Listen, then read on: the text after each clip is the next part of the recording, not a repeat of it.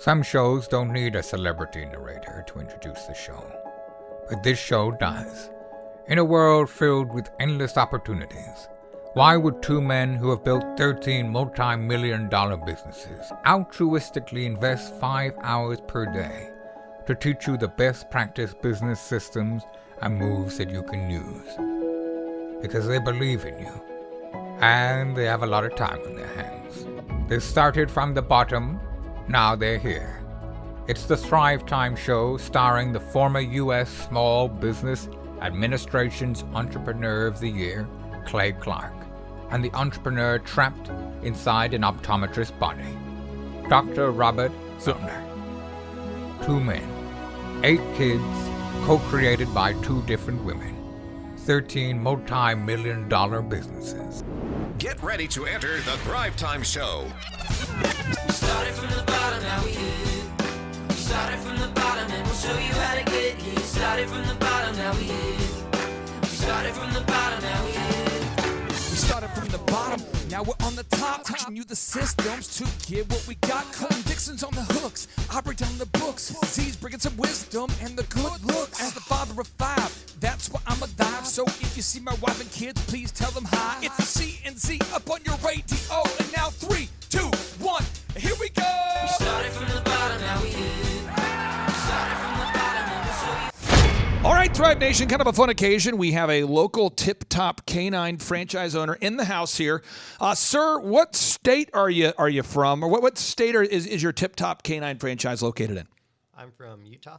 Utah. Okay, and what's your first name, sir? Tyler. Okay, and you're not a hologram. You're a real person. Okay, and we were talking. I'm going to move the mic just a little bit closer to you, okay? Perfect. Awesome. So you had some questions for me about running your business. You're off to a great success, a great start. How long have you been running your tip-top canine franchise? I think I've been up for 7-8 months now. 7 or 8 months? Mm-hmm. Okay, so you had 3 questions, and I'm prepared to answer them. What do you got? What's question 1, 2, and 3? I'm ready. Yes. So they are, I'm starting off really good. I'm pretty productive, but I'm seeing errors in my schedule, things that I'm slacking on. Yeah. First one being is that social media is a big issue for me. Yeah. I struggle with waking up in the morning, and my scheduling is really bad. And I wish my scheduling was a lot better. Okay, so we're going to work through this here, and I'm going to take notes so that way we got some meat on the bones here, okay? So the first thing is we're saying, okay, so it's kind of how to maybe deal with perpetual distraction, or how to deal with, how to be more effective. Is that maybe the question? Yeah. Okay, so how to become more efficient. More efficient with your time? Is that maybe an accurate statement? Mm-hmm. Okay. Okay, got it. And so the first one, let's talk about social media. When do you say social media, what do you mean? Just spending time on it. Just like if I'm eating lunch or something, and then I just pull up a YouTube video and then. Got it. Well, this is what I do. And there's an article I'm gonna quote here for you, and everyone out there can look it up. I'm also gonna put it on the show notes. But is your smartphone making you dumb? Making you dumb. So the thing is, the mind is what the mind is fed. This article is written by Psychology Today, and I'm going to read this to you, okay? So it says here, is your smartphone making you dumb? A series of studies finds that devices do the opposite of what we expect. And it goes on to explain that the average American person today, this is the average, it gives you percentages and times, but the average person in terms of a percentage is spending a massive amount of time per day being perpetually distracted. And there's all different types of interruptions, and I'll go ahead and pull this. There's kind of a follow-up article they did that shows the amount of interruptions the average person's getting per day. And it's pretty disturbing, but what's happening is it's reducing your ability to pay attention. So what happens is every time you're distracted, it takes you mentally away from the thing you wanted to focus on, and it puts you into a spot to where you mentally lose that thought, and it becomes harder to regain that thought, and it becomes harder to focus on the thing. So Nielsen reported the average person is spending, it's like 11.3 hours per day on their smartphone consuming media. So Nielsen is now reporting, I'll put a link to it. Nielsen is now reporting that the average American is spending 11 hours per day listening to, watching, or generally consuming some kind of media on social media. 11 hours a day.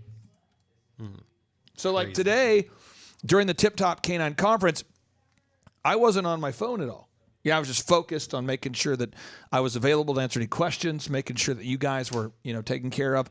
But if I was like presenting and I took a phone call, you would go, "That's weird, bro." If I was a professional baseball player and I took a phone call while I was playing baseball, you'd say that's pretty weird. But for some reason, in small business, we maybe don't look at it as a huge problem to have a bunch of small interruptions. But I would just say for you is I would just have your phone off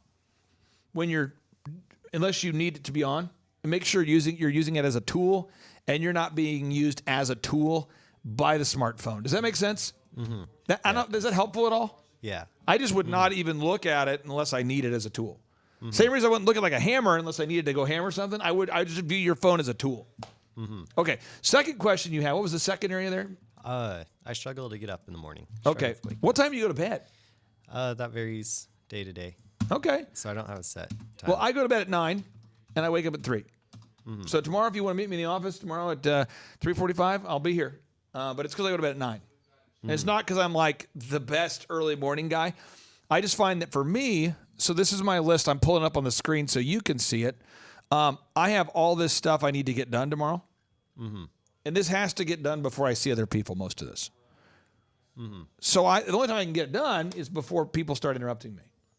So the world's most productive people all typically wake up before everybody else. I mean, I've done interviews with Wolfgang Puck, John Maxwell, T. Harv Eckert.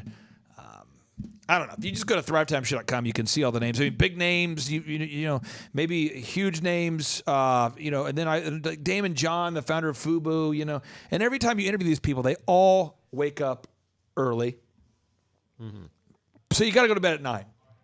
Mm-hmm. That's the deal. So I don't know. I mean, what time do you go to bed now? It varies every day. So I try to get to bed like before 10:30. Okay. Yeah. I mean, and I'm just saying, I would just say is I would set boundaries, for your time. So it's like I never go out at night, so I'm always fresh in the morning. So I don't know how to communicate that, but just every single person I know who's super successful, they go to bed they wake up early. Mm-hmm.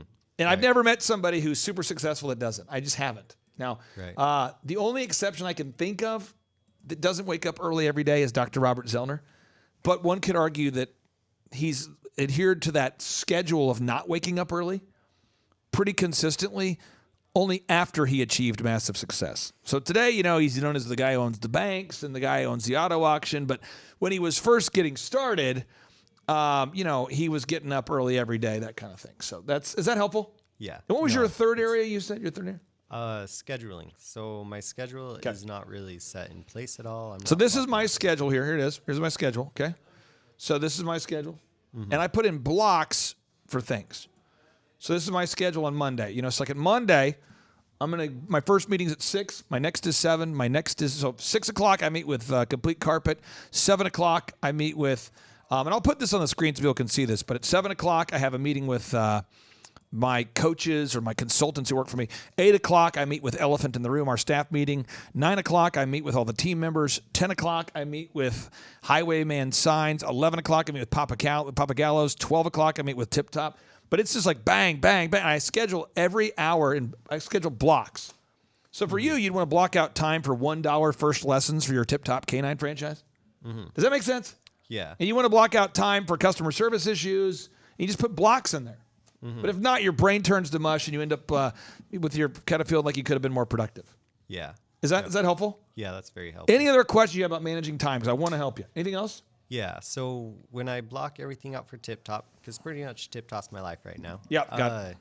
So when I block everything out for Tip Top, and then there's still some few weird gaps in there, I don't know what to feel at that time, and then that ends up taking a lot of time when I have done that before. And I would just say on my to-do list, I have a very intentional list of things that I'm going to do if I have gaps. So I just showed you how I had a gap in between meetings, so I put out 2 shows. You saw that? Yeah. And even this interview now, what we're doing right now, is taking place in between things. So I have like a list of things that I'm going to do if I have gaps. Okay. So I need to schedule it out so it's all in order so I know exactly. And if you have a gap, that's when maybe you make Dream 100 calls. Mm-hmm. Oh, yeah. Or harass people or harass customers for Google reviews. Former customers, happy customers for objective Google reviews. Right. Just find something to be productive. I would just say for your business as a tip-top canine owner, if you're not training dogs, if for some reason you have a gap or someone doesn't show up for their appointment, I would go get Google reviews and Dream 100 calls until your head explodes. And then as you start getting more people, then you'll use that downtime to train people. So most of my training that occurs today is I'm always, no matter what I do, I grab someone on my team and I'm training them as I'm doing it.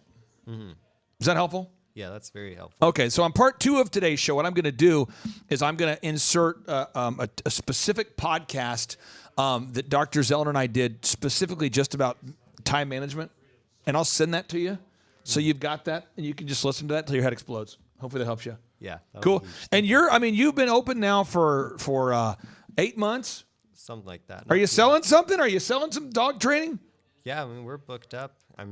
I got 5 dogs coming in next week. So. Really? Yeah. That's great, dude. Okay, well, on part 2, we'll do some more time management training. But if you're out there today and you want to become more efficient with your time, I wrote a book.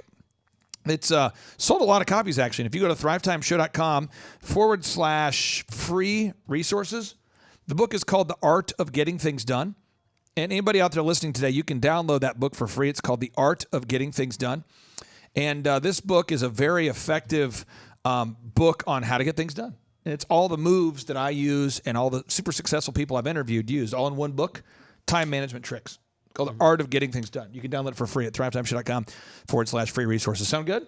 Sounds awesome. Awesome, man. I appreciate you. And again, folks, on part 2 here, we're going to insert an powerful training on how to get the most out of your day and how to manage your time. I know you're gonna dig this.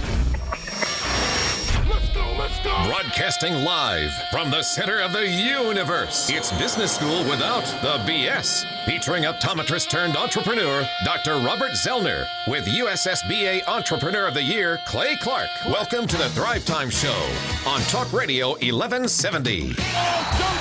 Yes, it's Z and Clay, broadcasting from the box in the 918. 918. Business school and the topic today. Check the syllabus, it's getting you paid. Making a business boom is what we do. You can do it, let us show you. It's the Thrive Time Show on your radio. It's the Thrive Time Show, and away we go. It's the Thrive Time Show on your radio. And 3, 2, 1, here we go.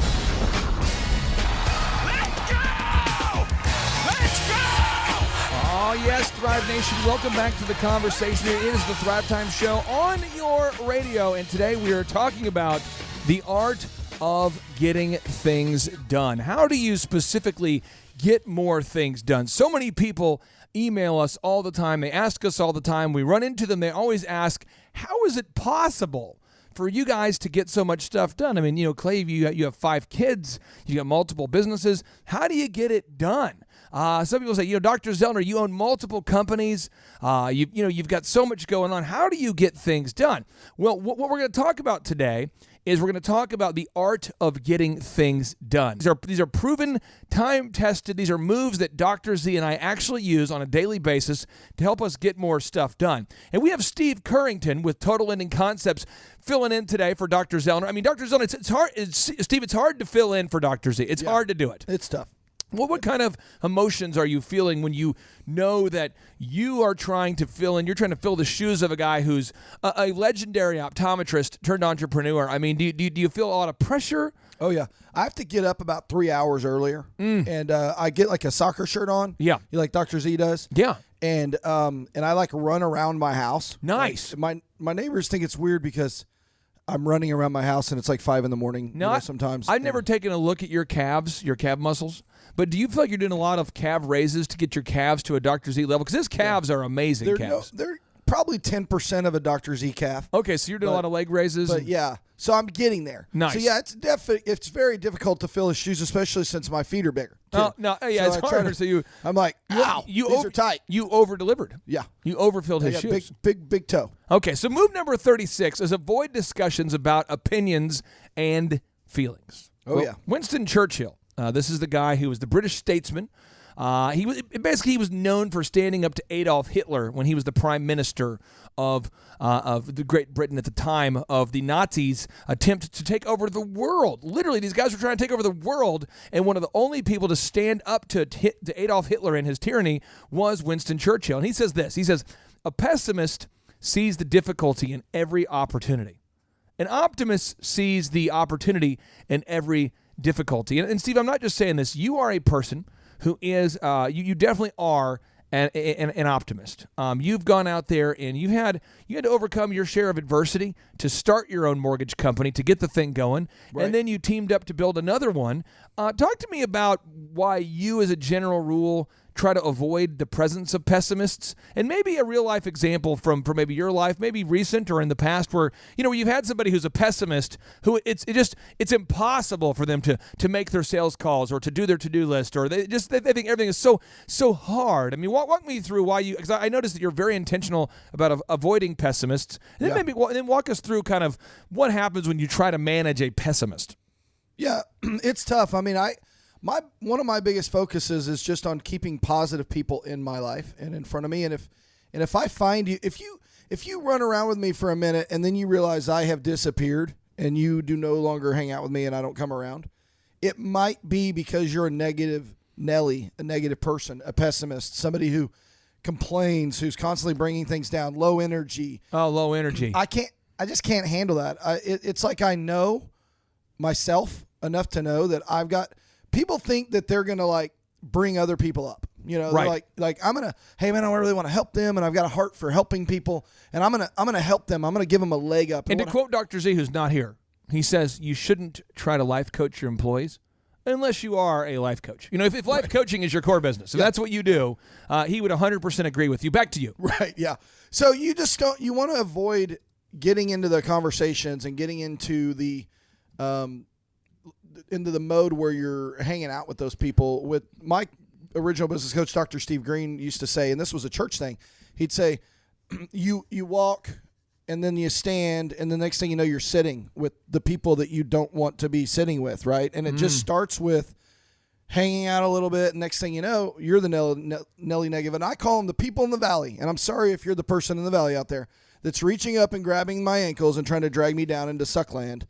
And that's really what it's about for me. I'm going to walk the Thrivers through, albeit weird because I'll play both characters. I'm going to walk you through a meeting with a low-energy person and how impossible it is and why you need to avoid discussions about opinions and feelings. This is move 36.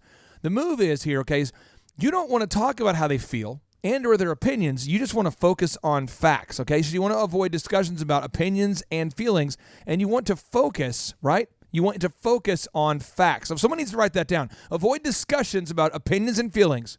You want to focus on facts. Okay, so here's an example. A low-energy person will say, I wanted to get it done. You'll say, Steve, did you make the sales calls? Steve, did you make the calls?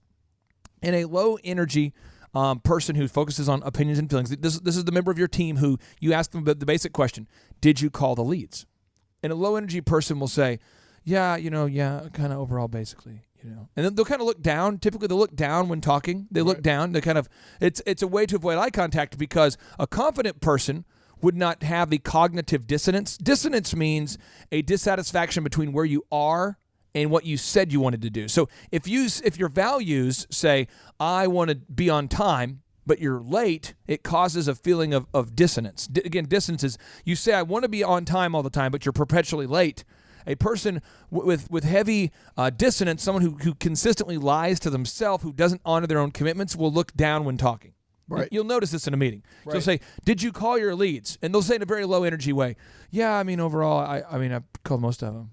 Because they can't give you a direct answer. That was an opinion. That was a feeling. I called most of them. But the question was, did you call your leads? Or they'll say, well, what had happened was. Right. What had happened was. Well. And they usually don't even bring that much energy. It's more like, what happened is, and they always have somebody in their life who's going through an illness, which allows them, or a marital issue or a life issue, because that's what's keeping them from answering the question. I'm having a personal medical thing. Exactly. So you'll say, did you call the leads? They'll look down and say, overall, basically I called most of them. And then you'll say, if you want to be successful, you want to get things done, the art of getting things done, I do say, you've seen me say it, I'd say, so really what I'm asking again, I'll try it again, did you actually call the leads? Just yes or no. And then they'll say, no, I didn't. But then now they'll kind of make eye contact for the first time. And you'll say, okay, well, here's the deal. If you don't make the calls to the leads aren't going to call themselves. For the same reason a book isn't going to write itself. For the same reason I believe that the earth didn't create itself. I believe God did that. But the point is, something has to happen. It's cause and effect. Something has to happen to create the effect. Some cause has to happen. You're going to be successful because you did something or because you didn't do something, right? You're going to be successful because you did it or not because you didn't. So when you're around people that don't, they can't even answer the basic question of did they call their leads. Another example, when you're with a person who wants to talk about feelings and they're not very successful, people who aren't very successful, by the way, love talking about feelings. Right. These people, you'll say, hey, the meeting starts at 8. Now, the meeting starts at 8 because that's what time the meeting starts. So when the meeting starts at 8, a person of purpose will show up right at 8 or before 8, but they are trying to. So as an example, I was meeting Steve the other day, and I said, hey, we'll meet you in the morning at 8. And I'm looking at my clock in my car, and I'm wanting to go at the speed needed to actually meet Steve at 8 because I said I would do it, right? And the fact is, if I don't get there at 8, that's late, and if I am there on time, that's on time, or I'm early. So you've just got to avoid people that can't, at a very basic level, handle the truth. Either you did call your leads or you didn't. If you have people that want to talk about their feelings, then that's a problem. So what happened is with Winston Churchill is that he realized that he felt his feeling was Adolf Hitler reached out to him and said, basically, if you will turn over all of your Jewish people, if you'll turn them all over to us, what we're going to do is we are going to allow you to just become part of the Nazi regime and we'll spare your lives. You just have to turn over the Jewish people. And this is documented in the book called 21 Irrefutable Laws of Leadership. Now, you can read the entire excerpt, or you can just Google Winston Churchill's famous letter to Hitler. But this is how he responds. He says, Mr. Hitler, he says, basically, we deny your request to annex Britain and to make it part of the Third Reich. Furthermore, in the history of the world, you are one of the most evil people ever, and we're going to fight you by land, sea, air, and until every single one of us is dead, we're not going to stop fighting you, but we're not giving you our people. Now, everybody in the country, you understand, all these other European countries had turned over their Jewish people. All of them did. You understand that almost every country was like, well, it's better than dying, let's just turn them over. You understand that the German people were complicit in putting the stars on the Jewish people's uniforms. You understand that the government came to the people and said, listen, if you'll put a star on all the Jewish people, we'll let you go. You understand that would be like in America today, somebody saying, hey, if you'll put a star on all the Jewish people in our country, we'll just let it go. The people passively stood by and watched it happen. So Winston Churchill stands up. Well, next thing you know, the people are like, uh-oh, he just stood up to the a guy who's taking over the world. So the bombing campaign began. So every night there's air raids. And then every night people are trying. Imagine what it would be like trying to have a dinner, trying to go out for a movie, trying to go out for coffee. And every single night you hear in the distance. And then it gets closer. And then it's and stuff's blowing up. So he decided to have a nightly radio broadcast where Winston Churchill himself would hop on the radio and would say, be calm and carry on.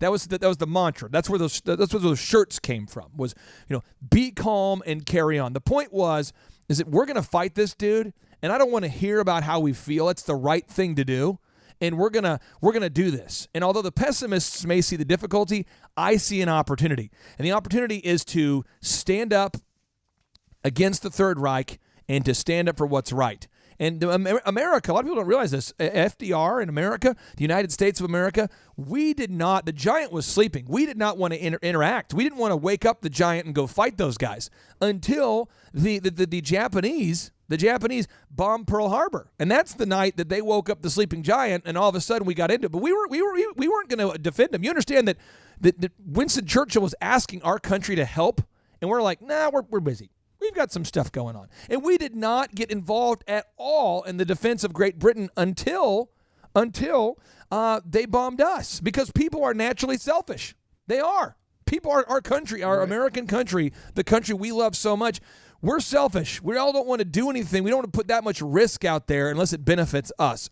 And so if you want to be successful and you want to live as a person of principle, you've got to avoid people that want to discuss opinions and how they feel instead of focusing on the facts. You just have to do that. Now, move 37 if you have to meet, you want to meet for coffee and not lunch. If you have to meet, Steve, when we come back, you're a guy, so many realtors in Tulsa want to work with you because they know how fast you guys process loans there at Total Lending Concepts. Right. And you have a lot of meetings. When we come back, I want to hear your take on how you do this, because this is pretty a powerful concept. This can free up hours and hours of time for people out there who have to network.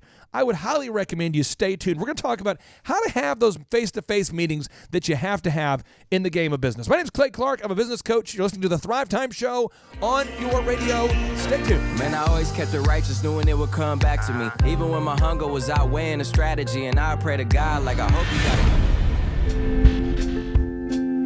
it. This is what the Lord wants me to do. In my heart, I just believe that there's no proof. I think about the chorus, the melody's important, but nothing sounds sweeter than the truth. All right, T-Town, Tulsa, welcome back to the Thrive Time Show on the radio. For those of you listening from all over the planet, we welcome you as well. I will tell you, people ask me all the time, why do you do this show? I do this show because I know this is what the Lord wants me to do. You say, are you serious? Yes, I know this is what I'm supposed to be doing. I know, because so many of you will reach out and say, you know what, you were talking about something, and that one move was like the critical piece. It was like the cornerstone I needed to complete it unlocked my potential. It was like the break in the dam I needed to just let the flow. It was to let it flow. It unleashed my potential. And we're talking today about the art of getting things done. And Move 37, this is one where I had built my company, DJConnection.com, largely by doing a three-legged marketing stool that consisted of the following. One is every wedding vendor in Tulsa. I worked very hard to build a relationship with them, and I probably got 15 to 20% of them to refer all of the brides and weddings to me, but I earned that over time. Now, I earned that referral over time. The second was I did bridal shows. All the brides show up at a trade show, to buy, to look for the vendors they need for their wedding. It's kind of like a state fair meets a wedding show, kind of an awkwardly formal Mostly trade state show. fair, though. And then the third move was through internet marketing, which we now currently dominate. And if you're a Thrive Time business coach client, we help you do these moves. But one thing that was hard for me is that people always wanted to meet. They'd always say, hey, could you meet up? I'd like to meet up for lunch. And I would say, yes. Well, the problem is I'd have 2 or 3 of those a day. Not kidding. So I would have a meeting like at 11, Steve, at like Panera, the home of the $7 salad, And then I have a meeting at 12 for lunch, and then one at 1 at lunch. I'm having 3 lunches in a day, and it eats up a massive amount of time. And Benjamin Franklin, though, if he were here, he would say that remember that time is money. He said, notable quote, he says, remember that time is money, Benjamin Franklin, one of the founding fathers of the United States, the guy who invented the lightning rod, bifocals, the Franklin stove. He started universities. He helped write the Constitution. Wow. Sort of a big deal. He was a printer. I mean, he got a lot of stuff done. He negotiated the deal with the French that allowed us to secure the funding we needed to beat the British in the war. Yeah. He got a lot of stuff done. So, Steve, if someone wants to meet, you're a mortgage guy. A lot of realtors want to meet you. Why is it so powerful to meet for coffee instead of lunch? Because most of the time, in my opinion, even if someone wants to meet with you, most people don't want to sit around at a lunch table for an hour or an hour and a half, which I think a lot of times that's what happens. It just, 30 minutes turns into 45, turns into an hour. And I schedule typically a 30-minute meeting, which I can do at a coffee shop, which I can then be gone from. And it's not because I don't want to hang out with people. It's just that we have an agenda. And I have, when I meet a realtor, I have a system. I have a one sheet that I go over. There's a certain amount of time that it takes to go through that. And I'm busy, so I don't have time to have 3 hours of lunch every day. Can I give the people out there in Tulsa, can I brag on your business? Is that okay? Yeah.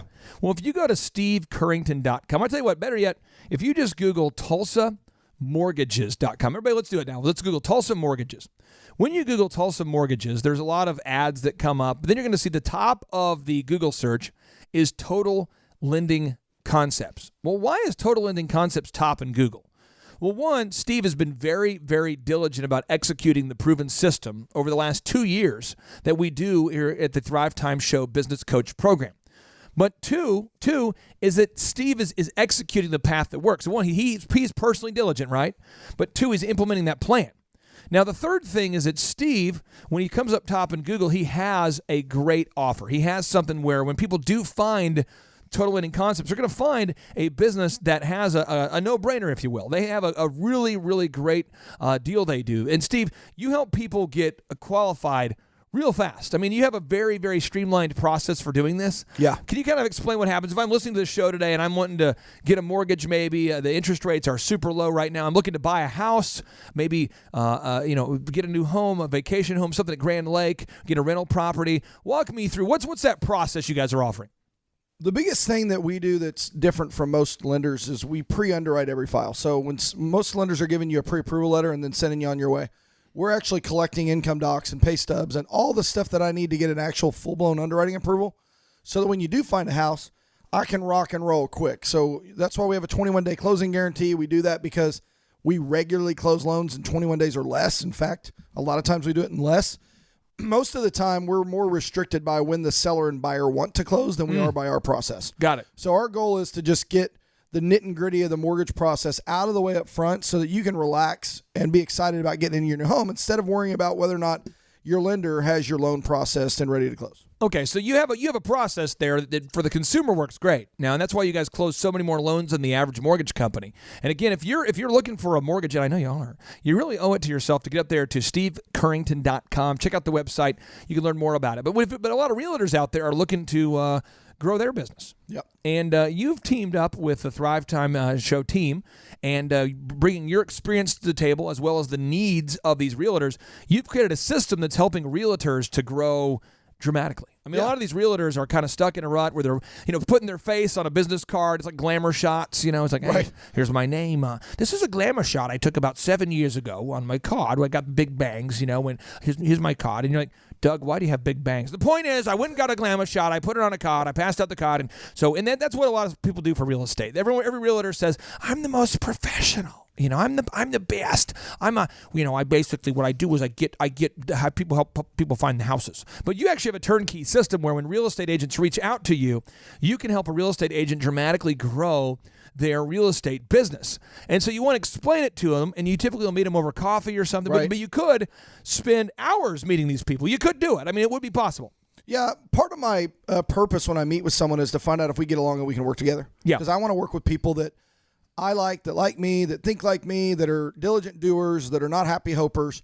And typically, Clay, I had a meeting a couple weeks ago, and I knew within about 3 minutes that I wasn't going to work with this person. I forgot to wear pants. I'm so sorry. I'm about 20 minutes late. I couldn't find my pants. So if it's so cool, I'll just wear my boxes and we can meet. It was weird, but nice person. Successful real estate agent. But for me, I just knew that we probably weren't going to work together. So we had about a 17-minute meeting. 17-minute meeting. And then it was over. And then I've had other ones that I knew within 2 minutes that we could work together. You know what I mean? Everybody knows there's people that you're naturally drawn to, that you get along with, that you can hang out with, you can talk to. I'm looking for people like that I can get along with. And a business is just a vehicle to help you get where you want to go, right? And cash, money, income is just fuel for the vehicle that helps you get where you want to go. So I would encourage you to become the most fastidious time management expert ever if you want to get things done, because you could spend hours meeting with somebody who's not going to become a good fit. You could do it. Right. Now, when we come back, we're going to be talking about Move 38, which is killing the game of phone tag forever. You want to work via appointment only. Do not ever participate in the time-wasting game of phone tag. You have to work via appointment only. I don't think a lot of people know what that means. And so we're going to teach you how to kill the game of phone tag forever. This whole thing about, hey, sorry I missed you. Call me back when you're free. And then you call them, they call you, and you just keep saying back and forth, hey, I'm so sorry I missed you. Could you call me back? And they go, sure, absolutely. And they text you, hey, sorry I missed you. Text me when you're free. Hey, sorry I missed you. Text me when you're free. Hey, email me when you're free. Leave me a voicemail when you're free. You got to kill the game of phone tag if you want to get stuff done. Stay tuned. It's the Thrive Time Show on your radio. I'm a business coach.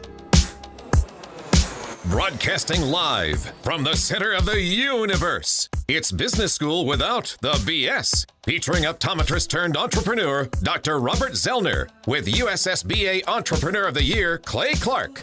I know exactly who you could be. So just hold on, we're going home. Just hold on, we're going home. It's hard to do these things alone. Just hold on, we're going home.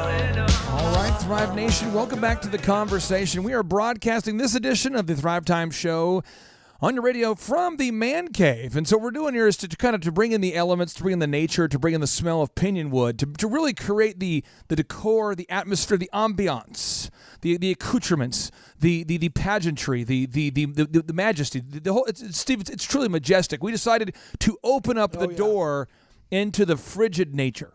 And so the show, you can occasionally you may hear a breeze come in. You may see a raccoon that would come into the. I see a raccoon right now. So it's a very natural show. We're keeping that natural vibe, and we're talking about the art of getting things done today. So many entrepreneurs say they struggle to get things done. In fact, Lee Cockrell is the former executive vice president of Walt Disney World Resorts. What does that mean? What does that mean? Does that mean he's like the janitor? No, that means he ran the whole Walt Disney World Resorts. He was responsible for managing 40,000 people, 40,000 people at one time, 40,000 cast members. And what he had to do is he had to hold people accountable. And he said the number one excuse that people had for not getting things done is, they would say, I ran out of time. Oh. He said that's not an excuse. You can't say you ran out of time at Walt Disney World. And so he had to teach his team how to become fastidious time management managers. I actually helped him put together a book called Time Management Magic. You can find that book over there. If you go to Amazon, type in Time Management Magic. That's a book that I helped Lee Cockrell put together. But this is move number 38. Work via appointment only. Do not ever participate in the time-wasting game of phone tag. Now, here's a notable quotable, then I want to get Steve's take on this. Patch Adams, Patch Adams is the guy who essentially Robin Williams pretended to be, for about 4 months, and he made a cool $21 million for doing so. But Patch Adams is the character, the doctor that the movie's made about. He says, you've got to know what you want. This is central to acting on your intentions. When you know what you want, you realize that all there is left then is time management. You manage your time to achieve your goals because you clearly know what you're trying to achieve in your life. Steve, I think that's super important that everybody listening to this show today asks themselves, what do I really want to achieve with my life? Steve, that's a big thing when you actually sit down and ask yourself, what do you want to achieve? I want to ask you this. When you decided, because you did debt collecting first, right? Yeah. What did you want to achieve that made you want to switch into the mortgage business? I mean, what was the thing where you thought, okay, I want to achieve this certain lifestyle or make this certain income or do what made you decide? Because everybody listening to the show today, maybe has that thing that they're almost nervous about even telling people that they're dreaming for because it seems too big. It seems too crazy. What was the thing you were dreaming for? Well, for me, I worked all the time. I made great money, but I literally worked pretty much from 9 or 10 in the morning till 9 o'clock at night. And wow. I loved what I did for a while because I had really good income from it. But I have kids. I think Emma was, 2 or 3 or 4, and I couldn't go to my kids' school play. I couldn't get out for anything. I would work a weird schedule where the typical schedule was like noon to 9 a couple days. And you were a debt collector? Yeah. Okay. Yeah. And I did really well. I was 24, 25 years old, and I was rocking. And what would your day look like? It would look like sitting on a headset in a cubicle, making 150 to 200 phone calls a day. Who did you work for? I worked for CFS back in the day, and then I worked for Was that Bill Bartman's company? Mm-hmm. Okay. And then I worked for United Recovery Systems, which was they kind of opened up after CFS shut down. And where did you were you? Where did you work? Were you located here in Tulsa? Or? Yeah, I was at 65th and Lewis. Okay, so 65th and Lewis. When you got to work at what time? I usually got there some days we worked 8 to 5, so you'd have to get there about 7:30. And then you'd work. Here's was their move: is they would drop new accounts at 4:45, and they'd say, "Oh, I know you're leaving in 15, but if you don't stay, we're going to give these to someone else." And okay, so you would want to get those extra leads. Yeah, and you'd stay how late? Till I got them done. Okay, so you would get to work again about 9. You're saying? Yep. And you'd work until 9. 9. Okay. And did you make commission for what you brought in, or how does that work? Yeah, I made commission. So walk us through, for people who aren't familiar with debt collections. You want to explain to us, what does that look like? I mean, if somebody owes, who do they owe money to? Various people. We collected for Capital One, we collected for American Express. The The big accounts that I worked for a long time were they called it American Express Business Finance. So when people default on their Amex Gold card, they'd give them a payment arrangement, and when they defaulted on that, it would come to us. So we'd get balances on cards that were anywhere from $2,000 to $200,000. Okay, so someone owes $2,000 or $200,000 of credit card debt, and you're calling these people and trying to get them to pay? Yep. Do you get them to pay over the phone? Do they have to mail in money, or how do you do it? Yeah, we did over the phone. And did you get a lot of training there? I mean, was there a lot of, what was the culture like there? There was, there wasn't a lot of training. I mean, I think maybe in the very beginning there was just, you go, like most companies, you go through 2 weeks of training and then you go hit the floor and I just want to, because I want to get this. This is, so you're working there and you're making good money. Yeah. Could you define what good money is? Well, when you're 23, 24 and you're making about a $27,000 salary. Yeah. And you're making, $125,000 in commission. Really? Then. And you're making 100. What kind of commission do you get on when you're collecting debt? Is it 10%? Is it a 20%? Is it 5%? The easy math is I had to cover my chair, which was my salary. So once I collected $8,666 a month in fees, then I was in commission. And then at that point, I made 30% of every fee dollar that I collected for the company. So it was like the company might collect $1,000. We might get paid 30% of that, and I would make a percent of that. And what kind of, if somebody owes, let's say they owe $100,000 of debt, how much of a fee goes to the company? Depending on the type of account, anywhere from 15 to 45%. Okay, and so you're collecting, you're making a lot of money. I think there's somebody listening to the show right now who goes, okay, I get this now. I make a lot of money. I do what you do. Yeah. I work from like 9 to 9, and you're saying you just wanted to be home more, or what were you really looking for? Yeah, I just, in that environment, you were constantly in fear for your job because if you missed work, they would hand out what we would call our hot follow-ups, the people that we were talking to that we were about to get big money from. And so that you're constantly in fear, and so you couldn't take off work. I never took a vacation because I was afraid if I went on vacation, someone wouldn't take care of my stuff, and I'd come back and I'd lose income. And so I wanted to have time freedom where I wasn't constantly in fear for my job and that I could actually spend time with my kids and be able to go to events that they had. Did you go to a conference or did you read a book or what was the turning point for you where you thought, okay, I'm going to change into a new career? No, I didn't really go. I mean, I kind of started getting into, I wanted to start flipping houses because I thought if I did that I could make some money and then I could be free of debt collection. Did you actually flip houses? One. You did? Yep. Did it turn out well or was it kind of an epic disaster? No. I think I changed every light bulb and every, receptacle and panel in the whole house and probably spent way too much money and it took too long and I sold it. I probably didn't make any money. When we come back, I want to hear more about your transition from the debt collector into the mortgage man. Because everyone knows now if you type in Tulsa mortgages, you're going to find Steve Currington, and he's Tulsa's #1 mortgage man. But how did he get there? How did he go from where he was to where he is? I am fascinated. Tulsa wants to know the Steve Currington story. Stay tuned. It's the Thrive Time Show on your radio. We're talking about the art of getting things done.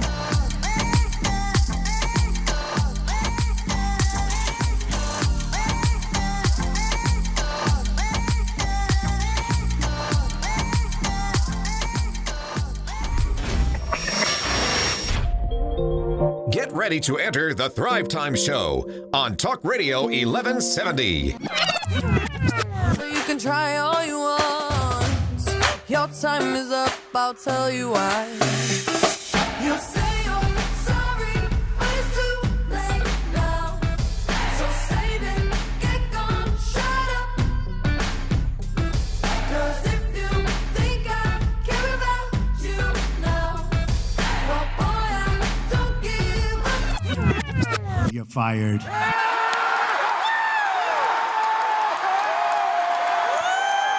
All right, we're talking about time management today, specifically the art of getting things done.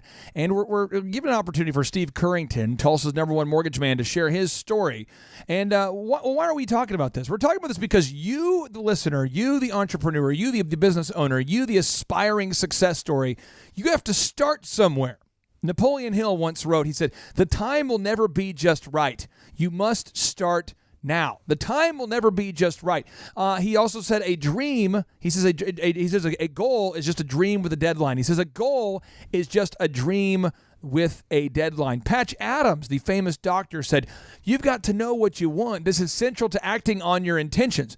when you know what you want, you realize that all there is left then is time management. You'll manage your time to achieve your goals because you clearly know what you're trying to achieve in your life. That's Patch Adams. So Steve Currington, so many people out there want to be successful, but they feel kind of enslaved to a job that pays them very well. And so as an example, you are a debt collector. You're 23 at the time. Yep. And you're making more than 6 figures a year. Yep. And when was the catalyst? What was the turning point? Did you get super motivated? Did you go to like a Tony Robbins conference and you're just like, yes, I'm going to quit my job, put in my 2-week notice, and start my thing? Oh, yeah. Or what was there some big event? What happened that made you transition from debt collection into the mortgage business? Well, I prepared for weeks and going to conference. No, I got fired. So management and I sometimes don't see eye to eye on things. Yeah. And they're like, hey, look, you do really well. You collect a lot of debt, but, you're fired. Your desk will be outside now. Yeah. We were kind of going through some things. There were some management changes, and, I kind of got helped. And I'm actually more proud of people that will just like make a decision to just quit their job and go do their thing, because I think that's pretty awesome. Yeah. Because when I did it, I didn't really have a choice. I just kind of was like, oh, geez, what am I going to do? Geez. And so I made about, that was in April of 2005. And I made about 40 grand, up to that point. Yeah. I made 10 grand a month. It was about 3.5 months. And you're making $10,000 a month. Yeah. And so then I got in the mortgage business. And I think the rest of that year, which would have been 8 or 10 months. Yeah. I made about 13 grand. 13 grand, man. So you make 10 grand a month or 13 grand for the year, man. Right. And so it was not easy. I mean, it was definitely tough, but, they helped me out the door.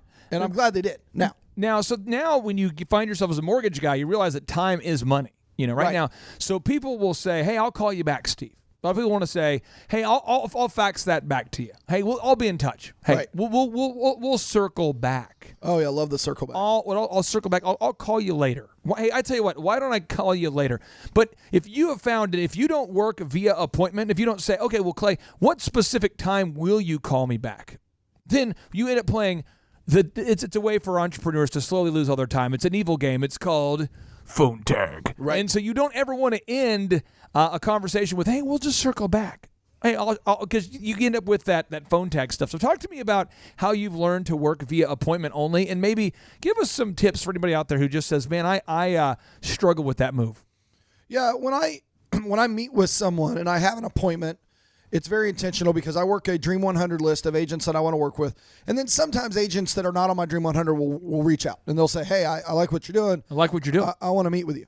And so I will get them on the calendar. I will take 15 or 30 minutes to meet with anybody. Right. But at that meeting, it's the same as every meeting. I present my one sheet that goes over the benefits of our company.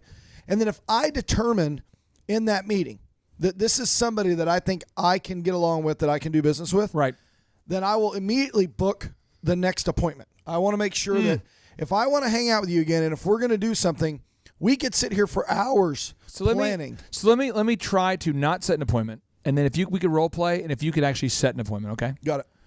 So, Steve, I love what we've heard here today. I love it. As a real estate agent in Tulsa, I love what you're doing. I love the Patriots. I love you. I love mortgages. I love. I love long walks on the beach, and you're just hearing me ramble. I go, so I'm going to circle back.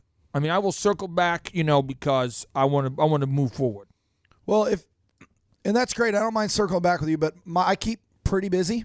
And I would say if you're interested in what I had to say and you like that. Oh, and we is. Okay. We are. I mean, we are. I'm trying to. What we should do, today is Tuesday at 12. Tuesday, okay, yeah. We should just set up a weekly meeting where we can meet every Tuesday at 12. Oh, let me just look at my, you mean right now? Like look at my calendar like right now? Well, we just have it right now, and we were able to meet today, so I'll just put it on. I'll just change that appointment to recurring. Okay. And then we'll see you next Tuesday. Okay, so that's when we'll meet is Tuesdays at what time again? At 12. Oh, 12. I'll put it in my calendar right now. Boom, and that's how it works. Right. But most people just are not used to living in the present. They're always like, well, someday we'll circle back, someday. Yeah, let me check. You know what, by the way, Clay, you know what this means? This is code for? I need to check my calendar and get back to you. Yeah, I need to check my calendar. You know what that means? I'm going to check the calendar. I do not want to meet with you. Oh. So therefore, I'm going to get you off the phone by saying I need to go check my calendar. Oh, so not nice. Like, people do that. And They do when that. someone says I need to check my calendar, I say, okay.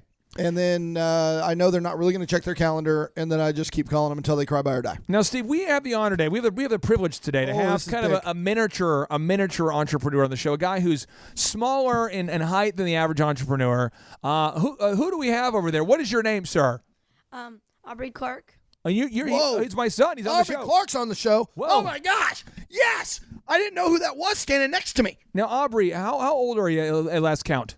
10. 10? Okay. Now, what's the name of your business that you're starting up there? MotownTulsa.com. For anybody who was saying, I was trying to write it down, but I was having some baked beans. I was, I was listening to it. I was switching in between stations. I didn't have a pen ready. I'm trying to drive a car. Listen, I'm trying to drive a car here. What's that website again? MotownTulsa.com. And so if I'm listening and I'm going, well, okay, so what are the services that you guys offer there at MotownTulsa.com? Cleaning up leaves. Which they're very good at. Mowing. Yeah. Okay, so walk me through what's the no-brainer offer you're offering for all of Tulsa out there. What's the deal? Because a lot of people want to know, but a lot of people can't hear if you don't just eat that microphone with a majestic passion. So first mow free. The first mow's free. Whoa! The first mow's free. So wait a minute. You'll come mow my grass. Yep. And I don't have to pay you the first time. Yes. Oh, what if all I have right now is all I have on my lawn right now on my lawn right now is leaves? Will you still come out there and just do the first mow over the leaves for $1? Yep. Now what's your website? How do I book an appointment with you? MotownTulsa.com, and then you call my mom. Okay, Yep. so again, the website is what? MotownTulsa.com. Okay, and they have to call who? My mom. Okay, so what's your purple cow? What makes you different in this crowded marketplace of landscapers throughout the world? What makes you different? I'm a kid, and I mow lawns. Oh, I got something. It's on his website. You should go under services. What he does is there's no blades of grass that are left untouched. No blades of grass. So I've watched him. It's amazing, Aubrey. He goes and gets in a push-up position after he gets done mowing, and he just holds it there. Oh, nice. For like 3 minutes because he's super strong. That's a joke, and Steve. he looks across the yard, and he's like, there are no blades of grass untouched. Do not believe that. That is a joke. That's not the truth. Okay, so again, what's your website again, Aubrey? MotownTulsa.com. Okay, now do you have any lawn mowers, or is this more of something that you believe to have in the future? I mean, tell us what do you have? I have a Husqvarna push mower self-propelled, and I have a riding Husqvarna lawnmower. Could you repeat that one more time? Some people are not they're not into the landscaping like you are. They maybe know the brand. I have a Husqvarna push mower. It's self-propelled, and I have a riding Husqvarna lawnmower. Oh, nice. This is a good deal. And again, one more time. What's that website, Aubrey? MotownTulsa.com. Unbelievable. It's fun to have aspiring entrepreneurs on the show, especially when they happen to be your son. And Aubrey, again, at the last count, I mean, I know things have changed in the last 30 seconds. How old are you right now? 10. Unbelievable. Wow. He kind of has the kind of that wisdom. He kind of could be 40, maybe 45. I was watching him put up his mower a minute ago. Oh, yeah. He's just so strong. He's powerful. I mean, I was like, wow. It's a serious question. Have you been giving him roids, Steve? Because that's not allowed. We don't. Roids and motivation. I've been telling him, motivating him. We went to a Hobby Lobby, and they have these signs that say, "As for my family, we will serve the Lord." And I said, "Do you guys have the sign? The real sign? The one that everyone wants?" And I talked to my Hobby Lobby professional, and she goes, "Oh, you mean the one?" I said, "Yeah." Do you have the sign? Because it's obvious. I mean, if you're a dad and you see a son who's got such physical potential, you need this sign. And the sign says, "As for this house, we don't take steroids." Right. And so I just want to make sure you're not giving them the steroids. No, I have not given him any steroids. Just motivation. Nice. Yeah. Now we come back. And airheads. And airheads. All right. Now we come back. We're talking about move number 39 in the art of getting things done. How do you get things done? Stay tuned for Move 39 right here on the Thrive Time Show on your radio. Business coaches everywhere. You know that I'm a hustler. Broadcasting live from the center of the universe. It's Business School Without the BS. Featuring optometrist turned entrepreneur, Dr. Robert Zoellner, with USSBA Entrepreneur of the Year, Clay Clark. Hello, 918. Hello, Tulsa. Hello, people out there in Nashville, Tennessee. Thrivers out there in Fargo. Thrivers in Minneapolis. Thrivers who I recently met from Baton Rouge, Louisiana. Thrivers in California. See, we have had so many people attend our in-person workshops from Las Vegas and California. My friend, it seems like California is calling you. You're being called to the coast, my man. I know. I'm so excited on the first segment of today's show. If you missed it, you can always go to thrivetimeshow.com where we put every show as a podcast. And guess what? They're priced very affordable, Clay. Oh, yeah. The podcast. We cut out the middleman. We cut out the middleman. Make it factory direct to you. Factory direct. They're actually free to download, of course. You can subscribe and you can share them with friends. But in the first segment, I talked about that I got the call, and I'm going to go out to Breeders' Cup, which is a big horse race. It's a two-day event at the track called Del Mar, where the surf meets the turf. Oh. And I'm so excited. So that's in a couple weeks, and I'm jacked. I don't want you to cry on the air, but that's a beautiful gift right there. Someone just gave you. Beautiful gift. Yeah. You know, and what else is a beautiful gift is Coach Calvert with Score Basketball. Coach Calvert, how are you, my man? I'm good. I don't know that beautiful would be the way I'd describe myself. See, you know what's a ruggedly humble and awesome gift? What's that? Coach Calvert. Oh, true that. Yeah, I tell you what, I just want to go and I wonder, I know that if I joined the New England Patriots NFL football team, yes, that even at 53 years of age, obviously Bill Belichick can take anybody and make them a superstar. You'd be a super slot receiver. Just plug in. Yeah, probably a slot receiver, right? Yeah. I wonder if Coach Calvert is Belichick-esque. Could he take me and I'm in the NBA and say, I don't know, 90 days, 120, what, 3 months, Coach, 4 months? how long would it take him to get to the NBA? I mean, with his extensive soccer background. You know how ORU has that expect a miracle on the side of their court? Yeah. That may be what we have to do. Okay, well, so you're saying, so what are the chances? I'd like 1 in a million? No, there's no chance. Dream killer. Not even Coach, one. you're killing my dreams. Not You're killing even my one. dreams, Coach. I'm still waiting for my growth spurt. Are you? Yeah, Now, I think so, yeah. Today we're talking about the art of getting things done. And move number 4 is you want to quit sort of participating in a bunch of things and fully participate in fewer things. So as an example, when I first won the Entrepreneur of the Year award for the state of Oklahoma, I remember being called by the Junior Achievement, a fine organization, that asked me, could you come speak? I said, sure, let's go do it. I remember I got called by the Rotary. Can you speak? I said, sure, let's go do it. I got asked by the Chamber. Boom, boom, speaking, boom. All of a sudden, you start getting paid to speak. Now you're speaking. Now, the problem is your core businesses are suffering because you're not putting any attention on them. And now you're involved in a bunch of things. And I had to do a little time out. And luckily, I caught it before it got too crazy. But I had to decide, you know what? There are some things I need to not participate in, such as the Homeowners Association. Get me off of that thing. See, I wanted to get off that ride as soon as I signed up for that thing. Oh, you love that kind of stuff. Listen, before we move on, I'd be remiss if I didn't say something about our last segment. Oh, yeah. It's been burning through the break and everything I said. I thought I've got to bring it up. I've got to say something because it's something that I feel passionate about. We talked about in the segment before about your smartphone making you dumb. Yes. And one of the things out there, folks, you're listening. We've all seen it. We've all probably have done it. Oh. And that is using that smartphone.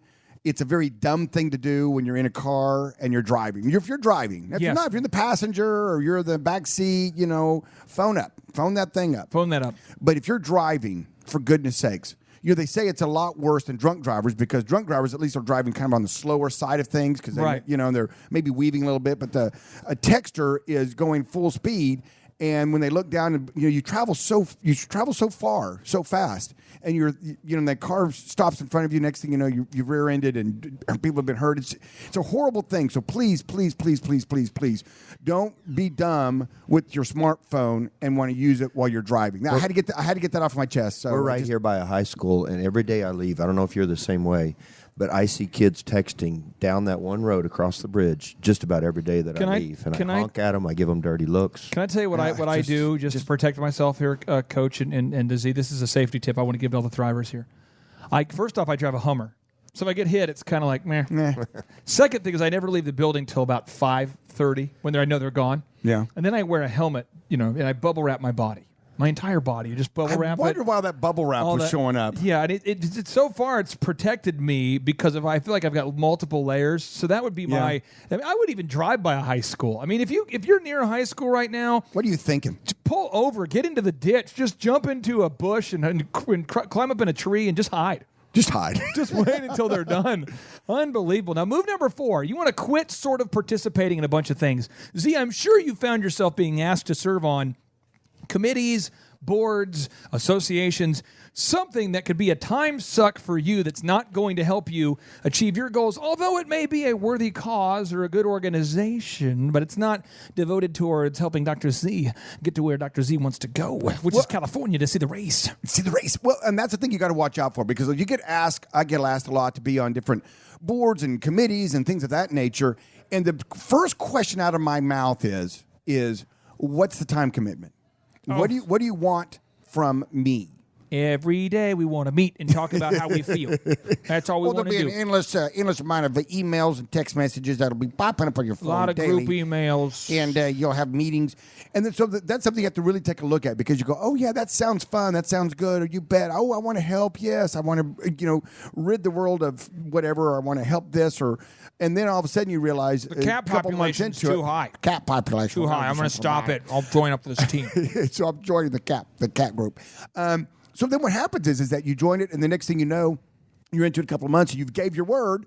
Now you've got the commitment, and you don't want to look like that guy. We need everyone to get 10 signatures from people who have actually spayed or neutered their animals. Now, because a lot of people haven't done that yet, we're going to give you a home neutering kit, and you're allowed to go door to door to neuter at least 10 animals. And we'd like you to go twice to each animal just to be safe. Yeah, so if you'll just sign here. We'll get. You find yourself these endless tasks doing things that you don't remember signing up for. I'm telling you, that's what happens. That's what happens. And so you've got to ask yourself today, what are some things that you need to unsign up for, right? Now, move number 5. I want to get coaches' take on this. Oh, wait a second. You've got to tell me something. Yes. What was the worst committee, the worst group, the worst of the worst that you signed up for, and then you realized, OMG? Well, this is the story, and it's sort of ridiculous, but I'm just such an idiot. This is what happened. I was volunteering at Junior Achievement, and the lady, Miss Farquhar, asked me to speak for 1 hour a week, and I spoke. And then Farquhar? At the end of it, Farquar. At the end of it, some kids started clapping. Her daughter. And she says, "Really, Kathy Farquhar's daughter?" Mm-hmm. So she says, Rayleigh. he trained her at scoreball.com. So what happens is she says, "Hey, you did a great job. Is there any way you could speak next week? The students really enjoyed the presentation, and they would love for you to come back." Well, one student emailed me and said, "It's my favorite teacher I've ever had, favorite volunteer. Could you speak?" So I'm like, well, okay, sure. So now I'm speaking, twice, 2 hours a week. Well, the teacher who was after that session in a different class, she goes, "Hey, my planning period's different than hers. Could you speak to mine since you're already here?" Yeah. Because I really enjoyed it. Well, long story short, I'm not exaggerating. I literally was booked every single hour for 1 day a week at Junior Achievement, speaking out of complete obligation, but because they cheered, I thought, okay, I'll do it. So I'm speaking over and over. Oh, and what were you talking about? Specifically, wanted me to teach entrepreneurship, how to start a business. Okay. And certain life skills. And I will say the byproduct is I got very good at public speaking as a result of doing that.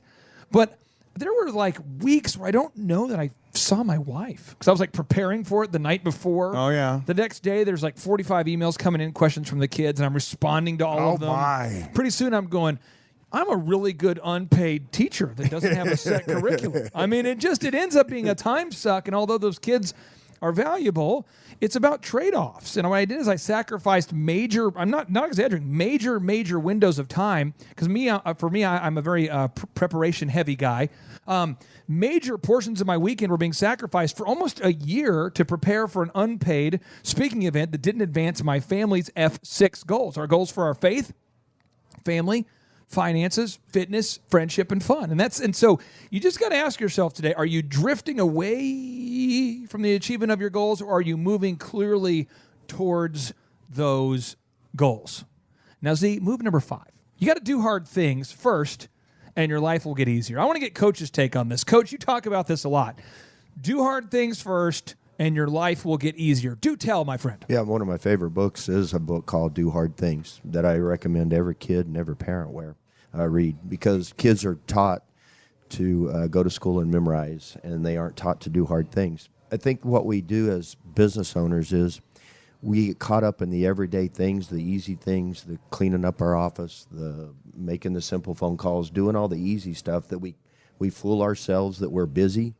but we don't go do the really important things because it's easier just to do the day-to-day things. I agree with you, and I want to tap into your genius here. What are some hard things for you as a business owner that would be easy to not do because it's easier just to do the easy things? Well, like right now, we're trying to train coaches, and so I am going through writing up everything that we do and writing it down on paper and getting it all perfected.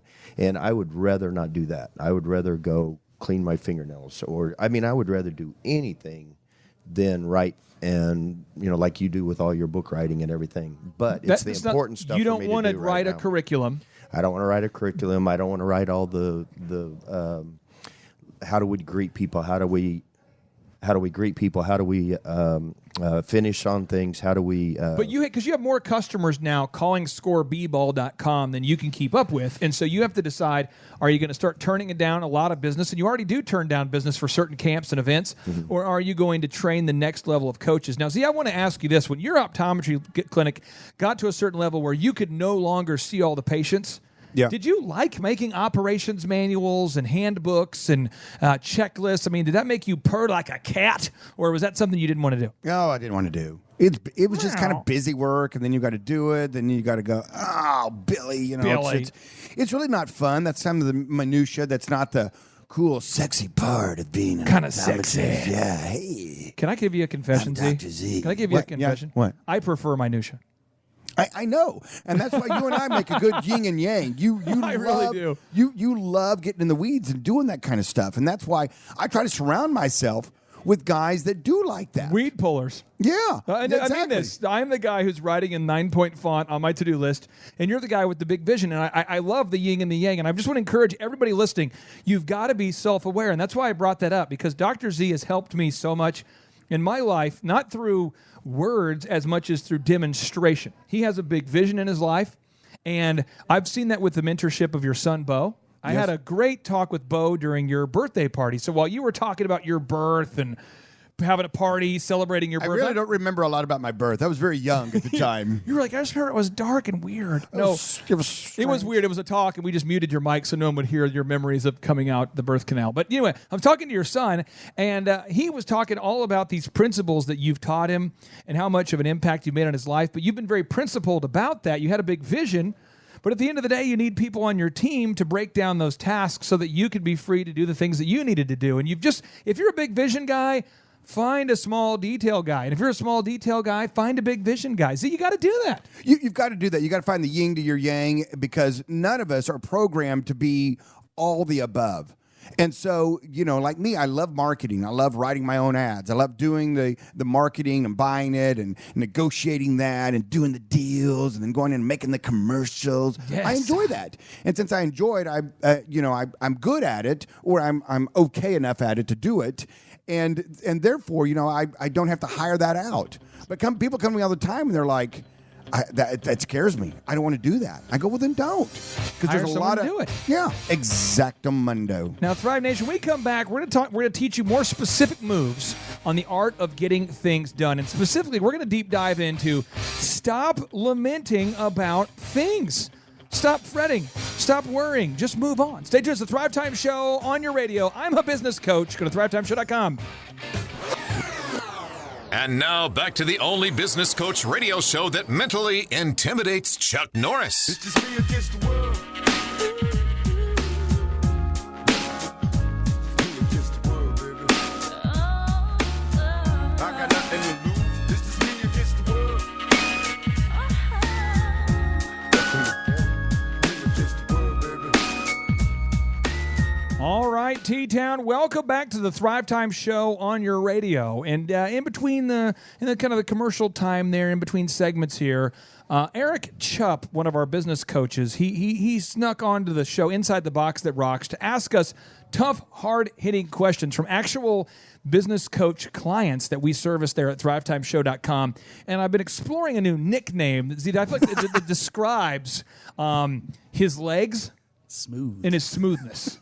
Okay. Overall, it's Butter Chupp. Butterchup. I love it. Do you like that? I love it. Now, Chubb, What's up, Butterchup? Is there any kind I of love song that you could do with that, Clay? Can you do something with that? Or I don't know. Why do you build me up, Butterchup, baby, when you let me down? Oh, I feel whole. I am. Yeah, nice.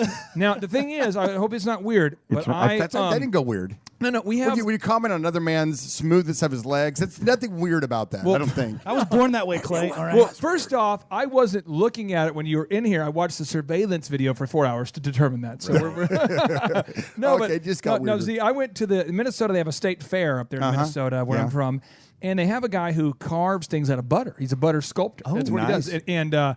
And I feel like the best investment of marketing dollars that we could do would be to hire the premier butter sculptor out there, and to carve a replica of Eric Chupp, the butter Chupp, out of butter. Do you approve of that? I do, and you know what? You don't have to go all the way to Minnesota. We had a butter carver here in. No, we didn't. In Tulsa, at the Tulsa Really? State. Yes. It's too hot. All the good butter carvers are up north. Better that. I'll carve the butter. No. I can do it. No. And, Butterchup. And according to my staff, this is according to my staff. Okay. The fine lady that was the butter carver, I guess you'd call them, is actually, I think, a patient of ours. Really? So, I think that's what one of my staff said. No, it's too Too easy. good. That's too good. easy. So if I helped her see better, or if we as a team helped her see better, right, we had something to do with the carving of that butter. That's right. right. So that just kind of ties it all. So I say all that to say that you are now officially nicknamed Butterchup. I think that's where we're going with that whole thing. Okay. All right. I'll run with it. I will run with it. So Eric Butterchup, could you go ahead and ask us your hard-hitting business coach question of the day? Yeah, because we can take you serious now with the name Butterchup. I'm totally on point now after all that. No.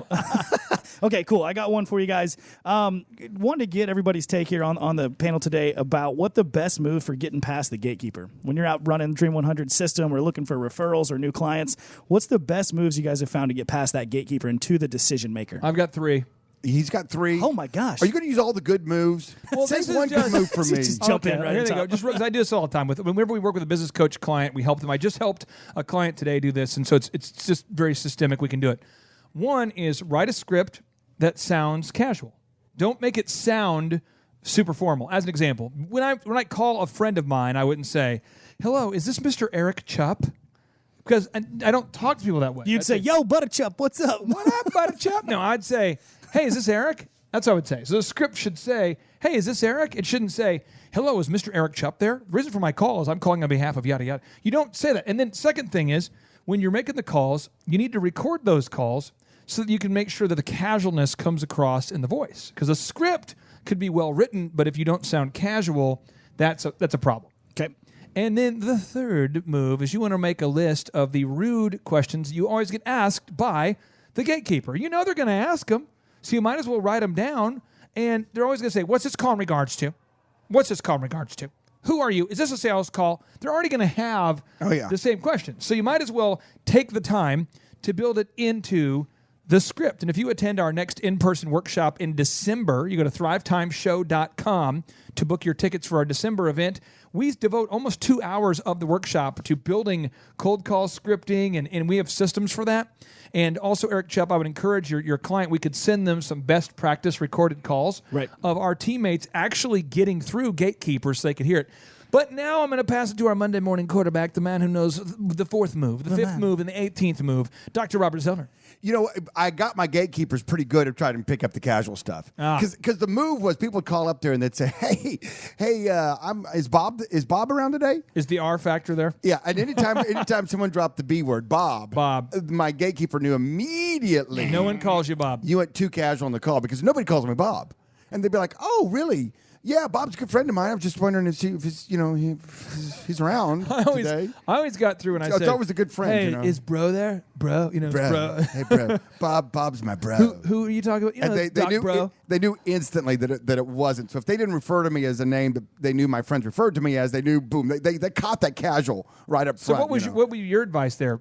What would be your advice, Dr. Z? Help Tulsa see clearly about 2020. One of the ways you get by that gatekeeper is if it's really a big top. When you say top 100, right? I mean, if it's like 1 to 10 top draft picks. I mean, these are big deals. Big kahunas. Gifts are always a fun thing. Gifts are always a fun thing because a lot of times, not only It's not always, but sometimes the gatekeeper is also a pseudo decision maker. Ooh. That may sound a little like what? You know.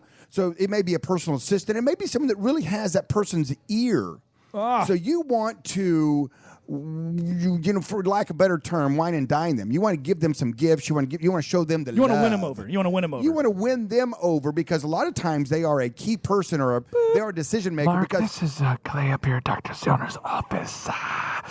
I've got some gifts for you. Hope it doesn't creep you out, but give me a call back. Boop. Would you recommend a voicemail like that? Yeah, but maybe not quite like that. Down a peg, just down one peg. Because what will happen is maybe what you're trying to sell to the boss is maybe not that big a deal to him. You know, like who vacuums their carpets, who mops the thing, who cuts the grass, who does this, who does that, whatever it is. I mean, to him it may be that's not that big a deal. I mean, he's got higher level things up here he's worrying about, right? But you need his yes for you to get the business. But a lot of times he'll look at that gatekeeper, i.e. his personal assistant or the person who answers the phone and go, hey, what do you think? Who's doing that for us now? What's a non-creeper gift? What? What's a non-creeper gift? If you're giving gifts, I mean, what's a non-creeper gift? I mean, what's a gift where you say, that wasn't creep? You know, Cindy, Sarah, Kevin, Carl, someone answers the phone for this guy. They're the gatekeeper. Cookies. A gift card to a coffee house. Find out what their favorite restaurant is and get them a gift card to it. So not like sensual candles. Yeah, or massage oils, flavored massage oils. Those are probably not the gift you want to go with. But like you find out that like Starbucks, you give a Starbucks gift card, and they're like flavored oils. So Clay's losing it. Oh no! So you like cocoa or mango better? You ordered from the wrong edible arrangements. Okay, all right, we're moving on. All right, so move number 6. Woo, that just happened. Wow. Move number 6. We're through the gatekeeper. I promise you that. You want to stop lamenting about things. See, bad things happen, but some people can never get over them. They just talk about them over and over and over and over for years. It's sad. Some people just care. They actually have a literal bag. You may not be able to see, it's invisible, but they have a bag, and in that bag, they have stuffed every bad thing that's happened to them. And if given the chance, they will sit down with you over a cup of coffee or lunch or dinner, and they will one by one pull those out of their bag and line them up on the table and tell you about each and every bad experience that's happened to them. Everything was good until before we switched the manager back in 87. 87. Billy, then. It's 20 years. It's the 30th anniversary coming up of things being bad here. Yeah. So. Stay tuned. It's the Thrive Time Business Coach Radio Show. We're going to teach you how to stop lamenting and move on. I'm a business coach. Do you want to learn how to build a successful business? Or do you want to live in a red van down by the river? In a van down by the river. In a van down by the river. In a van down by the river. All right, Thrive Nation, if you choose to want to live in a van down by the river on the left coast of the Arkansas River like we do, who are we to judge? Especially if you want to live outside in a red van by the river. We really would not judge you. But this show, in all sincerity, is dedicated to helping you achieve your financial goals. And you can't get your goals done if you can't get things done. So we're talking today about the art of getting things done. Now, move number 6, stop lamenting about things. And I'm going to give you a serious example followed by a light example, but they're both examples. Back when I used to run the DJ call center, we switched to a new phone system. Now, you'll remember these phone systems used to be like $25,000. Like, they were crazy. It wasn't like today's phone systems where you pay $30 a month. I mean, you had to move in a huge piece of hardware and apparatus. So I switched phone systems. When I do, it gave us the benefit of being able to record calls, to transfer calls, and it gave us a lot of new features. But one of our lowest performing salespeople, they're kind of the mid-low. They were profitable, but they weren't that great.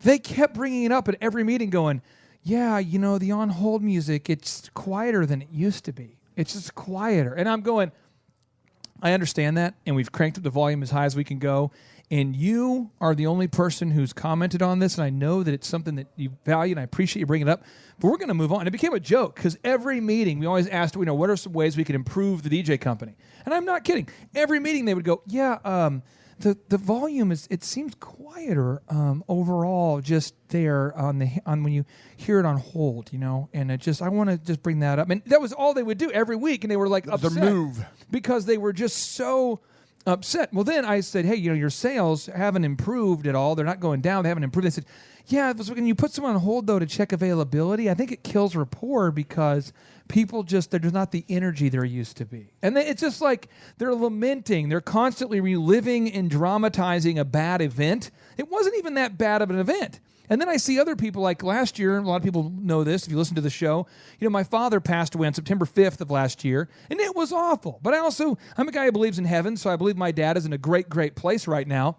But you know what? It's not a pleasant thought thinking about your father passing away from ALS. Yeah. But at the same time, you've got to move on. You've got to say, you know what? This is what Tom Clark stood for. This is what he did. He was a great guy, great example. I'm going to put a picture of him up on my wall in the man cave. Going to think about him often. I know he's up in heaven smiling down on me. But I can't bring it up all the time as an excuse for not being motivated or not being driven or why is it God blessing my business? I've got to eventually move on. And see, I just feel like whether it's a deep thing or a shallow thing, we've got to learn to move on. Well, if you're listening out there right now and there's somebody in your life, there's something that's happened in your life, whether it's business or personal, it can affect, either one. It all affects us kind of the same. And you're mad at them. If you're mad at anybody right now, I would challenge you. I'm going to throw out the Thrive Time Show challenge. I don't often throw one of these out, Claytron Clark. But I'm going to throw out a challenge to you to truly forgive that person. Yeah, but you don't know what they did. I know. And I really don't want to know, and I don't want to hear about but their head's already on a spike, and they've already taxidermied it. I want you to forgive them, because being mad at someone for whatever they did, you may be driving your car and just got cut off right now. You might be someone, gypped you out of a deal. I mean, someone could have stolen from you. Someone could have really done you wrong. You might have changed your playlist to hear the song, I've been thinking about you. Shabba, boom, boom. And you're just thinking about it all the time, just angry. Because angry. Unforgiveness in your heart does nothing to them. It just causes you stress and strain, physical and emotional, takes a toll on you. So it's easy to say, I know, when you're in the heat of the battle and something goes wrong to you. I know it's hard to do it, and it's much funner, it seems like, sometimes, to take that wrong and shove it in your bag. Shove it in the bag. And then the next time you have lunch with your friends, pull it out and go, look what happened to me. Look at this. How bad is this? Look at this. And they'll look at it, and they'll all agree with you. Go, oh, man, that's horrible. That's wow, bad. He did that to you? That is something really, really bad. That's terrible. It's terrible, man. You should write a post on Facebook, man. Yeah, you should. You should start a blog on that. Well, I commented on your comment, man. It's crazy, man. But my point is that you need to forgive. If you can't forgive, there's professional help out there to help you walk you through that process. Because you know what? A lot of times people are like, man, I've tried. I just can't do it. So what do? Well, you just don't go around the rest of your life with the I can't get it done. You find a professional that can help you with that. There's professional counselors out there that can help walk you through that process, how it looks like, what it feels like, and for you to go maybe through the grieving process of what's happened to you and get through it to acceptance and go on in your life, because there's nothing less fun than sitting down with a buddy or a friend or acquaintance or somebody you know where they just continuously pull out these issues that they just will. Can I ask you this? Won't get over. Can I go into can I go one step past the line with the permission to maybe come back if it's too far? Okay, but I got my taser though, and I got new batteries in it, so watch out. What is it, an example where you've just been so screwed? It's like Bob Vila. Mm-hmm. And you don't have to get all the details, but one where you're like, man, and then you had to really work at it to get over it. I mean, what was an example? Less than a week ago. Really? And I've already feel like I have forgiven the person, even though it's still an ongoing thing, to be honest with you. I feel like I've forgiven the person, and I kind of put myself in their shoes and kind of realized, okay, I can see maybe why you did the, but that's beside the point. You did it, and you don't have to do it. I mean, just because you make a mistake doesn't mean that the person you made a mistake to has the ability, the right. And here's the way I describe it, Clay, real quickly. Yeah, I want to hear this. Is that when you make a mistake, you're basically handing someone a hammer and saying, here, now you have the right to hit me. You know, I screwed up. We messed up your glasses. We didn't get your exam correct. We you know, whatever. You know, now here's you know, I cut you off. I'm sorry I didn't see you, but you know, I cut you off. So now you handed that person the hammer, and we're always shocked when they hit us because you're kind of going, oh, most people are nice. We live in the Midwest. I mean, we don't have a lot of car honking. We don't have a lot of, you know, people making hand gestures to you or yelling at you because we live in, you know, we're the Bible Belt. Come on, you know. Right. And so when they do, you're always kind of like, oh my gosh, that customer hit me with the hammer. And when you forgive somebody, do you forget and then immediately let them back into your life, or how do you process that? No, I don't. You know, because the thing about it I've learned is that people change seldom, and that, you know, you can't control what they do. You can only control how close they are to you in your life. And so a person who does certain things that irritate you or make you mad, you can't. What you need to do is then you need to distance yourself from that person, because you're not going to change the way they do their life. Eric Chubb has a hot question. Butterchup? You mean Butterchup? I've got a thought on this that it's helped me learning some of these things from you guys. If you're lamenting on something, that makes me think that possibly you don't have that bigger goal, that higher goal that you're focused on. You're thinking about these small-term emotional things, and you're not focused in the right direction. So you either need to refocus yourself on your big why, your big goal that you're going after, or set one in the first place. And that way you have something to kind of help you push away those short-term emotions or those feelings of resentment or whatever, because you don't care anymore, because you've got a bigger focus that you're looking forward to. Now, the big value of this show, and in my opinion, is you can learn from mentors and try to avoid a lot of mistakes. And so move number 7 is to get things done, to get more things done, to accomplish more goals. You want to start to learn from mentors so you can avoid those mistakes. When we come back, I want to get Coach Calvert's take on this. I want to hear his feedback as a business owner of maybe some ways in his life he's been able to learn from mentors to avoid some mistakes. Maybe if he could go back and coach his younger self, maybe ways he would have got more mentorship faster. I just want to get his take on that, because I think there's so many people listening to the show who are in a mentor-free zone. You're in a bad spot right now because you are running everything by a committee of you, followed by you, and a board of you, and you're running ideas by you, and the ideas aren't working, but you're loyal to dysfunction. Year after year, you're not growing, and you just keep looking in the mirror going, this is going to be it. Here we go. This is my thing. But maybe you need a mentor. It's a Thrive Time Business Coach radio show. Stay tuned. It's like Steve Martin meets Steve Forbes. It's the Thrive Time Show on your radio. Because I am a wild and crazy guy.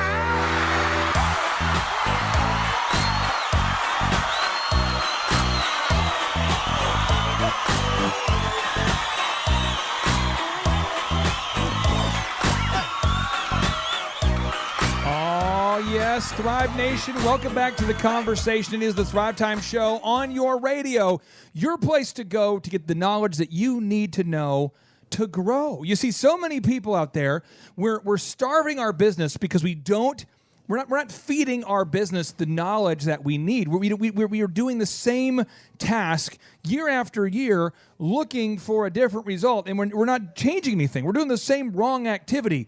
We're not building checklists. We're not building systems. We don't know how to optimize our website. We're not getting the business profitable. We're not looking at our pro forma.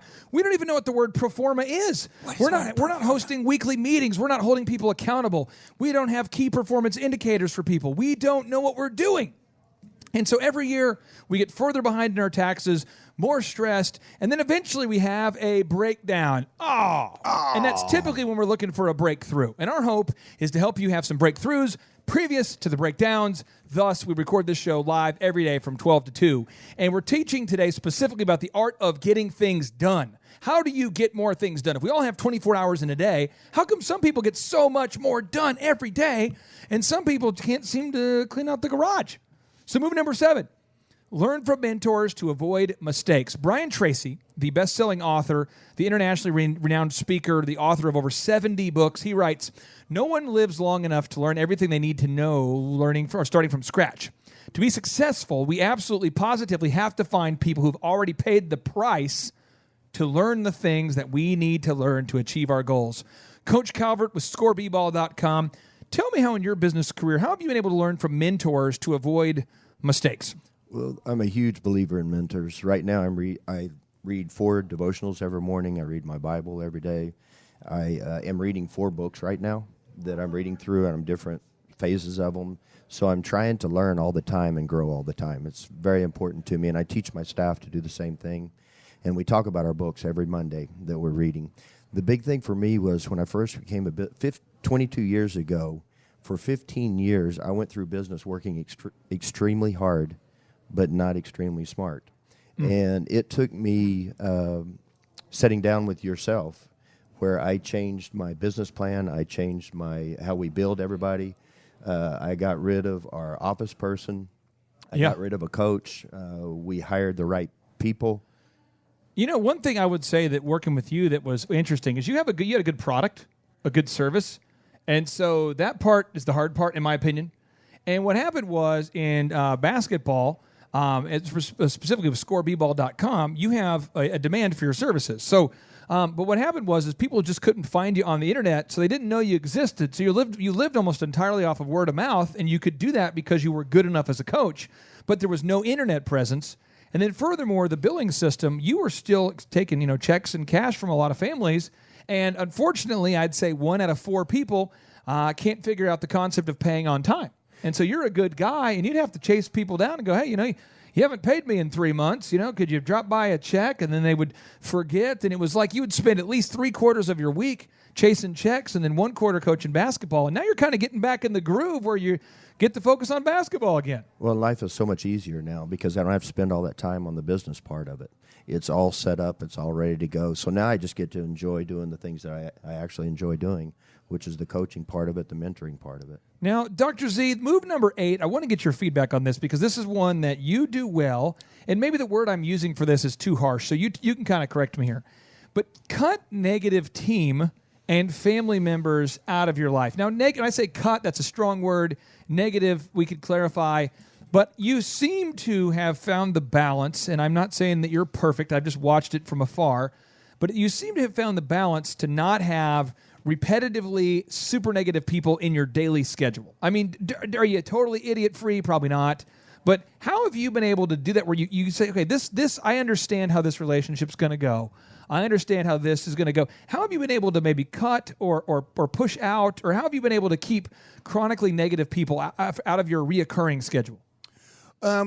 Being purposeful. I mean, that's the thing about it is you have to, it's difficult, it's challenging, especially when someone has gotten close to you and then you feel like, this person is not a person I want close to me. And there's a lot of reasons. They can be, a lot of times they can be very needy. They can be mean. They can be jealous. They can be feeling a lot of negative things that they can be. And then for you, you're not. Here's the thing about it is I've seen it so many times that people are like, hey, you know what?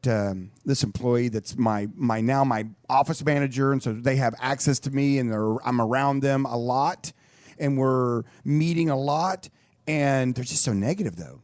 They're just. I didn't realize how negative they were. I'm going to. You know what I'm going to do? I'm going to take it upon myself to change them. Yeah, you're going to change the world like Eric Clapton. Yeah. Exactly. And so, you try to change them.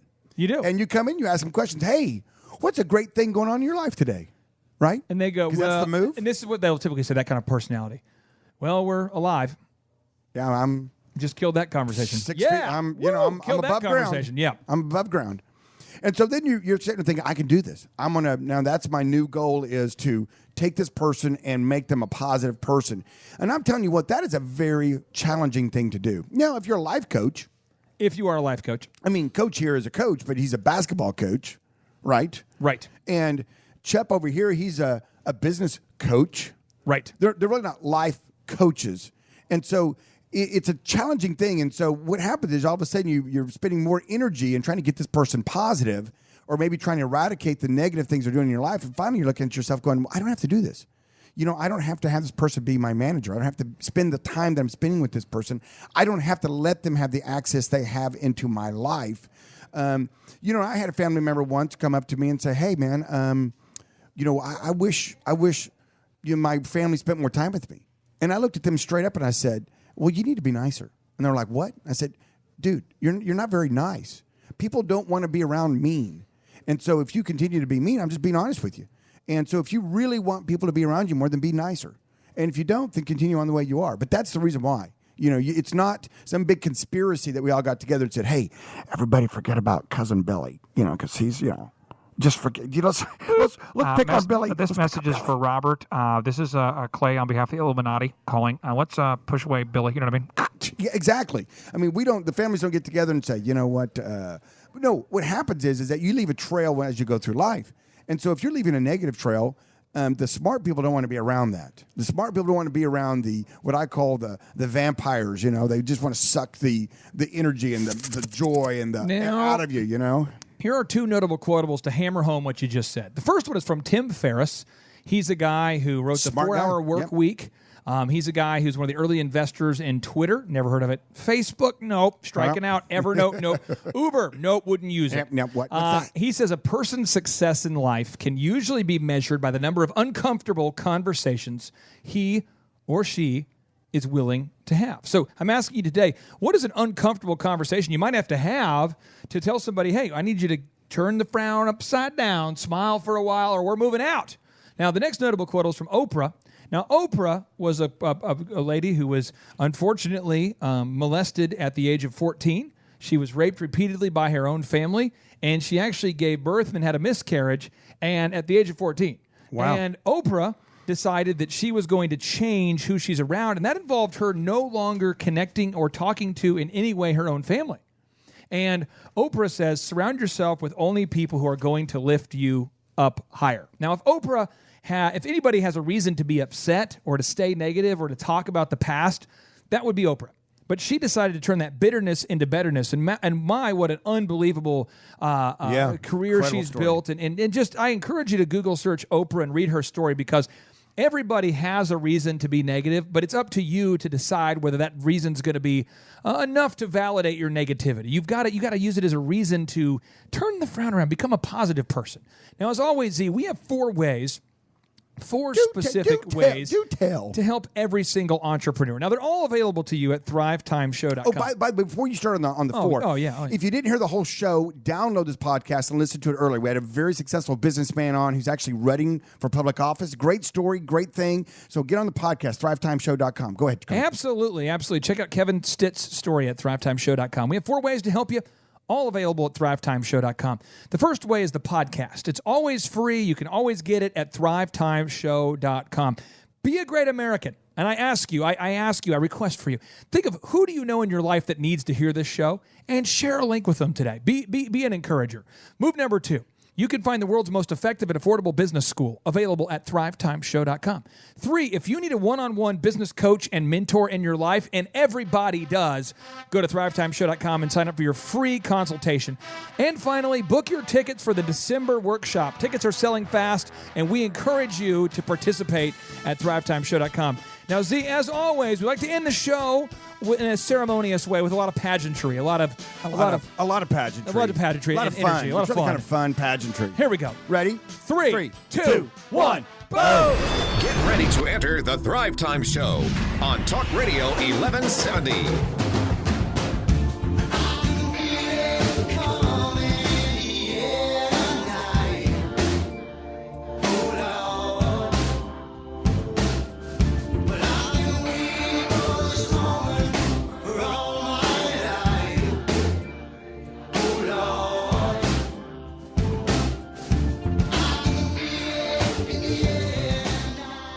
Z over there. It's a bird. It's a plane. No, it's the man. It's Steve Martin coming to Tulsa. Tulsa tomorrow. The man, the myth, the legend. Steve Martin is going to be... Dude, do you know I upgraded you to a suite? Did you? All you can eat, all the vodka, cranberries you can drink. Yes. Here, I got your room. Let me. And I got your room, so you could just stumble up to your room. We talked about this real quick, and I want to make sure Tulsa knows, because the show is a show where we want to be transparent. Yes, we want to be. Yes. We never want to be dishonest. No, we never want to talk about things that people don't want to hear. Fact check. We never want to talk about things where people go, "That was so weird." We never want to do that. We just business all the time. Yeah. And you're an optometrist, right? Correct. And you studied mathematics. My undergraduate degree, I have a BS in mathematics. So in order for me to have a 6th child, that would require me to have one more than the one I have, right? Because I have 5. Yes. All right, man. So following the math here. So you have I have 5 kids. I want to have 6. And as an optometrist, you what do you see? What do we need to do to reverse that vasectomy? I mean, do you feel confident with doing the procedure? Do you feel? Yes, I feel very confident. I feel like I can trust you as a partner. Number one, I'm an optometrist, but I did take a couple classes in anatomy, so I feel pretty good about the concept of the procedure. So you can unleash so the hounds. You're in good hands. Number one. Number you can two, unleash the hounds. Number two. I feel like we go to Martin & Martin. Here's the play out. Got it. We go to Martin & Martin. You have a couple of vodka cranberries. Pretend like you're on an airplane. Got it. I'm on the airplane. You're on the airplane, and it's funny. Martin & Martin. And they've got the band, like some bluegrass band that Steve Martin plays with. I saw online Attention today. passengers, we have a band. It's kind of a weird plane, but make sure that you use your seatbelt if you're not aware of how seatbelts work. Steve Martin, you should laugh now. This is your cute laugh. So I think what we do is we get enough of those in you, and then the back of the suite, I get one of those butter knives. Yeah, but it makes sense, man. Yeah, butter knife. I'll do what it takes. That hasn't been used much in the guacamole dip. And you just introduce them to the boys, and we're off. And I say, hello, how are you? As an optometrist. So you're offering vasectomies, reverse vasectomies? And of course, you've signed the waiver, right? Wes, what would be the waiver he would need to sign? Could you draw me up something, Wes Carter? If you're gonna touch his boys, it better be a complete liability waiver. Thank you. Okay, so I get a complete I will do what it liability takes. waiver. I want a 6th one. I So want a 6th one. I finished the procedure in due time. I even stand up, and the crowd is Exercise clapping the and demons. waving. Yes. And then I Yes. send you up to said room you have for the night. the suite. And, the suite. all The I sad ask- thing is I can't tell when Clay's serious or not. See, I was trying to cut you off there, but No, but the thing about it is that here's the only thing I ask. I don't ask You don't for ask for payment what? No, for you the don't. procedure. no payment. You do it for free. You do it for free. There'll be no money. There'll be no money. All I ask is that I know you'll produce a healthy male. I just ask that Robert would be somewhere in his name. Could that be first? Could be second? I want a 6th Maybe child, Billy, and Robert. and I get denied Clark. my request every day. You know what? But I try. I could put in be- the effort. I'm consistent. You I'm could diligent. lead- I'm you could focused. lead with I'll Robert. do what I need to do on a consistent nightly basis to produce a 6th. But until you help me, I'm shooting Robert, blanks. Billy, Clark. I mean, there's several combinations of names here we can use. As a long it's business Robert- coach, what can I do? All I want to do is I don't want to be sowing infertile seeds. Please help me. I just You're an gave you the optometrist. keys to the kingdom. Okay. Wes is going to drop the contract. Yep. And you're going to be at the concert this Saturday night. Will you use some you've got a trimmers room- from Justin's Elf in the Room, Men's Do Grooming what? Lounge? We use some trimmers from Justin's Elf in the Room, and we use because these are some sharp items. We got some shears. We got straight blades. Straight blades. That wouldn't tell me bringing something. I'll just use We what's got there on site. They'll have. Some people are they'll saying, have "Let's a- move on." And Yes. I'm saying, Okay. Sorry. I'm saying I can't. I don't know that I can. Now, Wes, before we went to the break, you had a few tips you were talking about. Enough So, of the Vos deferens. as a segue. So from botched vasectomies to reverse vasectomies to Steve Martin to back to you, Wes. Yes, we were talking about not just employees, but sometimes you should avoid certain clients. And I had a gentleman tell me once that you should fire 1 out of every 10 of your clients as an attorney. Because and maybe that's a little different in sales. I agree with that. I agree. But in attorney, I have people that can file bar complaints, and if I charge a flat fee, which I'm fond of, those difficult clients turn out to really make you earn every single penny. Yeah. Over and over and over after they've already paid you the penny. So what was the most ridiculous bar complaint filed on you? Come on, you got to have a good one. I had one. No filed- names. No names. friend you know. My first one was filed on me when I was still an undergraduate. Really? Yes. Wow. How's that Yes. possible? I was managing a bankruptcy law firm, and a client filed a bar complaint on me before I even had my bachelor's degree. Was he your How's that roommate trying to start an online legalizing hemp business or something? Is that what? No, but No, okay. they will do some crazy stuff. So what did they say at the bar complaint? I mean, what did you do to get You're a getting very complaint? personal, Z. I'm trying to talk about vasectomies and things that are very. I know you're not personal at all. Hold on. Okay. So The bar complaint, if I recall, had to do with us not getting rid of some of her debt, that the debt derived from her in a drunk driving accident. And we couldn't explain to her that when you hit someone in DUI, that's not something you can get rid of in a bankruptcy. you were an undergraduate, so you were an intern at some law office. Well, I was managing the law office, but not as an attorney, as an employee. Okay. Right. So you were an employee at a law office and you got a first bar complaint, which it should be really for attorneys, right? I was kind of, I think I was a junior in college. I was like, hey, it's kind of cool. I got a bar complaint. I didn't start law school yet. But Now, okay, so move number 18 for the art of getting things done in honor of Peyton Manning is avoid discussions pertaining to how people feel when possible. Avoid discussions pertaining about how people feel when possible. As an example, Elon Musk was interviewed right after he shot yet his third rocket that failed with SpaceX. He shot 3 attempts he's trying to replace NASA, shooting rockets into space. The third one blows up. A reporter's right there, and they said, are you an optimist or a pessimist? And he says, optimism? Pessimism? F that. We're going to make it happen. I think a lot of times in business, people go, well, how do you feel, Justin? So, Justin, I want to get your take on this because elephant in the room, when we started that business, how did you feel? I mean, and people always want to talk about they feel. We didn't have any customers in today. I don't feel. Talk to me about this whole, why you want to avoid talking to your employees about how they feel on a constant basis. Yeah, just don't open up those avenues. Don't ask them, what do you guys want to do today? Pick your task. Pick your assignments. How do you guys feel we should handle things? Don't do that because, one, you're giving away your authority. Okay, they're not going to view you as the manager, the boss, or the owner just because your title says so. So you've got to delegate. You got to take control of the situation, but really don't talk about emotions and feelings. How about facts? Because it comes down to it. People need to be managed. They need a leader. They need a boss, and so they're not going to feel like doing the work that's in front of them, right? But so you got to make it into a game. You make it fun. You got to make it exciting. But you'll notice that when people have things to do, that the complaining goes down, the gossip goes down, the issues go down. Look at the cities in in America here where they don't have employment's really high and they have things to do. There's bad things going on in those cities. They don't have things to do. But the cities where people stay busy and working, like here in Tulsa, they're not out rioting. They're not, causing issues and problems. So you don't want them rioting in your shop, see? Right? So you can busy. Well, you're absolutely correct. And that is that, busy hands are busy hands. And unbusy hands are hands that can be left to do nefarious things. And so, when you come into the office, you may know it's going to be a slow day. And that's not a day to just say, oh, my gosh. That's horrible. The sky is falling. Amanda, I'm just who dropped the ball? Because, I put a lot of money and effort in this thing. And this thing's now not doing well. It's just a slow day. It's a slow day. You said I was going to be busy, Z. But the point is, though, well said, by the way, Justin, is you come in, you're the boss, you don't relinquish that authority, and you give people tasks to do. And if there's not a customer in there right now, you give them a task to do where they're productive and they're moving, you're paying them. I don't feel like cleaning the bathroom, It's like, it's not really my skill set. Hey, clean this parking lot. When you're done that, clean that parking lot, and then their parking lot, and I don't feel like it's my highest and best use, to do the bathroom. Trust me, it kind of sorts out employees pretty quickly when you say, hey, listen, I need you to do this. But see, it's not my job. It is now. I wasn't hired to clean the restroom. I'm joking about this, but this is something that people say all the time. They say, this is real. But it's not my job. That's not my job. And then what you say to them, it is now. Oof. It is now, and I need you to do that now in a kind, nice, pleasant way, but firm. That's my job now. Firmness doesn't mean meanness, Clay. Mean and firm. Okay, I get it. Okay, firm is just you're letting them know that there's no room for wiggle. No room for wiggle. There's no wiggle. I like the word wiggle, though.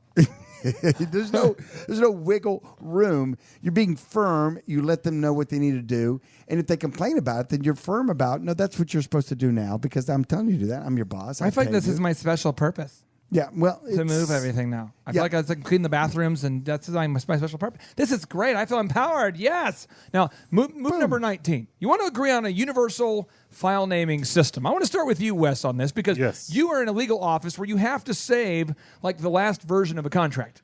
Lots of files. Here's an example. I see this all the time. You've worked with a client back and forth on an agreement, a settlement, an agreement, or something, and you are a highly skilled attorney, and Winters & King is no joke. Winters King is the attorney of choice for many big-name clients. You got to check out their website. If you are in need of an attorney, in my humble opinion, Tulsa's #1 attorney, wintersking.com. But you always can find the last version of the contract. You are so good at doing that. Because we'll go back and forth with like 7 different, 8 different, maybe 12, a lot of times even 15 different revisions of the same document. Yes. But you always save it a certain way, and because your team has agreed on a universal file naming system, you can find it. And Dr. Z, you have thousands of patients, and you can always find their prescription because you save it a certain way. I'm going to start with you, Wes, and I want to get your take on the Z. So, Wes, why is it so important? How do you guys at Winners Kings stay organized and everyone save the files the right way? Yeah, it's not as important as what format you use, but you hit it on the head. It's that everybody uses the same format. So, but I want to save it on my desktop. Right, no. So, and we have a rule, everything goes on the server, nothing goes on your desktop because we back up the server. So if your desktop blows up, I've got redundancy built in on the server. The word blows up is kind of fun. Yeah, so use the same file format so we can know what's the latest version, and 2, save it somewhere where you're backing up to a cloud or off-site. So if anything, those hard drives, I had an attorney once kick his computer over and lose everything on his hard drive on his local desktop. So I like to use abbreviations. So like example, like if you said contract, to me it's like C tact. You know, because it's like C. Good one. You know, it saves words. You know, and like for me, Winners and King is like WK. There you go. You know, and what happens? No one can find anything. I'm serious. This happens all day. That's why every one of my graphic designers, when they finish a project, John is on. I'm like, how did you save that? Because John tells them it's not done until it's saved right. And do not get casual, because casualness causes casualties. Stop doing it. Tim Redmond, shout out. That's his quote. Notable quotable. Casualness causes casualties. Now, Z, talk to me about this. You're an optometrist. You're trying to, somebody comes in. My name's Clay Clark. I'm here to get my new glasses. And they say, okay, great. What's your name? Clay Clark. Boom. What's your phone number? Boom. And you guys always find my prescription over there, Dr. Robert Zoellner and Associates. How do you stay organized? It takes me back. This topic always makes me think of days gone by. Back before we had these silly things called computers.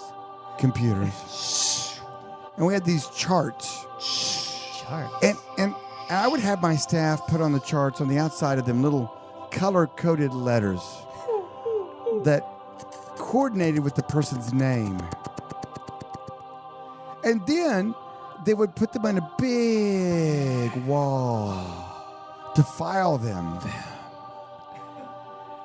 And you know what they would do? Burn them and run around naked? But they get them wrong all the time. What? And then Billy would come in. Hi, my name is Billy Jacobs. My birthday's 4/13, whatever. And then you go look for the chart. You'd be like, there's no J, A, C, Jacobs. There's no, we have no, you don't exist. Real quick, when we come back, I want to break down how to save things the right way, because I'm telling you, the jackassery is what's holding the universe together. Stay tuned. Every word that you say keeps on bouncing around in my head. When all my delusions of grandeur have turned into bad jokes instead. You'll be there pointing and laughing to prove you were wiser than I. Well, I'm just pretending perfection. I'm flying uncomfortably high. It feels like I'm falling. It feels like I'm falling. It feels like I'm all in. It feels like I'm falling.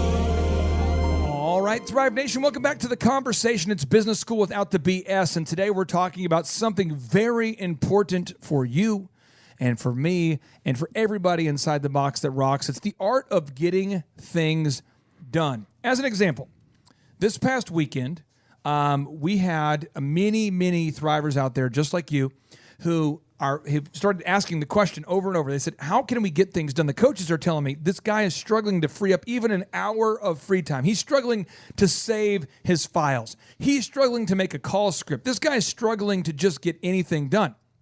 Well, when you hear this over and over and over with increasing rapidity as we grow the organization, I've realized that most people are struggling with the art of getting things done. They just struggle to get things done.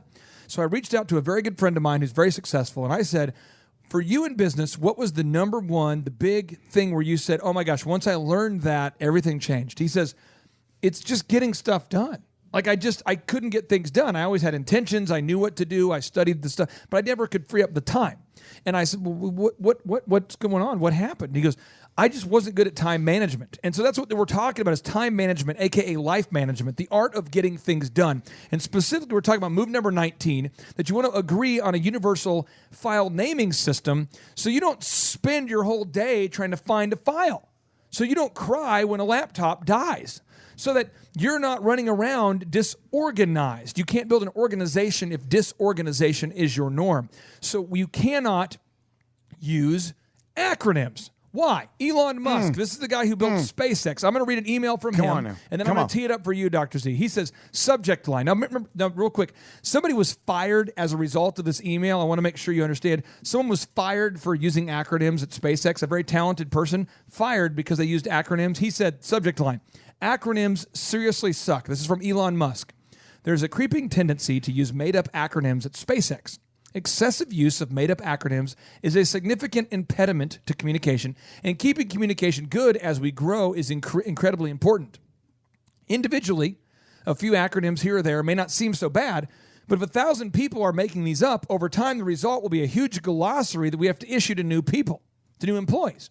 No one can actually remember all these acronyms, so people sit there. They don't want to seem dumb in a meeting, so they just sit there in ignorance. This is particularly tough on new employees.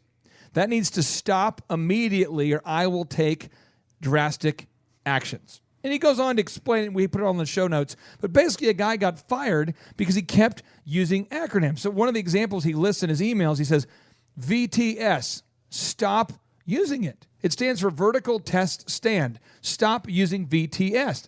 Stop it. And he loses his mind because he's like, you can't spend your whole day answering dumb questions like, what does VTS stand for? So Z, at your optometry clinic, how do you stay organized and keep people from making up their own acronyms we don't as have they go? We don't have a problem there. But when I bought into a bank, owned a part of a bank, and then became on the board of the bank. I would go to these bank meetings. I was board of the director. And hello. Hi. Kind of a big deal. Z, could you light my cigar for me? And rich mahogany. I felt stupid the entire meetings. I'll just be honest with you. And to the point that I don't know how many meetings into it, I finally went, guys, maybe I'm the only one, but what the heck does boom, boom, boom mean? Well, I tell you what, the APR is a huge issue right now. We got to talk to the FDIC, you know what I mean? The entire meeting was acronym, but just these boom, boom, boom. Boom, boom, boom. These letters, boom, boom, and the boom, boom, boom is, 87% of what it was the supposed to be. The APY is a huge issue. And the boom, boom, boom over here was only 17%. And we add those together and we have an boom, boom, boom. And you're sitting there listening, going, nodding. At first, I just kind of thought maybe I'm the only one that doesn't know what they mean, so I'm just going to nod and act like I do. And then, there's enough of the meeting that made sense. I'm like, I kind of dumbing my way through it. But finally, I was kind of like, okay, I may be the only one in the room, but what the crap does that mean? Well, algorithmic trading is something that if you don't know, you can't really, use. And they, in the banking industry, they use acronyms all the time. Well, and it drove me crazy. It's like a bear market with a bulge bracket. And so they changed that, and they no longer do that. But it's very frustrating, especially if you're new to a company, just like Elon Musk was saying, especially the people that are new to the company. They don't know what VTS means. And then they kind of they nod like they do because you do a study on it and you bring an acronym into a new thing and they talk about it. They're going to be like, yo, no. We got to do an FSA on that beast. We got an FSA all over the place. FSA, you know what I mean? Yes. The TPS reports are due now, Snurdly. Yes. Speaking of being new, can I jump in here on this? Speaking of being new, nice segue. Oh, Chup. did you see what I did there? Butterchup. Back to you. Okay, so I just want to get kind of real with this, guys. It's just lazy, right? Like let's say you're designing a new business card and you save it as BCV2. Dumb. You're not saving that much time. Just type out business card version 2. Yeah, right? One of my mentors told me, he said, if you want to elongate every conversation in your day, use abbreviations. Right. I was like, Bill, that right there is profound. It's just craziness. It's craziness. What are you doing 500 cards a day that you can save a half a second on each one? It's like how I drive. Whoa, wait. Oh, which is horrible, by the way. It's like, you could turn on a signal, but you're like, you know what? I'll just run over this Prius. I'm in That's a Hummer. what I'll do. I'm in a Hummer. Let's just go and they have to move. And people say, have you ever gotten into accidents? I said, absolutely not. And they say, why? Because people are jumping into the I'm bushes. a Hummer. They're scared. I've created a lot, but I've not been in a lot. Never look in the rearview mirrors. But my wife said to me, she goes, honey, your left mirror, you can't actually see. It's missing the mirror. No, I'm sorry, the left rear view mirror on the side, you can't see it. You know, the left Sidebar Thrive or Nation. the right. Clay or the, Clark and is then- the worst certified driver in the the world. rear view mirror doesn't Thank work. you. And Vanessa goes, these are not adjusted to your height. And I'm like, I don't use them. She goes, are you kidding me? You can adjust. I You can can't adjust even those. see out of my left eye, anyways. You know what I mean? So anyway, don't save files how I drive. Don't be lazy. Furthermore, if you want to help, I've registered at Uber, and you can sponsor and maybe save a life in a car accident by paying for my Uber trip. So I'm trying to actually get rid of a car. Soon I'm going to be car free. That's my next move. I thought you meant you were going to start driving for Uber. No, seriously, soon that's what a goal I have for this year is to go into like just have you have a driver. The passengers would be like, Clay, do you have to do your to-do list? I get so much more done. I'm on the phone with somebody getting stuff done. I just driving. See, you've been there. It's a horrifying thing for not only me as the driver, but for you as I care about you. Is it a control thing? I mean, why wouldn't you sit in at least the passenger seat? Is it really seriously, Clay? Is it a control thing? I want to sit in the control. Is it a control thing? I get motion sickness. But like if you were driving, I've been in a car. Motion sickness. That's a move. I've been in a car when you've driven, and I'm fine with it. It's just typically people are like, "Oh, okay, we're going with you somewhere. We should let you drive." And I'm like, "No, you shouldn't, because I'm so bad." It all started when we were in California and I was driving. When I moved out there, Clay went with me to move, and I was driving, and that didn't last long. And can you tee up this conversation, Justin? What are you talking about? The California. Remember that we moved out. I moved out there, and remember you're driving with me around. If you've been to California, it's hills everywhere, and you're just throwing up galore, and that's what it all started. I did. I got sick. From that day, really he vowed sick. never to ride passenger. Yeah, exactly. Now, when we come back, we're talking about move number 20 on the art of getting things done. Set up call recording in your office. Stay tuned. Wes Carter, Tulsa's #1 attorney, perhaps America's #1 attorney, in my opinion. We'll be right back after the break. It's the Thrive Time Business Coach Radio Show. Broadcasting live from the center of the universe. It's Business School without the BS. Featuring optometrist turned entrepreneur, Dr. Robert Zoellner, with USSBA Entrepreneur of the Year, Clay Clark.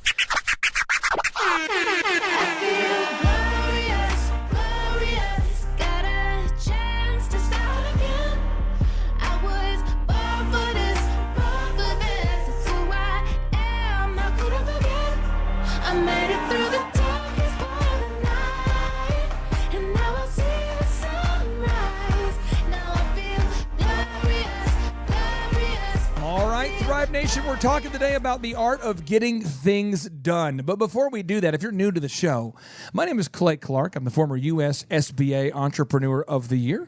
And I typically try to make sure inside the box that rocks that we bring in only the cream of the crop, Dr. Z. We don't want to have just any joker. Le cream of le crop. The cream of the. So what we did is we decided, we said, you know what, let's get Tulsa's #1 attorney. Let's get an attorney. Why don't you, Tulsa, why don't you Google Winter's King and the name Donald Trump? Donald Trump, I don't like him at all. I love Donald Trump. Yeah. Anyway, Google it. Winter's King, Donald Trump.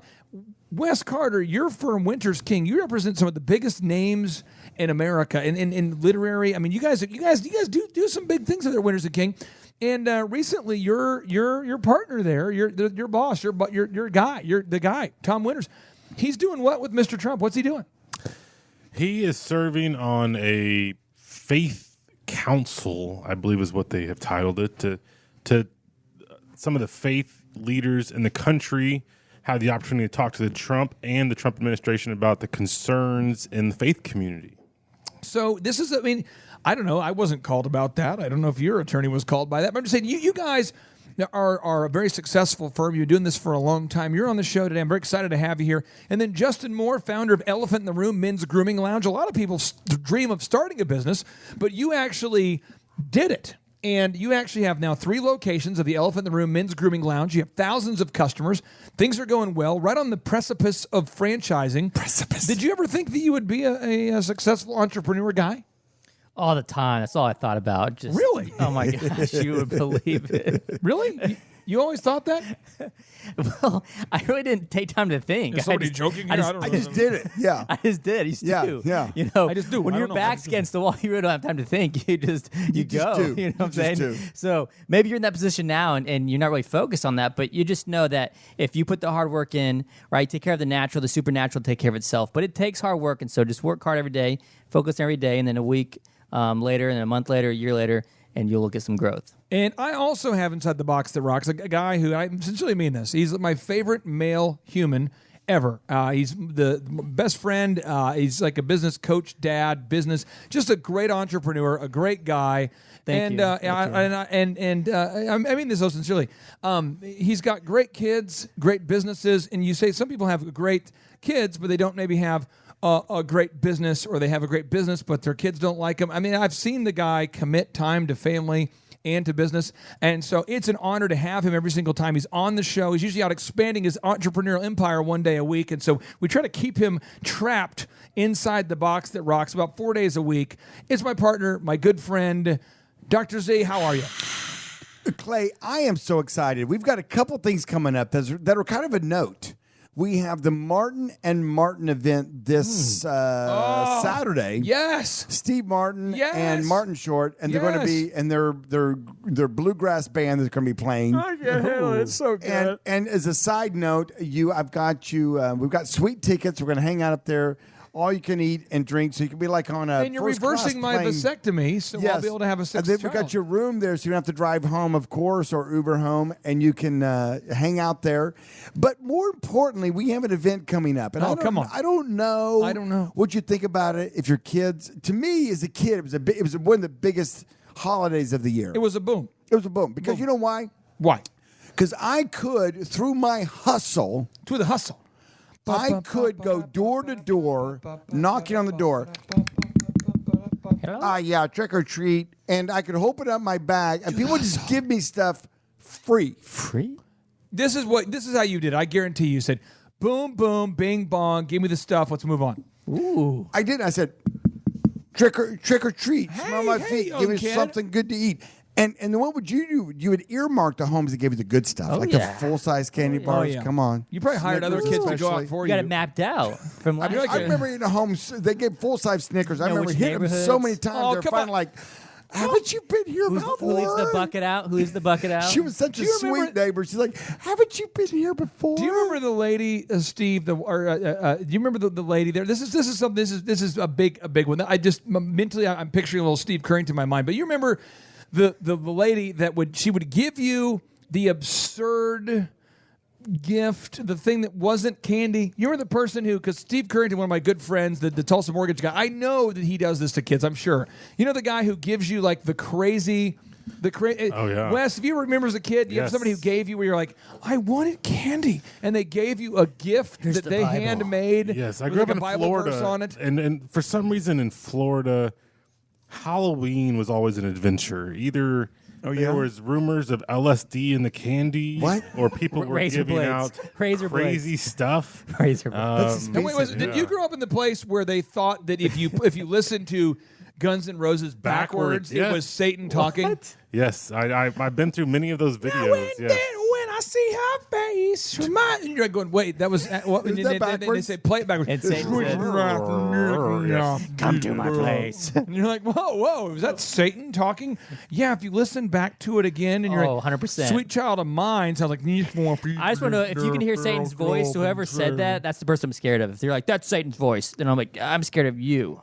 I actually have a very successful website called Play 80 Songs Backwards, and it's Satan.com. It's very successful. It's I know his voice personally. Huge in Norway. So, Wes, the point is, we all want candy. Yes. We don't want the candy. If you're a business owner, you want the candy. You want to get stuff done. You want to make us some money. So here's the next move. Move number 20. You want to set up call recording. Whoa, time out. Whoa. What? My big question was, what? Do you dress up? Do your kids dress up? Do you go door to door? I mean, what's your move on I'm the dressing Halloween? up like Yoda. I'm going to dress up like Yoda this year. I'm going to do it.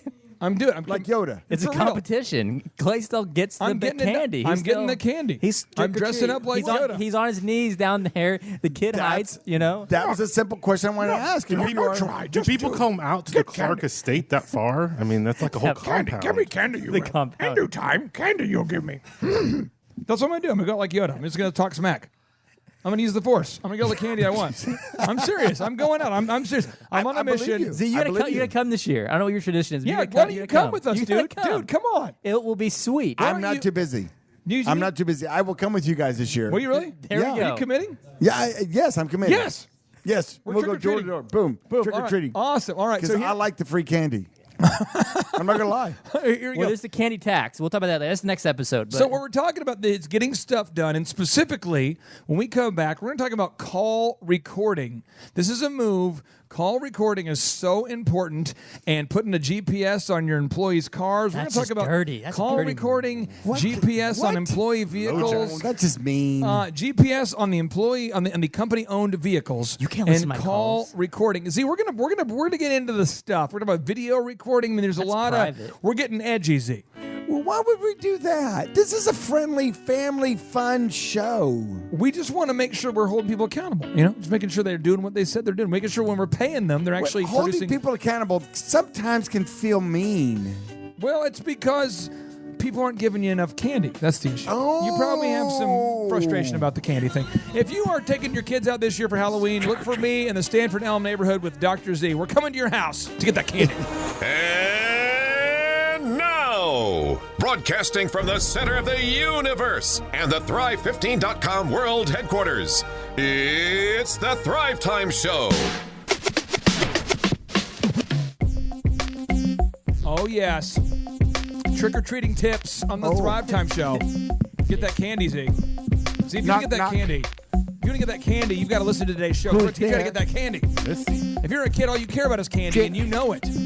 Or treat. It's former recovering DJ Clay and Dr. Z on the Thrive Time Show on your radio. We are here to help you take your business to the next level, and we're talking about the art of getting things done. And we have 3 mega moves coming in hot. Move 20, 21, and 22 all in a row. Here we go. We got to get serious. Come on, let's go. Andy Grove is the guy who founded Intel. Yes. He says only the paranoid survive. Okay. So set up call recording. Z, why do you want to have call recording if you have a call center? Why would you actually want to record the calls inbound and outbound of the employees who work for you? Why does American Express do it? Why do all the big companies do it? Why would you want to do call recording?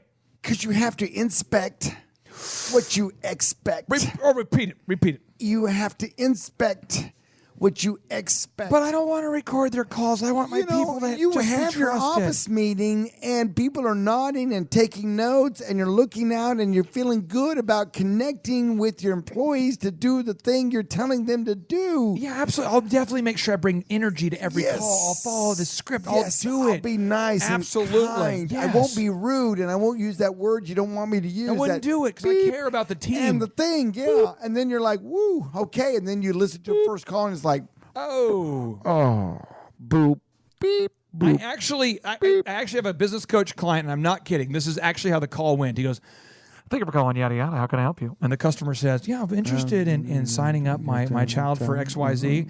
And they go, It's on the website. It's on the website if you want to do that. And they go, yeah, no, that's why I'm calling, because I was on the No, it's- website, yeah. and I wanted to find out more information about moving forward.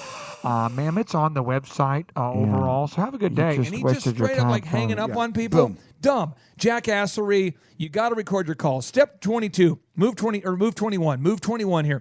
You've got to set up GPS if you have an employee owned, if you have a company owned car. Time out. Yeah, whoa. This seems very Big Brother-ish. Oh, yeah. 1984 George Orwell kind of. If you own the car, your pharmaceutical sales, as an example, I used to work with a pharmaceutical sales company, true story. Okay. And he was having a hard time with his team getting new deals, getting referrals from doctors. And I said, step one, let's assume they're not doing what. Whoa, let's assume that they're not doing what they're supposed to do.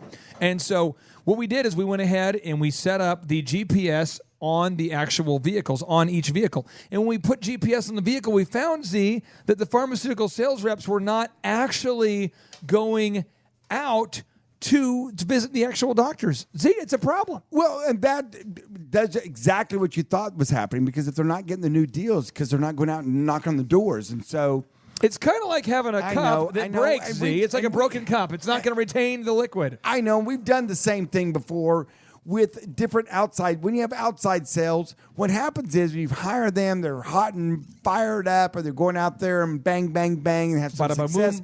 And the worst thing that happens is you reward them, and they're like, "Hey, I'm kind of a big deal." I actually had a client in construction was supposed to be hurt his back on the job, and when we pulled LoJack out of his car at the time of injury, he was at the casino. True. True. It happens. True story. Happens.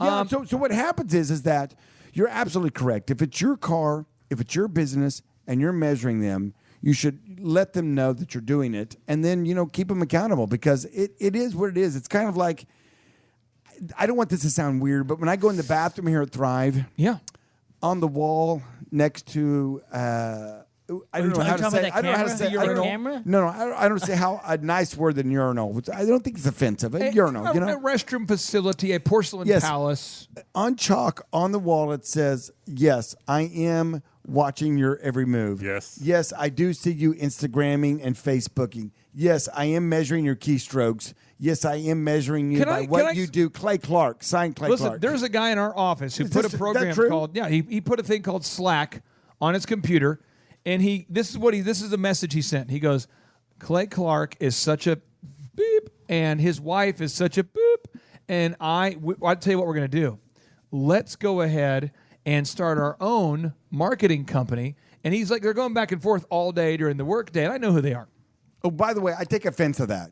You are a boop, but Vanessa is not.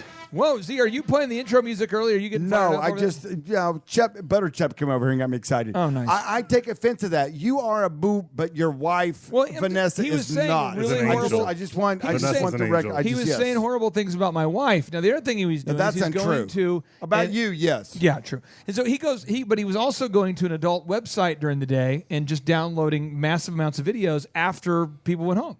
Of adult videos. Okay, well that's not so what right. I went ahead and did is I said, "Hey, I want you to know I have all of that logged, and if we want to get real, then let's do this. But if not, I'd say it's best for you to move on."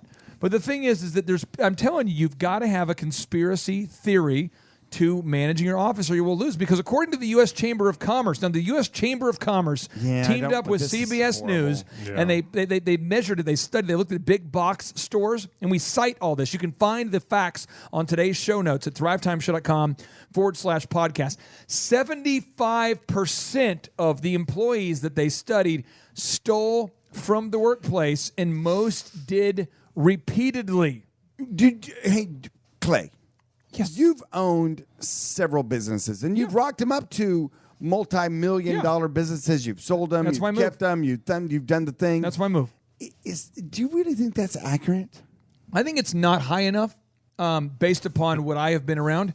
So I'll give you an example. Today, we had a person, Justin and I had a meeting today, and we have one person in one of our companies who is seriously not doing their job, and thus they impacted what should be like a 60% score to a 38% score. You know what I mean? Remember that, Justin? It was like the number should be like 60-something, 70. Yep. And one person's just straight up not doing their job. Now, he knows he doesn't do his job. So as soon as I walked out of the meeting, he looks at me and he goes, "I want you to know, man, I have never been more committed to this job. And I'm selling memberships left and right." He said those words. And I'm like, no. I mean, we looked at the stats. Him himself is the problem. But the thing is that people say things. But Andrew Carnegie, the world's wealthiest man at the time of his life, he said, "The older I get, the less I listen to what people say, and the more I watch what they do." Come on now. So I am just very into watching your actions. Now, move 23, I want to bring this up to you, Wes, and to Justin and to Z. This is our final move we're going to cover today. Move 23, in honor of Michael Jordan, says, remove all interaction with people, when possible, that don't share your vision, your values, and your work ethic. So in a workplace, you have people that just do not agree with the vision of Dr. Zoellner and Associates. Z, why do you have to move on when someone clearly doesn't share your vision and your values to have a affordable, value-driven optometry clinic? When they just passive aggressively or whatever. They just do not share your vision. Well, the best news is that when they let you know that, then you can react to it. The worst ones are the ones that don't tell you. They don't agree. That's most people. Well, and then they just kind of hide in the weeds, and they just kind of wears me out. Pass like silly rumors. They are not, they're disingenuous. They're not agreeable in what they're doing. I hate it. And you give them a task and they don't get it done. They give you some nefarious reason why they didn't, but yet they do just enough to kind of keep around. And those are the worst kinds because it's kind of like, hey, tell me what you're thinking up front. Be a man. Be a person that is, honest and open with me, and then I can deal with that. And now, broadcasting from the center of the universe and the Thrive15.com world headquarters. Let's go! Presenting the world's only business school without the BS, with optometrist and entrepreneur Dr. Robert Zoellner and the former Small Business Administration Entrepreneur of the Year in your ear, Clay Clark. It's the Thrive Time Show on Talk Radio 1170. 3, 2, 1. Boom, boom, boom, and boom. Welcome back to the Thrive Time Show on your radio. If you're hearing some ambient noise in the background, it's because we are currently hosting a chamber event at our building. And Z, if it's okay with you, can we start our own chamber? Can we do that? Can we just say, the Wu-Tang Clan had their own chambers, the rap group? So can we start our own chamber? Can we do our own? Can we do like the? I'm very embarrassed right now because I thought we already had our own chamber group. Did we not? We'll call it the Chamber of Commerce and Choir. But there's bigger things going on. I'm a little shocked. And excited. Are you really? I'm shocked and excited. That's two things simultaneously. How is it possible? We'll call it shock-sidedness. Facial expressions just throwing me off. I don't know what even what to say. I'm going to work on that. But they're apparently still playing a game called baseball. I never heard of it. Don't know what it is. It could be a silent B. It could be ace ball. I did subscribe to the cricket channel. Yeah. Because I heard that's a thing where you hit a ball. And I'm a big curling fan. I'm a big advocate. I think it should have been in the Olympics a lot sooner. You lived part of your life up in Minnesota, or Wisconsin, wherever up there. Is cricket roughly attached to basketball? Yeah, I think so. So apparently, baseball, they're still playing it, and they have the finals going on, which they refer to as the World Series. And I just asked our current baseball expert, Justin, who I think played back in the day. I don't know. I can't verify that. It's a rumor. Play. What do you do? I mean, what do you do with this baseball? What is the? They have a stick. There's a stick, a ball, and a glove. That's about all I know. I don't know. I don't know if it's going to work out. That's about it. I don't think anyone under the age of 35 is going to watch it. I was just shocked they still. I didn't think they still did that thing. Well, if you do watch it, or if you're good at the basketball, can you be from this country, or do you have to be completely from other countries? Well, if you're from another country, especially the southern South America, you definitely get a head start. Japan too. You start at a young age. Japan too. Yeah. Japan as well. Yeah. Well, if that's the case, why is our Little League still doing so well? Little League. What is that? Where you fake the age of kids and you got like 27-year-old men out there. We still got to establish what baseball is before we start talking about like little league. You guys, it's like, why don't we focus on things that people are care about, like getting stuff done? Okay. All right. So today's show is going to be about getting stuff done. Okay. So how do you get stuff done? We all have 24 hours in our day, but how do multimillionaires get so much more done during their day than the average person? Well, we have documented the 66 proven moves that you can use to get more done. And in the next 6 shows over the last, it's a 6-show series. We're going through each move. So today we're going to start off at move number 15. But before we get into move number 15 and the art of getting things done, Robert, you have a hot business coach question coming in from from left field. That's part of the baseball. I believe it's from the short stop. It's Don't know from what you're talking the about. short stop, I believe. It's one of the terms. Stop speaking Klingon. No, so check this out. One of the businesses that I work with, an amazing business, a screen printing company. They do screen printing and promotional products. And they are just killing it with their sales. They're doing a great job with lead tracking and call scripting and call recording. But one of the problems they're running into is holding team members accountable.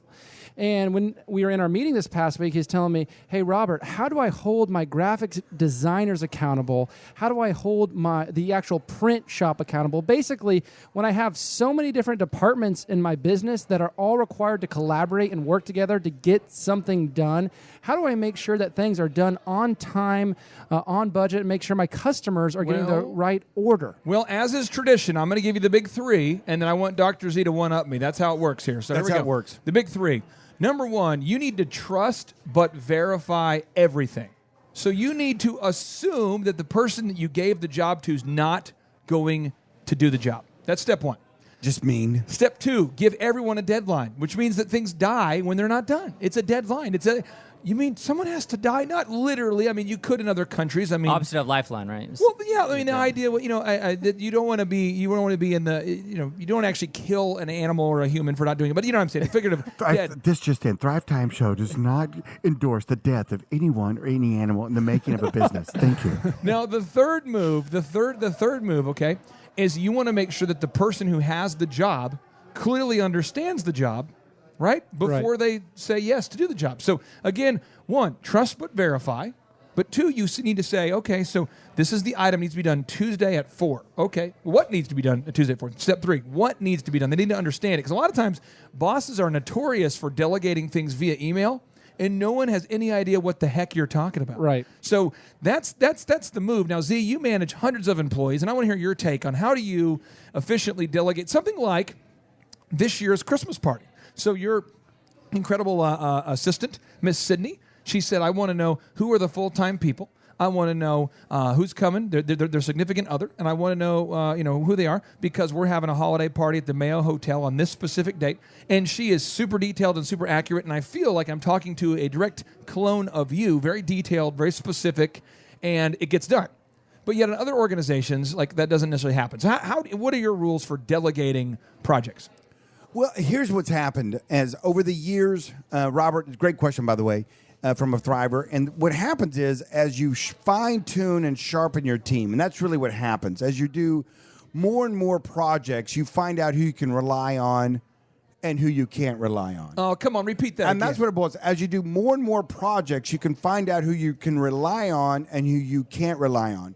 Shame on you for keeping people in the loop that you can't rely on. Oh. Go ahead, Robert. You had your finger up as a fine young man. Put the finger up. Put the finger up. I totally hear what you're saying. Though in a lot of businesses I work with, there almost seems to be a bigger issue. And Clay, Dr. Z, I want you guys to just get real. Ooh, okay.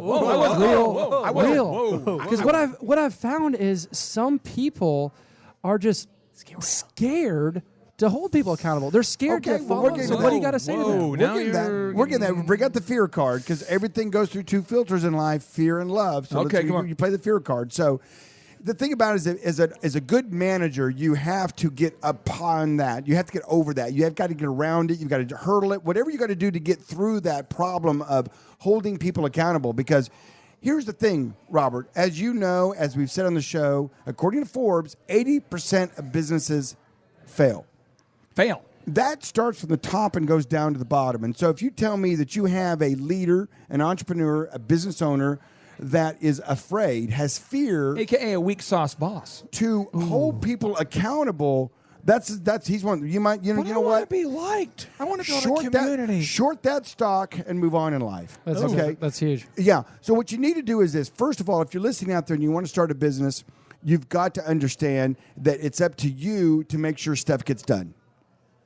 And if you delegate getting stuff done to somebody else, hey, would you make sure this gets done, Billy? Oh, you bet, boss.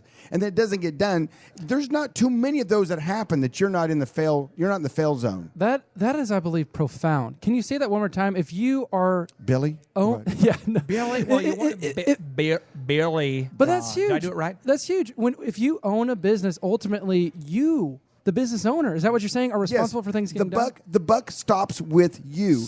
And what I'm telling you is that as you're doing projects, as you're doing these things, for the original question, you have to assess your team members. You have to assess the people that are assigned things to get done. And you know what? Yes, you have to trust and verify. In other words, you have to stay on them. You have to every day, every week, you have to follow up. I want to bring this in because I'm you getting kind of fired up No, here. you do a great job on this. I want to bring this up because get fired up. what happens is when you assign something, I want to make sure you get this. The word abdicate. That means that back in the day, if I was a king and I knew that my kingdom was going to be overtaken, I would what they call abdicate the throne. I would go, hey, Justin, hey, if Billy, it's cool, man, Billy. I want to see if you could run the castle, this week. And you're like, why? Why all of a sudden? Oh, your leadership skills are amazing. Just put on this crown, you'll be fine. And then I run out the back door going, oh my God, I don't want to die. And that's abdicate. That's what you do. They would literally give a decoy. They would tell somebody that they didn't mind if they died, and the king would go run out the back door to avoid certain death. That's abdication. It's where you just denounce your throne. Delegation is where you tell someone what to do and you assume they didn't do it. So like as an example, anything that I ask my team to do goes on my to-do list, and I ask them over and over. And you see it, Robert, all day. Did you do it? Did you do it? Did you do it? Did you do it? Did you do it? Oh, yeah, I'm working on it. Did you do it? Did you do it? And I don't believe anybody ever about anything ever. I do not trust a single freaking human on the planet Earth ever. Even when people say they get stuff done by marking their to-do item red on the to-do list, you still follow up with them. And I don't even trust myself, which makes it crazy. But here's an example. Today, no, I'm not kidding. Today, I bought a lamination machine. Steve Currington says, could you buy a laminator? I said, absolutely. So I put it on my list. And you know why I put it on my list? Because I'm not going to remember. Right. Then I'm driving home. I'm going through my list. I'm like, oh, I got to buy the laminator. I buy the laminator. Then I take the laminator. I put it in my car. And then today in the meeting, it says on the meeting, grab laminator out of the car. And today, I don't remember. A lot of things happen in my life. And then during the meeting, it goes, Clay, get laminator. And Steve's like, you need to get the laminator. I go out to my car, grab the laminator. That's how it works. I'm not going to remember things. It's not going to happen. You have to, when you delegate something, you've got to write it down and follow up. It's very simple, but it's very difficult for people. And to kind of hammer home what Z was saying, Aristotle, our main man, he once said there's only one way to avoid criticism as a boss. It's to do nothing, say nothing, and be nothing. Ouch. So who's the most successful human in the world? Oprah. Well, she's irritating people because she's standing up for things. Who's the president? Well, he's irritating people because he stands up for things. The only people that people don't care about are the people who do nothing. So if you're worried about offending people, you've got a problem. You need to go be an employee and not a boss. Because bosses make big obstacles seem small. Yes, preach. Amen. Oh, hallelujah. Amen? Is he was he a baseball player? Amen? Amen? No, is that? I'm glad you thought that was funny. But did he play? What team does he play on? Are you talking about? Do they have teams, or they all have their own individual fields? Or see, how does this baseball work? Amen. Is that his name? I'm just surprised they still play it. I thought the sport had died out like the dinosaurs. I thought every now and then they dug up a bat, out in the thing they dug it up, and then like an aluminum bat. I thought they uncovered the other day in Camden Yard. They uncovered this bat. They're like, oh my gosh, what is this? And someone researched and thought it used to be called a baseball bat. Justin, there is the Los Angeles Dodgers. Can you tell us how are the Dodgers doing? Are they going to win the thing or whatever the thing is they do? I'll tell you what, they got a 50-50 chance. I hear they call this the World Series. The World Series, do they? I appreciate you coming in hard with an opinion there. Yeah. Do they with the World Series? Is it a series that goes around the world, or how do they play the baseball? Yes, they call it the World Series, but actually it's just the teams here in the States. But they do have World Baseball, and that is teams from all over the world. Don't we have some teams from Canada? I mean, it's not the United States. Or you think of Canada as like our 51st state that's kind of just the ornery. That's kind of bizarre how you just throw a team. Here's the thing. There's Toronto, right? Blue Jays? Hey, that is true. Here's the deal. Canada has a free military. That's what that is. That's just Canada's like, you know what, we're pacifists because you guys weren't going to let us get dominated. So, I mean Canada should mail us. I'm serious. Canada is like, have you been to Canada? Every Canadian should mail us right now a gallon of what maple syrup. Maple syrup, yeah. All right, now, Thrive Nation, when we come back, we're going to be breaking down the art of getting things done. Specifically, we're going into creating one email inbox. I want to hammer that point home. We're bringing Wes Carter, Tulsa's #1 attorney, in my opinion. Tulsa's #1 attorney, America's #1 attorney. In fact, his partner boss guy, Mr. Tom Winters, was featured in the Tulsa World recently. These guys are counseling. They're providing some input to President Trump. Could be a good thing. Could be a bad thing. Either way, he's the president of the world. No, Is he actually, part of the America. Yeah, President Trump is definitely part of the Illuminati. No, I meant Wes. Oh, yeah, absolutely. The Thrive Time Business Coach radio show is filmed in front of a live studio audience. So, Dr. Z, I'm always curious. How many people did you pay to be in the live studio audience today? Hey, Z, there's a lot of people. Hey, guys, don't touch my... Hey, away from the equipment. Just less air horns to make it easier for people to hear what we're saying. So, welcome back to the Thrive Time Show on your radio. Today, we're talking about how to grow a successful... forget it.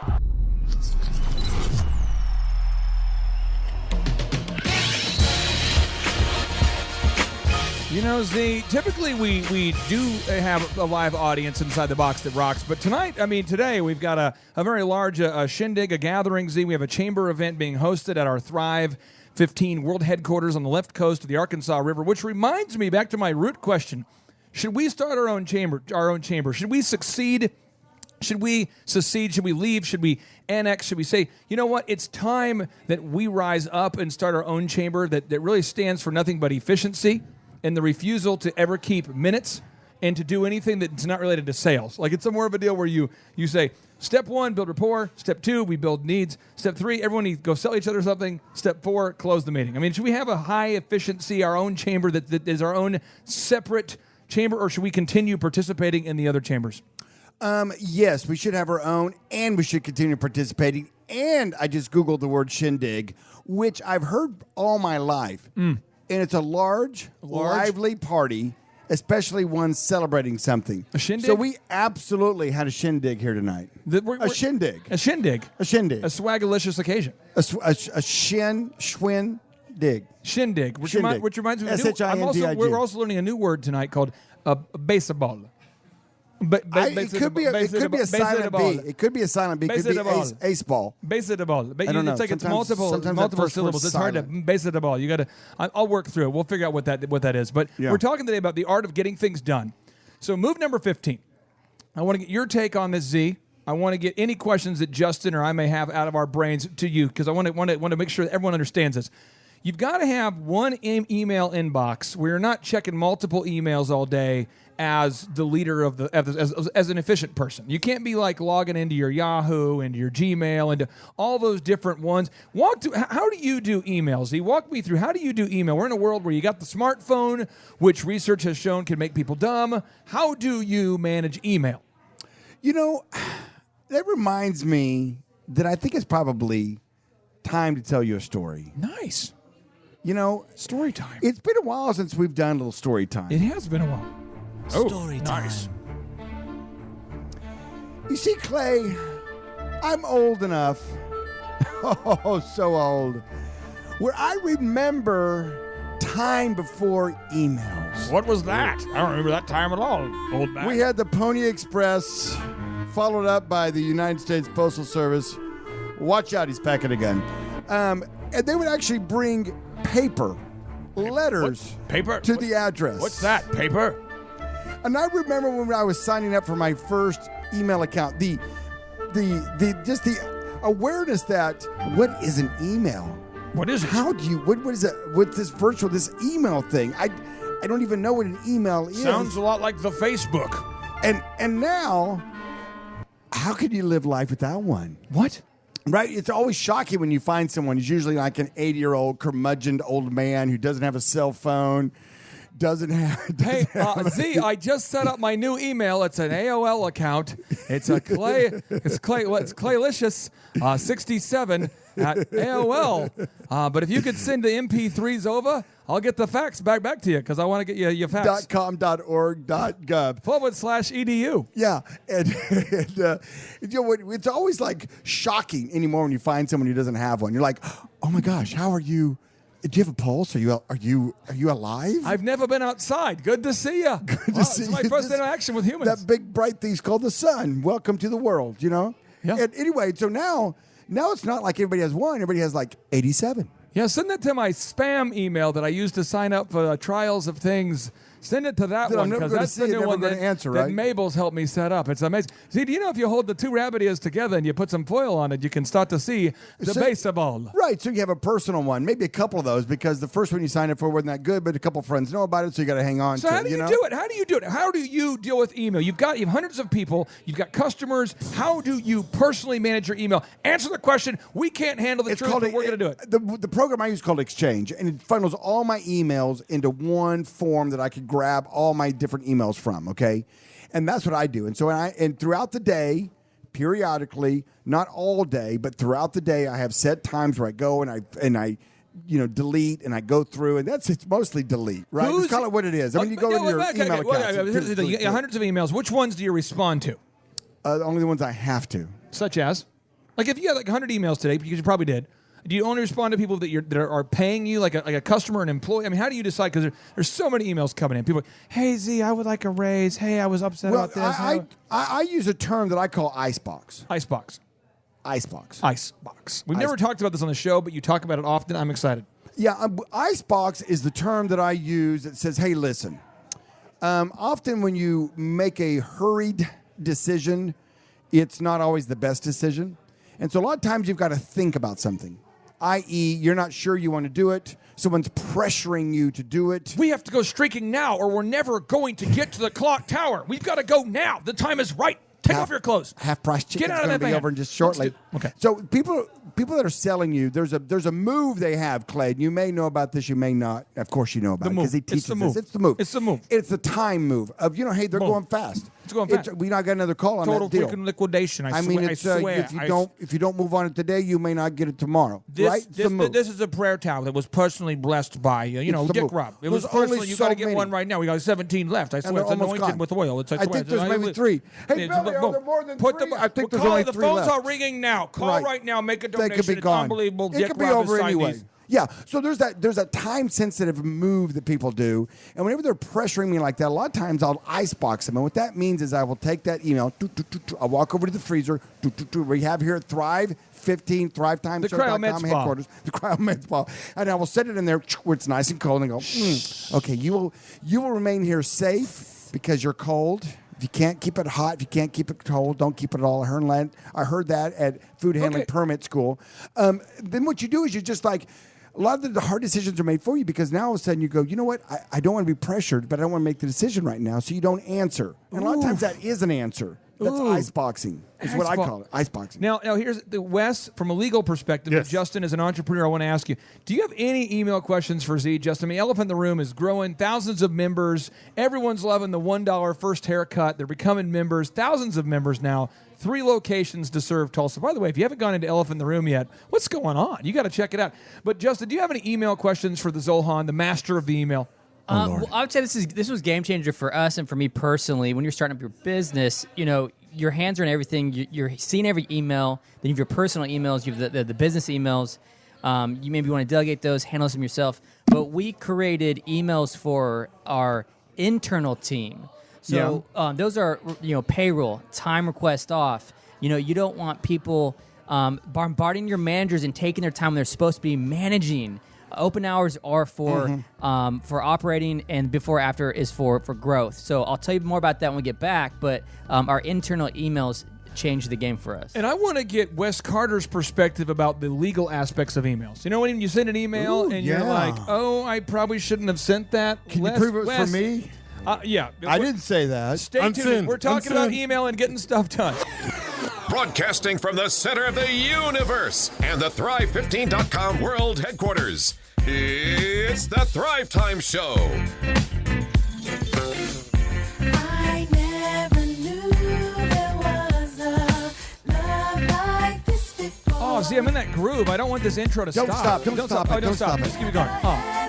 Oh, there it is. Yep, I'm in that groove. Get right in there. I feel like the problem is whenever you get into a good groove, you don't want to get out of the groove. I know. It's like isn't the job of a great DJ is to get people in the groove, Get in the and groove. then see how long you can keep them in the groove? Can I say something real quick here? The last time, and this happened, I DJ'd for your daughter Bridget's wedding. Yeah, and you did a great job, by the way. You got into that groove. In and the you groove. became a slave to we that were, groove. We you were, could not we get were out a of the groove. groove And I'm team. like, we were a groove team. you were It the was- groove master. You were mixing. And I was like, you got to get out. I was receiving. I said, bro, you got to get out. You can't. You got a business to can't. run. You've got a family. can't. You've got emails to check. You've got to get out. You've got to get out of the can't get groove. out. And you said, I I can't. can't. And we just kept going. And it was like it was like you put your hands in the air like you didn't care, but you did. And I'm going, you have to put those down. Like, I don't know what's happening. My hands are in the air like I don't care, but I do. I care so much. I cared because I wrote the And you're checks in for the that wedding, so I groove. really did care. Right, by and the I'm way. like, and then it was really, just, and then you were shucking and cared. jiving. You were shucking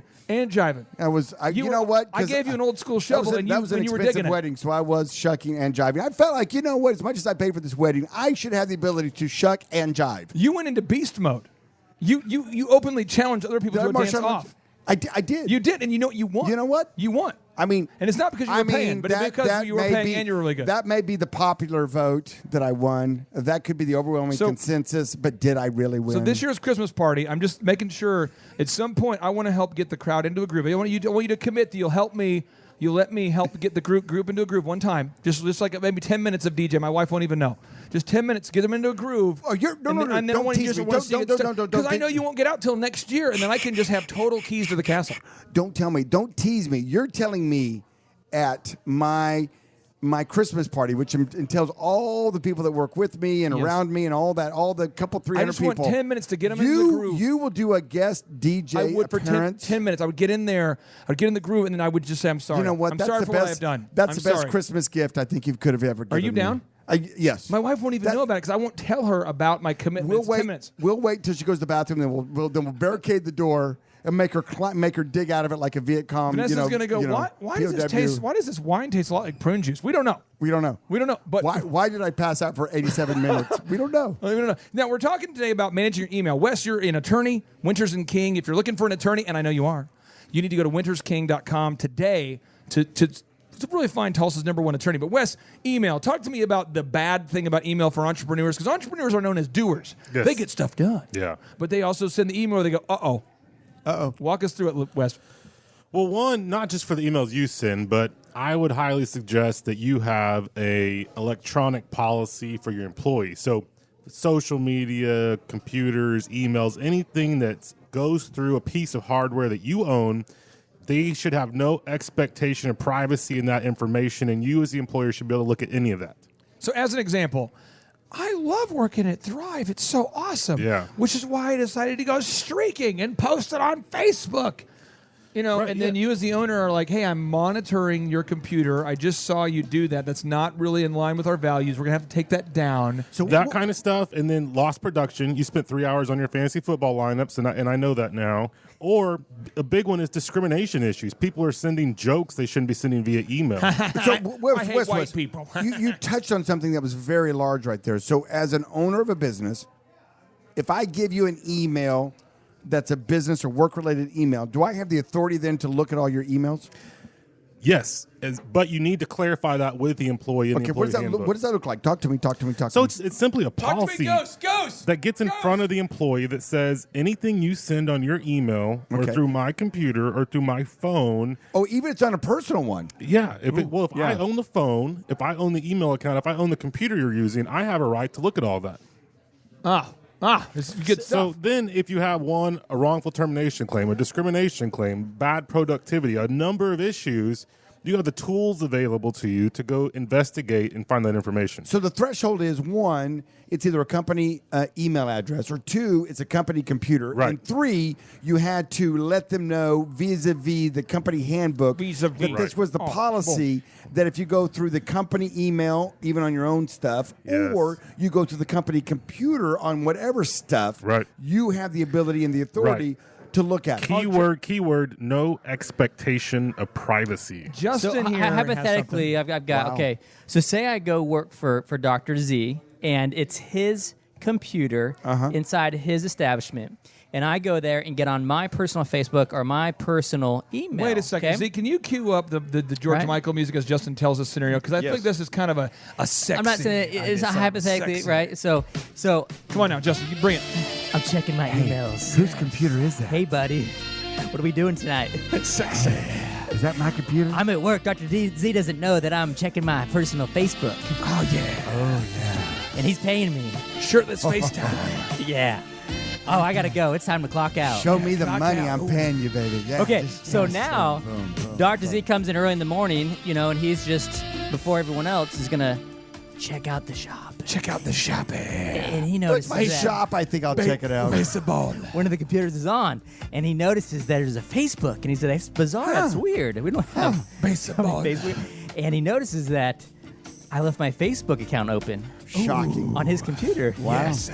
So does he have the right? I say that's a gift. He's got a gift. Oh, There's a gift. A gift. I would not condone rolling through your text message history that you didn't already perform on that computer, or seeing what secret photos you sent to your significant other. But but if you did it on the clock through that computer, and I'm not sneaking in and doing it myself, that's fair game as long as I have the right policy. Oh, Right policies. That's the key. The right policy. That's the key, and that's what it's all about, to set up the foundation block. And that's why when people are setting up a business, Clay Clark, Come on now. they need to get a business coach and make sure they have the right building blocks, the foundation set up. What the heck is going on? This is the thing. I know that you people listen to this great show. You wouldn't do this. It's other people. It's other people Other in people. other planets, other countries, other broadcasting networks, places where they're talking about political things they can't control in the weather. Not this show. What you people are doing is you're out there running a business and it's unsuccessful. You barely survive, right? That's 9 out of 10 businesses that make it. Just so we're clear, Forbes says 8 out of 10 businesses fail. But what about the ones who just barely make it?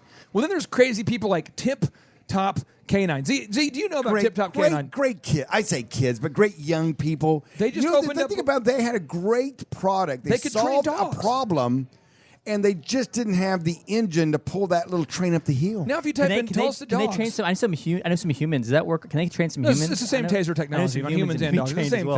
thing. It's a human grade. But what they do is these guys are topping Google. They have leads coming in every day. And they just opened up their 2nd and 3rd locations today in Boise.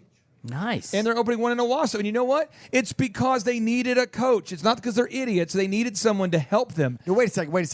Whoa. You're telling me that I'm smart and I should be able to figure things out, and there's plenty of, I can go out there and sort things out myself. And is it kind of a sign of failure to go get a coach or Let me say this. Steve Jobs, the guy who started Apple, right? Okay, there's Jeff one. Bezos, who Okay. started Amazon. Okay, he's Eric kind of Schmidt, successful. who's the CEO of Google. They It's all kind of a had one thing. thing in common. It's called Billions? No, it's a business coach. They all had Bill Campbell as their business coach because they needed somebody to help them stay organized in details because they're visionaries, which is why they had a hard time being detailed. And baseball, you have a hitting coach. Baseball? Baseball, hitting coach, right? Baseball? A hitting coach or And, a so, hitting and, coach? in soccer, what He's kind of coach hidden do you because have? we don't have baseball anymore. In soccer, what kind of coach do you have? Baseball sounds violent. How to fake an injury? You know that I'm a hustler. You know I'm a hustle for ya. You know I'ma get this dough, bring it home. Baby, I'm a hustler, yeah. I'm a hustler. You know I'm a hustle for ya. You know I'ma get this. All right, Thrive Nation, if you are a hustler or you want to be, if you want to become profitable, you have to learn how to get things done. And so many people struggle with getting things done. So we're talking about the 66 moves that you can use to get things done. Move number 16, in honor of Joe Montana, is determine to get your action items done every day, no matter what. Now, Lee Cockerell is the former executive vice president of Walt Disney World Resorts. He used to manage 40,000 employees, and he said, you either pay now or pay later with just about every decision you make about where and how you spend your time. Also, as a reward for getting stuff done, you will feel inspired. This just in. Inspiration is the reward. You actually feel inspired when you get things done. But see, you will experience a thing called cognitive dissonance when you make goals that you don't achieve. When you set a daily goal, like I'm going to do this and you don't do it, you feel guilty, which usually causes you to become a very negative person and you begin to attack others. It's kind of a weird thing. If you want to study psychology for years, as I have, you can get into it. But Z, talk to me about why you never want to put stuff on your list that you're not going to do, making these ridiculous to-do lists that you're not going to do. Well, it sets you up for failure. And we here at the Thrive, I call it Thrive Nation. Thrive Nation. You know, we have all these different ways of helping you. Podcast, yeah. Podcast. We have in-person workshops. One-on-one We have coaching. one-on-one coaching. We have a What's winery reverse we're echo? opening up there in the He's Napa a- Valley he's a- region. He's reverse echo. And we have our Thrive15.com business coaching platform, which is no BS. No BS. That you can get for the $1 your first month and then $19 afterwards. And you get the new Shameless plug. chamber that we might be working on. And the new chamber we're working on. But what happens is that, here's the thing, is that when you set yourself up for failure, when you say, hey, you know what? I'm going to get that done when pigs fly. I'll tell you what I'm going to do. I'm being serious now. I'm going to lose 200 pounds this year. So what I'm going to do is I'm going to Next run month. I'm 18 losing- miles every morning. I'm losing So 22 pounds a day. I make like 100 sales calls in like an hour. Yeah, what happens is that you set these unrealistic goals. You set yourself up for failure, and then you get that failure loop, and then pretty soon you're holding a cardboard sign on the corner of a street, fighting some other guy to Can stay I off tell your you corner a very to beg for money. funny story that's a Yes. little old enough that I think people would appreciate, but Okay. not young enough where you'd go, I know who that is. Yeah. We had a guy who worked with us, and he had a ReAwaken connection, okay? All right. And this guy... Rhema is a Bible school here in the Tulsa area, for those of you who don't know. And he believed that if you could believe it, if you could believe it, Yep. you can achieve it. Sure. And so he came into our office, and I'm not kidding. He said, here's the deal. I am here. I am on a purpose. I'm on a mission. I'm going to be the best sales guy ever. And he, you know what he did? He did it. Like he had no sales experience. He went to one of these revival things. He like believed he could be good at sales. Yeah. He just did it. And I'm going, this is awesome. Well, he was also a very massive man. Okay. And he says, dude, I'm going to lose, and true story, so I'm going to lose like 100 pounds between now and like Christmas or some date, you know? Okay. And I'm going, okay. I mean, Okay. that would be like 30 pounds a month, you know? I mean, that would be like you running like probably 12, 15 miles a day. That would be like you definitely like, that'd be knee pain. That would be you like changing your diet radically. That's like no carbs. That's like, I mean, that's a thing where I think it'd be best if you just start committing to like walk a block a day. Sure. Maybe just a block a day would be good. And he goes, Yeah. no, bro, I'm doing it. I'm going for it. So, like, he runs. I'm not sure. I mean, he's just running, and I can just imagine the thing, but he's running. He's very kind of a Chris Farley personality, just running. And we watched him in front of the building because he's running in front of the building. We had I-44 in Skelly. And he's running, and I don't know how far he ran, but it was probably like 400 feet, you know, and then he's like, you could tell he's, okay, I'm done. He's done. Comes back upstairs, and we're like, dude, how was it? 400 feet. No, I'm not kidding. He did not run the length of the building. You could tell. And he goes, I go, what happened? He goes, it's too far. I can't do it. So what he did is he started doing this thing where he said every day he's going to walk like, I can't remember the number, but you know, I'm going to walk like 5 blocks today. Sure. The next day, 6 blocks. Sure. And then it was, well, anyway. Reasonable. I saw the guy at an actual chamber event, as we're kind of joking about chamber events, it kind of popped into my head. I saw him and I'm like, dude, you look awesome. And he goes, yeah, I'm down like 150 pounds. And I'm like, how are you doing? He's like, well, that got up to where I'm doing like 3 miles a day now. But it's like he started with a realistic goal, and it was so encouraging to watch it happen. But you just can't be the guy who's going to like all of a sudden, if you've never worked out ever, you're a sedentary person to say to yourself, and I felt bad for him. We tried to build him up in the office, but he told everybody, I'm going to do it. You guys have no idea. And because he was good at sales, he thought he could do this. And I'm not dogging him. I'm just saying that's a really tough challenge to set yourself up for failure like that. And everyone in the office, I told him, I said, guys, he's coming up here. Don't mock him, you know, because you could tell like he was a bad thing. And everyone was really positive with him. Yeah, but you could tell he felt like this shame because he had just said he was going to do it. And they're all looking out like, you're not going to do it. And then he made it like 400 feet because it was just like too much. So I'm just saying this. I think it was funny. It was like funny now because it's far enough back where we're like, dude, that was crazy. He ran like 400 feet. Well, the thing about it is you got to own your successes and your failures. You know, and you can't go around holding your head down because you had a fail moment. You set a goal out there too big and you didn't hit it. You know, own it and move on. I want to take over Canada by noon. Tomorrow. Tomorrow. Is that an unrealistic goal? Okay, so I got Saskatchewan done, but it's not well, we had a completely thriver Canada. that reached out. Is a good guy, I'm sure, but I'm talking to we did a 13-point assessment. So if you're looking for a business coach, it starts with we will do a 13-point assessment with you to figure out whether we can actually help you or not. And the guy's goal was to take demilitarized nuclear submarines, which I'm not even convinced there is such a thing as a demilitarized. Where they just give those to Libyans, sell them. And so he wanted to use that to desalinate water because of the power capacity of a submarine's nuclear engine. And I thought this does not sound. This is real. I remember this. This is real. And I'm like, what do you do now? Yeah, I know. And he's like, well, I work at Jimmy John's.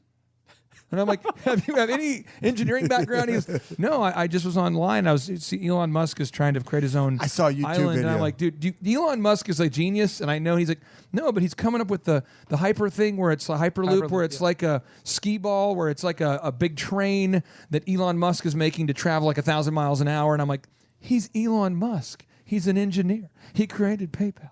He's making Tesla. He's like, you are not going to tell me what I can't do. And I'm like, you know what, buddy? Tony Robbins is your man.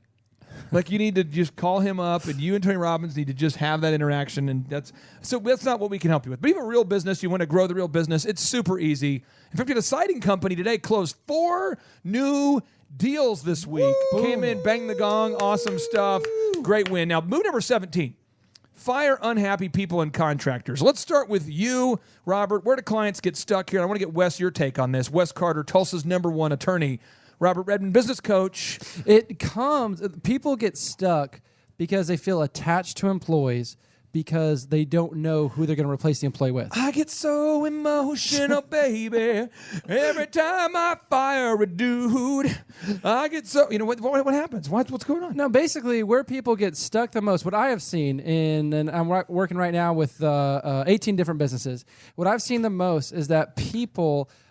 aren't able to replace other people, so they get stuck with these unhappy people. They show up to work, and they don't like... Even today, this morning, I was in a meeting with a client, and we were talking about how to rate your, basically, employees, A, B, or C players, because they're talking about, man, these people are calling in sick. Well, Jack Welch, the #1 CEO of all time, he has a system called differentiation, which he used to grow GE, which was a stagnant company, by 4,000%. 4,000. And he said, step 1...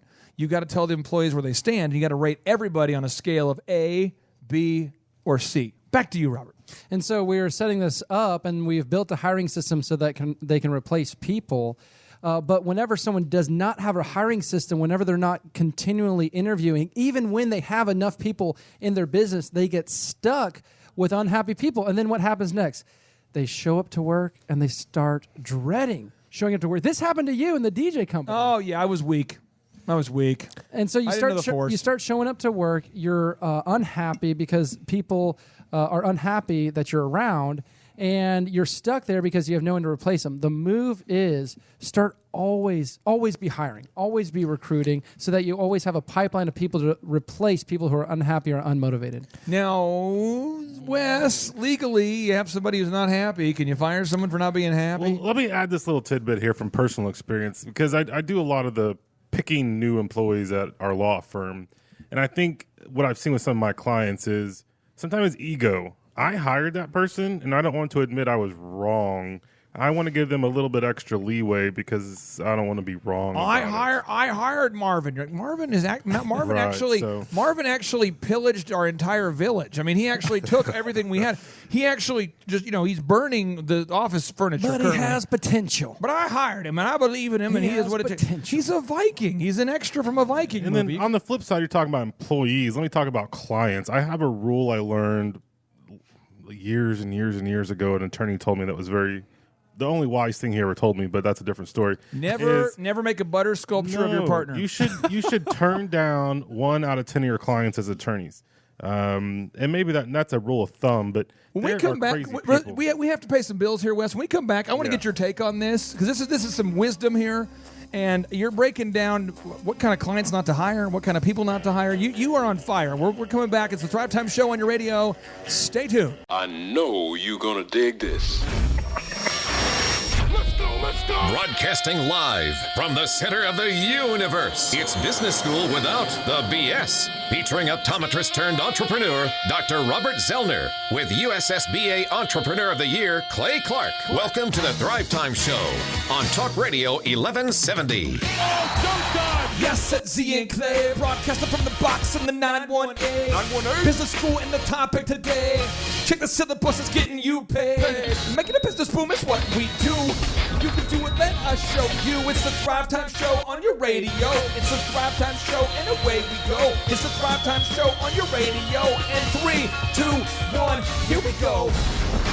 All Boom, boom, boom, and boom. Welcome back to the Box That Rocks. It is the Thrive Time Show on your radio. Big shout out to the New England Patriots continuing to win, and then winning more. We are so excited that you, Thrive Nation, have decided to join us today on today's broadcast. And today we are talking about the art of getting things done. This is going to be a 6-part series now, okay? So this is the 4th installment of this series, The Art of Getting Things Done. And it may very well become a 10-part series because we've had such a great feedback from listeners out there who have just struggled to get things done for years. They just struggle to get enough time in their schedule freed up to execute, to knock things out. So move 24 is you want to stop emotionally engaging with social media comments and reviews about your business. Now, Reid Hoffman, the founder of LinkedIn and a partner with Greylock Partners, he said the fastest way to change yourself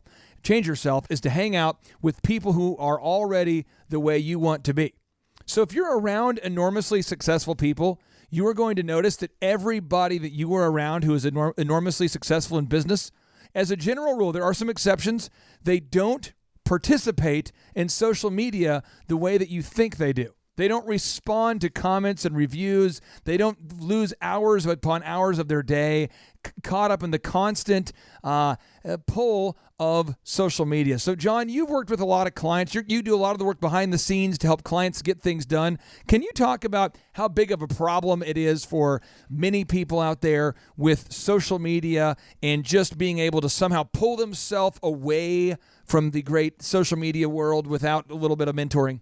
Yeah, so social media, just as a general rule, is just a giant distraction for all people, whether that's a business owner or a employee or whatever it might be. People use that to escape, to focus on other things.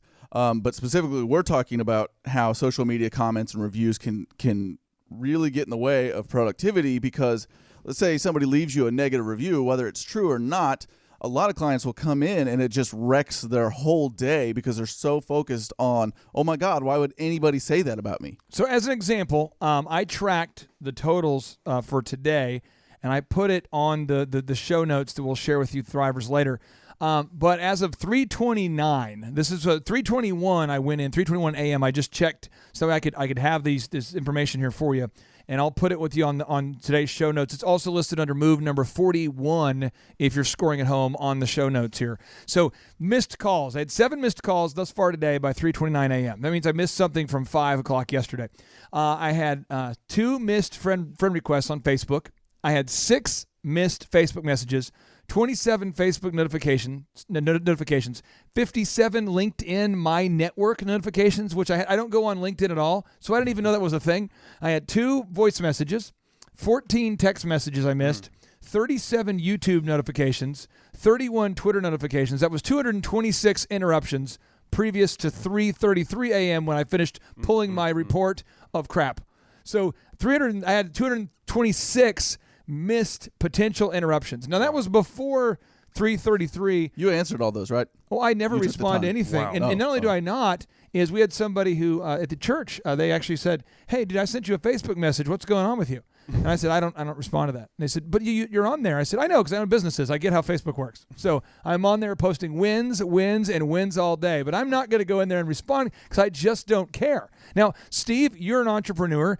How have you either personally or how have you seen it where somebody has let negative comments, as John pointed out, on Facebook or LinkedIn or Twitter or a bad review, how have you seen somebody wreck their day? Well, the minute you respond, people are trying to get a rise out of you. So the minute that you respond, then they respond, and then it's like in this tit for tat thing where you're trying to defend yourself. And all I would say is, there's no winner in that. So don't try to defend yourself because you're already losing. And the more it's kind of like when a kid's annoying you and they say, well, just ignore them, and they'll leave you alone. But if you tell them hey, stop, quit it. If you just ignore them, they don't know. So that's what you got to do is you just got to ignore it. Because otherwise, now you're firing back, and now maybe there's some truth to what they're saying. Maybe that makes you mad too, and maybe there's something, right? So you just got to not engage with it. I want to give all the Thrivers my tip for social media. Totally use it all you want for 1 minute a day. That's my tip. Just give yourself 1 minute, block out that minute, maybe 30 seconds on Twitter, 2 seconds on YouTube, 1 second on Facebook, and you're good. I mean, you can use all the ones you want. Just do it within a minute. You're good. And I've never actually met a single small business owner that's ever built a multi-million-dollar company by using social media as their way of doing so. With there's like these exceptions, like there's these outliers. But I mean, if you talk about small business owners like a plumber, like a doctor, like a dentist, now someone like a Rustic Cuff, who that was her brand, was the culture, that's an outlier. And maybe that pertains to you, and maybe that's how you're going to grow your company. But I see people wasting 90% of their time, John, and making 1% of their income on social media, but spending 99% of their time on there engaging with those comments, my man. I have a super move for social media. You can spend probably an hour once a year and just schedule all of the posts that you want on Hootsuite.com. And you can actually link up all of your social media. And so you have to think about it, what you want to say, but then you can schedule those suckers out for a year, and you never have to look at it again. Oh, that's a super move. Super move. Now, move 25. You want to take a 5-minute timeout before responding to anything serious in your life if you want to get things done. So as an example, people, the higher you up you go in the food chain, the more people have negative things to say about you. It just happens. So, Andy, I want to get your take because you played basketball professionally, and I'm sure you had the boo bird in the stands. There's always, if you're a speaker, there's always one guy who's kind of taunting you or being difficult. But in the stands, you're out there. What position did you play when you played professional? I played shooting guard and power forward as well. It just depends how tall the defender was. How tall are you? 6'5". Okay, so you're 6'5". Could you shoot good from the outside, or were you more of a driver? How did you score? I was more of what you call a slasher, so definitely driving a lot more. If they stood off me a little bit, I would shoot the ball, absolutely. How many points a game did you average when you were last couple years in the professional? In Europe, it was 18 points a game and about 9 rebounds. Okay, so you did pretty well. And there's always the guy in the front who was always like, dang, boo! And they're always an American, by the way. You couldn't, there wouldn't be like an English person, you know. Sure. It was always me. Sorry. I will never forget. Yeah, it was John.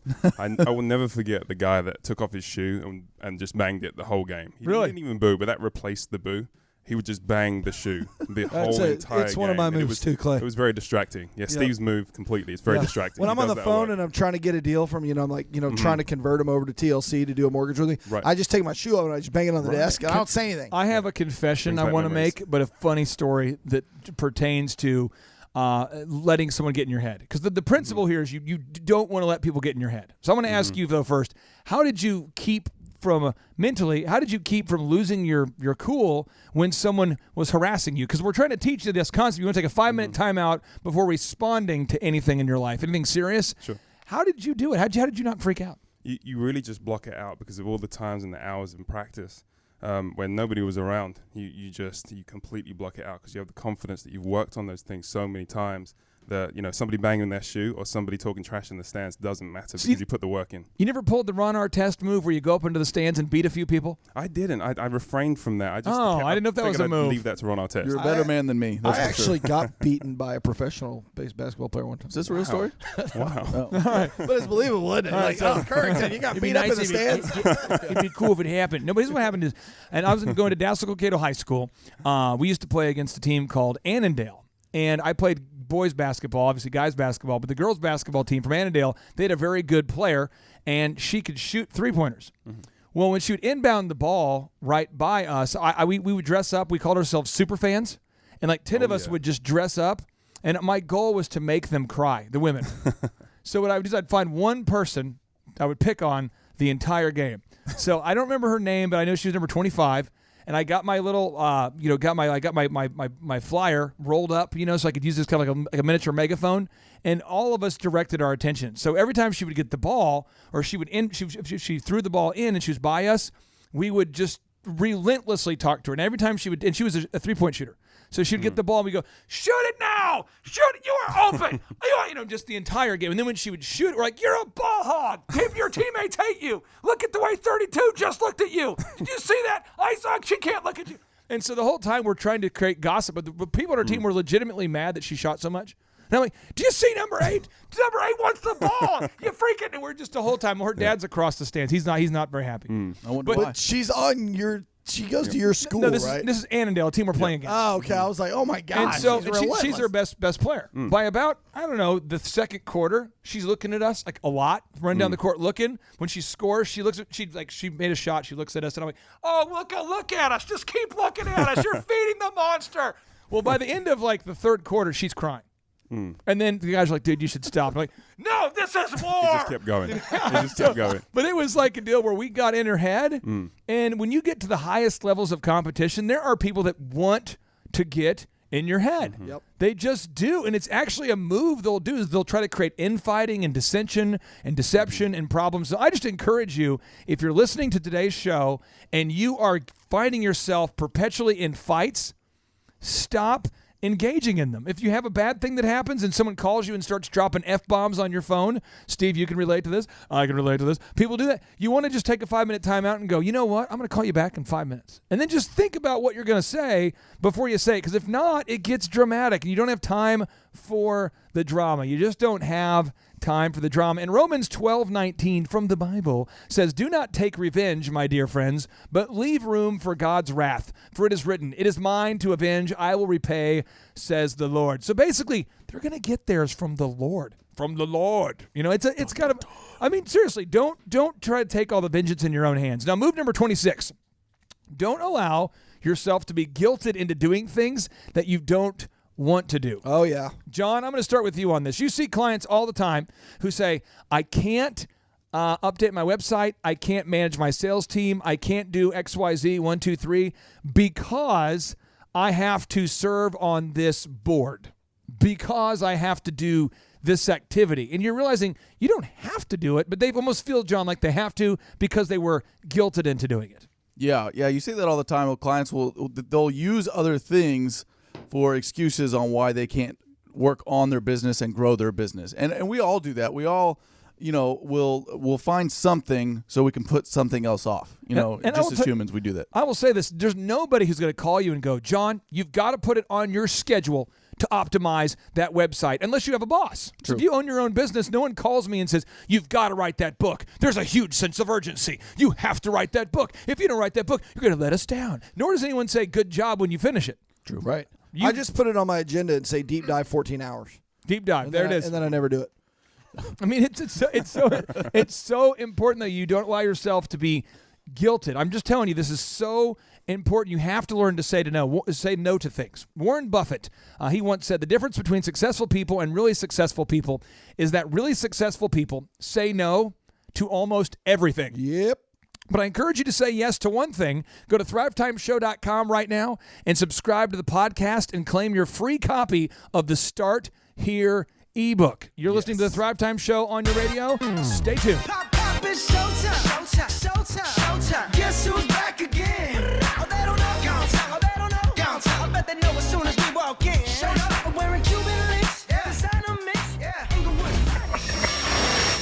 Get ready to enter the Thrive Time Show on Talk Radio 1170. I know you're gonna dig this.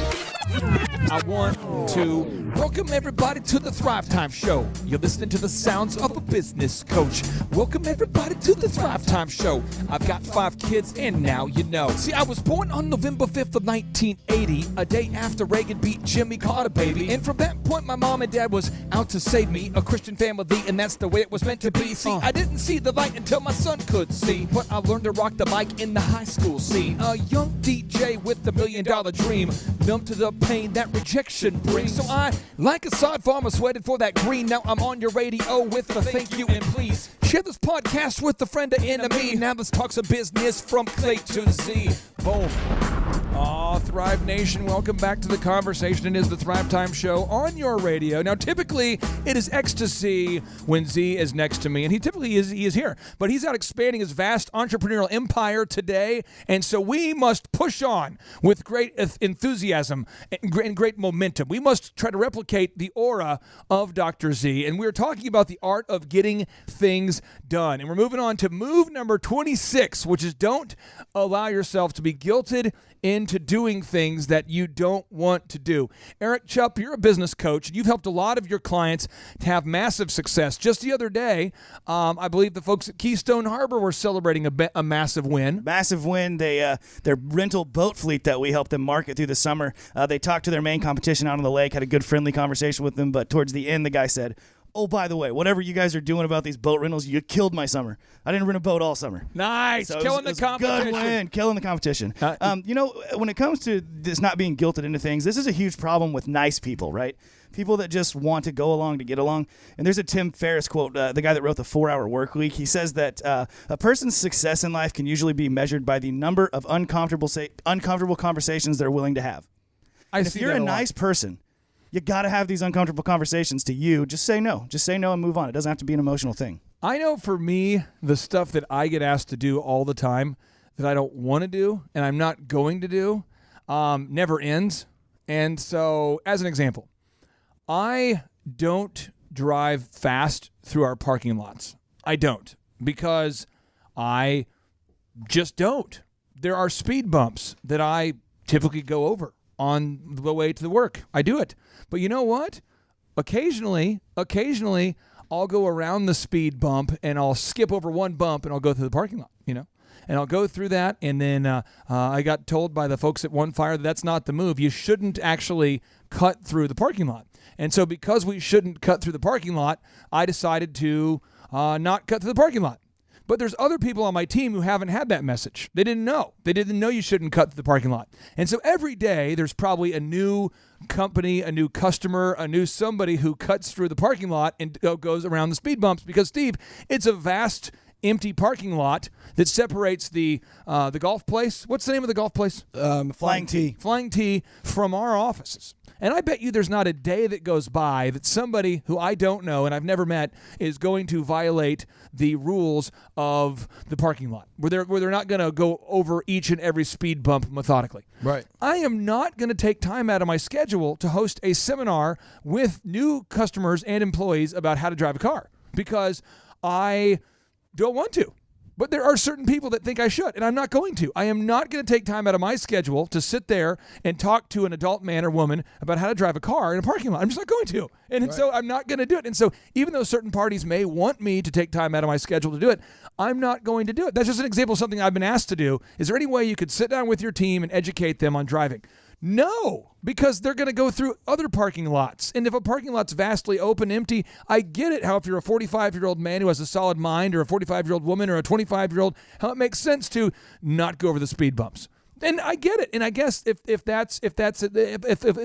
not going to be improved, that's okay. But that's something where I've been asked that. I've also been asked to volunteer to speak at certain organizations for lunch, and I never leave the building. I just not going to leave the building during the day. Yeah. And I don't want to leave the building during the day. And Chup, you see this all the time. People will, they'll ask, "Yeah, could you meet for lunch or dinner?" Yeah. And I never leave the building. No, these are booked up. I'm all booked up. And I don't think I don't think I'm doing that though to intentionally be a jerk. I just want to go home and see my kids. And so your life is purposeful, right? And you've set a schedule and you have to follow it, because if you start deviating from that path, that's a slippery slope you get on, and then you get used to not following your calendar. So you have to have that in your life. But does it not irritate people? Oh yeah. And people think that just because they call you, or just because they email you, or just because they text you, or just because they reach out, that you're now required to respond, and you're not.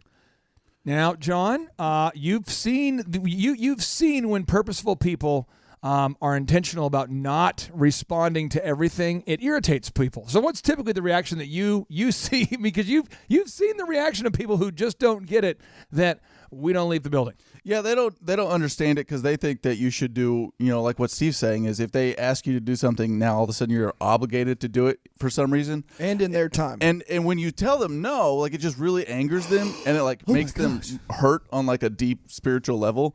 And they're in the corner and they're like, but what's great is you do that enough times to the same people, and then they just stop asking you to do things. Well, here's another example.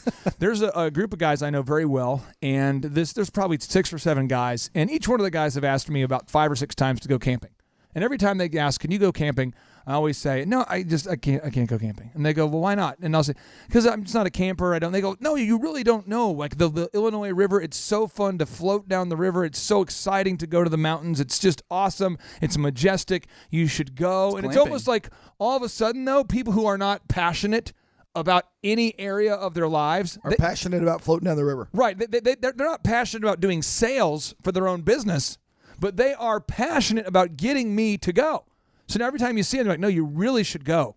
You really," and I'm like, "I'm not going to go." And then finally we have to the awkward conversation where I'm like, even if we believed that the second coming of Christ was going to happen at that campground, it would still be doubtful whether I would go because I don't camp. Right. You know what I'm saying? And but people, I guess I'll miss out on the coming of Jesus Christ because I'm not going to go camping. Well, the reason why you have to take such a hard stand on this is like what Chup was saying is like once you open that door to be guilted into things, it's a slippery slope and it never ends because like it'll keep growing. It'll keep, this one more thing. How about this photography company? I used to have a photography company, and brides used to love to call on the week of the wedding saying, "Hey, I have an appointment at 4. Is there any way we could move that to 6? And I used to always say, "No, we're actually all booked out there." And the reason why is because I wanted to go home and see my wife. Because I was Wait already. a minute, come on. But you, Chup, you've seen it where we've had schedulers get like overwhelmed with constant rescheduling because people know this person's going to let me reschedule all the time. Well, if you do that, then like 70% of the people will reschedule, and then your schedule is completely screwed up. So. And Chup, you've seen that with people loading in equipment. People say, "Can I load in at a different time?" Yeah. No, you cannot. Dude, you know what I do? I flip it. I reschedule their reschedule. back to the original time. Oh, yeah, that's how I get them. I got to reschedule that back to the I'm like, original time. yeah, we can totally do that. And then I call them 10 minutes later, and I'm like, hey, we need to reschedule back to 4. And we come back from the break, we're going to be talking more about the art of getting things done. And specifically move number 27 is you need to stop buying things that you don't need. It is so important that you quit purchasing things. You every time you buy something, it comes with a responsibility. You have to insure it, maintain it, fix it, learn about it.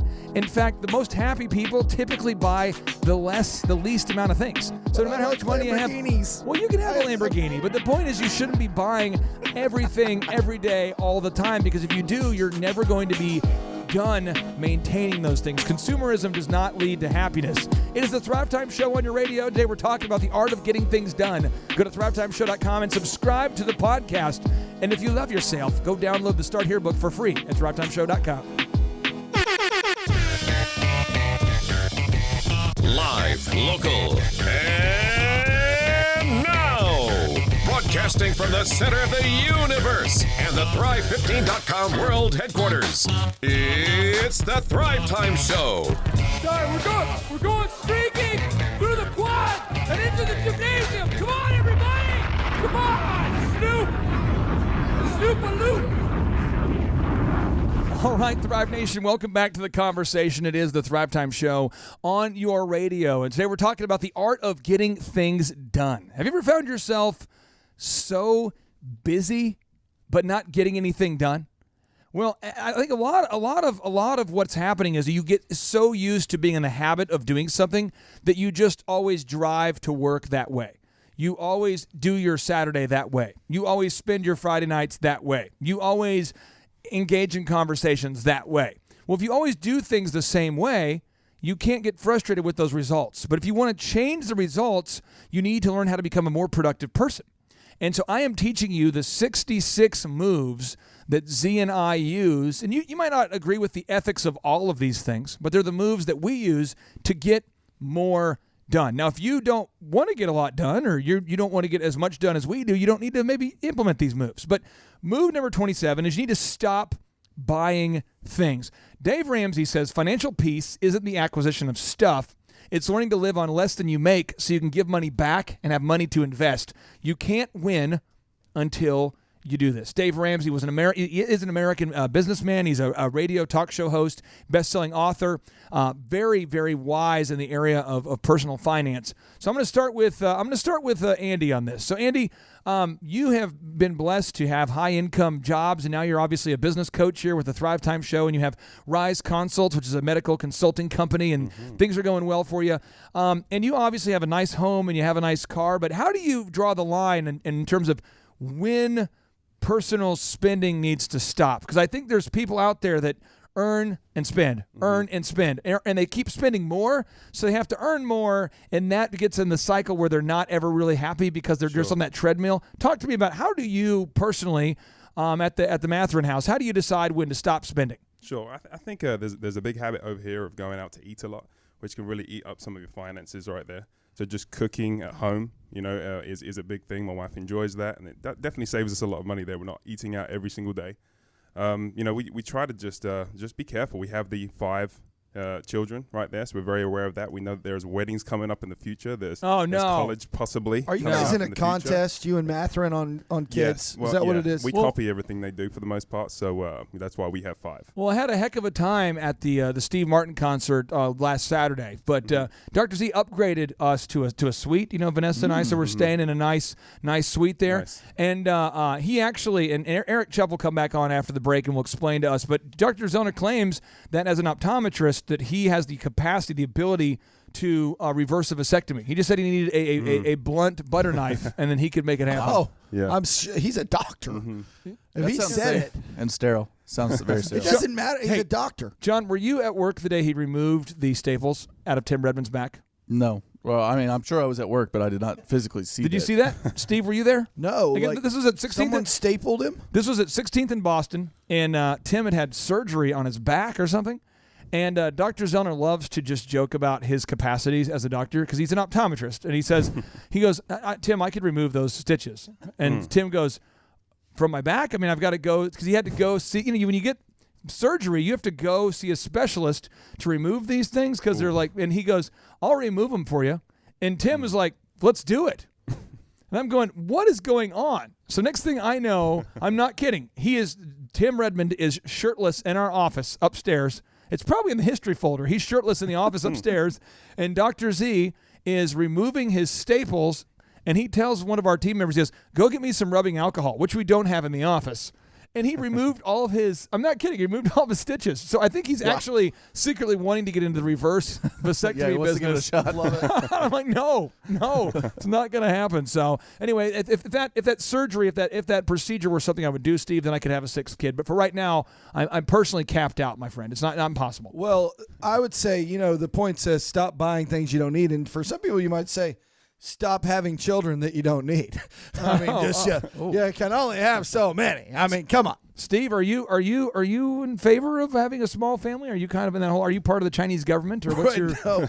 And we need our kids. No, okay? I just had the second kid I had was a daughter, and Clay, I know that you have 4 of them. So yeah, my wife said I would have more kids, but I'm afraid I'm going to have another daughter, and I don't want to have another daughter. And I don't know how you do it because I have one daughter and I want to put her back. It's like, take her, put her back. I tell her all the time, Emma, get back in your womb.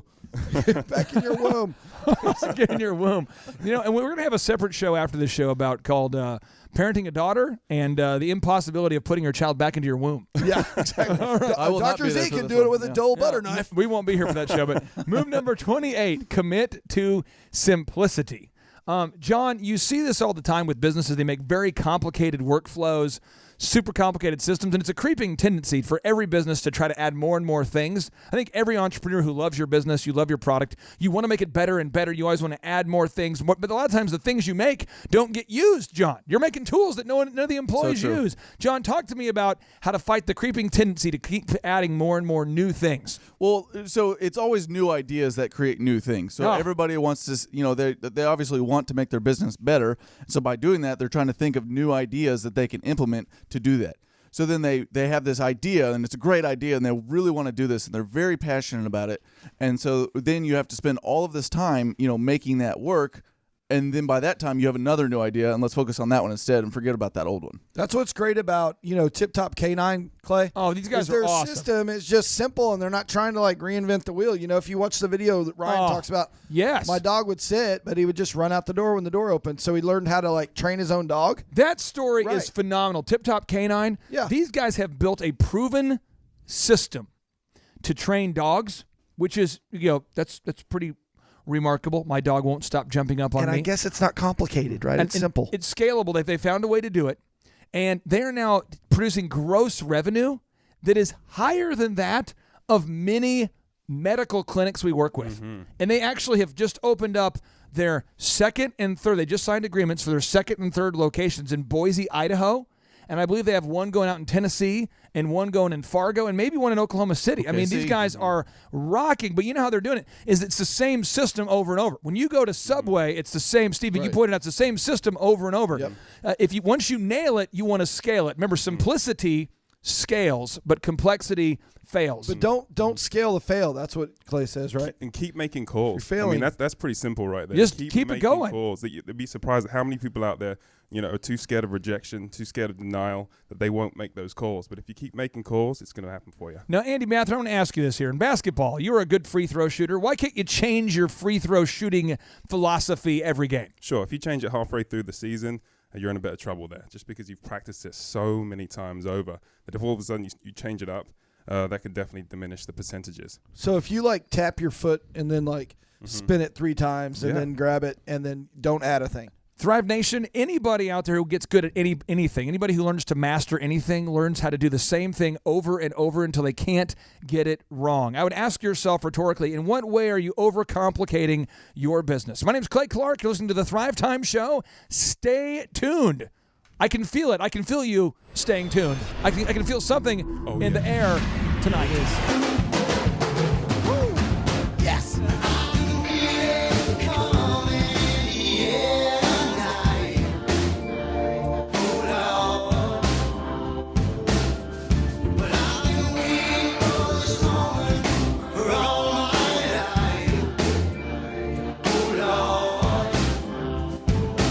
Broadcasting live from the center of the universe. It's Business School Without the BS. Featuring optometrist turned entrepreneur, Dr. Robert Zoellner, with USSBA Entrepreneur of the Year, Clay Clark.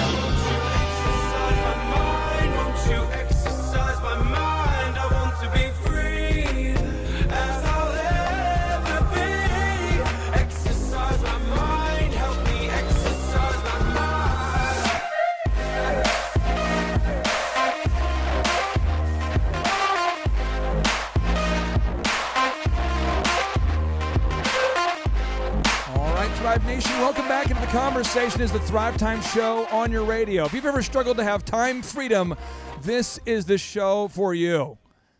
Steve, time freedom, is it not a challenge? I have time freedom right now, actually. John, is time freedom not a challenge? It's a huge, huge challenge. Chup, is time freedom not an issue? It is a huge issue as well as a huge challenge. Now, I'm gonna talk about a client who's no longer a client, who has made millions upon millions upon millions upon millions of dollars, who every time I would meet with this guy, every single one of his meetings was about the same thing. And what he wanted to talk about was, how can I free up time? And the sad part was he had the money to be free, but he always wanted to do ridiculous website updates. And John, you know who I'm talking about. This guy would always want to do endless website updates, endless print pieces, endless videos, endless podcasts, endless things, always just in a perpetual wanting to stay busy. But they would always say they wanted time freedom, but at the end of the day, they just wanted to stay busy, or at least subconsciously they did. And it's I just encourage you today to ask yourself, do you actually want to have time freedom? Because if you don't, that's fine. If you want to stay perpetually busy doing a big to-do list of things that don't matter, then stay busy. But if you want to have time freedom, you've got to commit to simplicity. John, I want to get your take on this. If a client came to you and said, so here's you can go ahead and hit me with the wisdom baseball bat. There's a wisdom baseball bat, and it's, if you hit me with it, I learned, but it's kind of a painful, but it's, whoosh. If you could just hit me right in the face, just crush me in the skull about simplicity, I'm ready to do it. You don't have to worry about my feelings. I just want to know, go ahead, let me have it. Hit me in the junk with the wisdom bat. Go for it. Well, okay, so what I would say is, instead of trying to reinvent the wheel, just use what already works, right? Come on now. So, everybody wants to come up with this crazy new, innovative product, and see if it works. Yeah, I got a wheel. It's an oval. But you feel like you're floating down the road. If the goal is time freedom, right? Then find what works. Or look at somebody else that already knows what works, duplicate that, and then stick with that system so your business is working. Then you can work on your time freedom. Well, I'd rather, focus on innovation, Chup. I don't want to do what works. You know what I'm saying? We got to innovate. I'm more of an innovator. I'm more of what I would call well, I'm more of a, I go to the coffee houses a lot, and I have a bunch of ideas, a lot of apps. I grind at the coffee house. You see what I did there? I am not an app developer, nor do I know anybody. But that doesn't freaking stop Tom Brady, does it? Remember Tom Brady's app, the one he made where... Back to you, Chuck. Yes. Well, one thing that when we're talking about committing to simplicity, if you're in management or you're owning a business, I see this a lot where people want to start to automate everything as they get a little bit of success and they start hiring more people and they want to put this crazy complex software in place. And the thing is, your employees are never going to learn how to use all of the functions, so you're going to spend all this money on an expensive software. And the other thing about that is they're going to use that as an excuse to not get their job done. But you don't understand. All the employees I have in Boston are freaking awesome. I swear to God, we are wicked awesome. We can just get it done. I bet you are. You don't freaking understand my brother Danny. He can memorize anything. Danny. You know what's impressive about this point is, Chuck, you actually tied in move number 27 and 28 together. Don't buy things that you don't need. Exactly. And keep things simple. Oh, it's so nice. Oh. Now, I want to read you a notable quotable from Albert Einstein, who allegedly did some things. He actually who's Albert what? True story. He is the reason why we're not speaking German. Winston? The bagel guy. The Germans were developing the atom bomb and were far ahead of us. And Albert Einstein pointed out to President Franklin Delano Roosevelt, "Hey, we probably should get started." And they're like, "What?" He goes, "No, I know these people. I remember I'm from Germany. I fled there because I'm Jewish to escape certain death. I was their leading scientist. I'm telling you, they know how to do it. We need to have a sense of urgency. We should probably get started." And they're going, "Well, I don't know. Do you guys want to go golfing?" Innovation. And then the bomb hits Hawaii. All of a sudden, now we're like, we're in. We're ready to do this. And he says, if you can't explain it to a 6-year-old, you don't understand it yourself. Isaac Newton piles on. Says, truth is ever to be found in simplicity and not in multiplicity and confusion of things.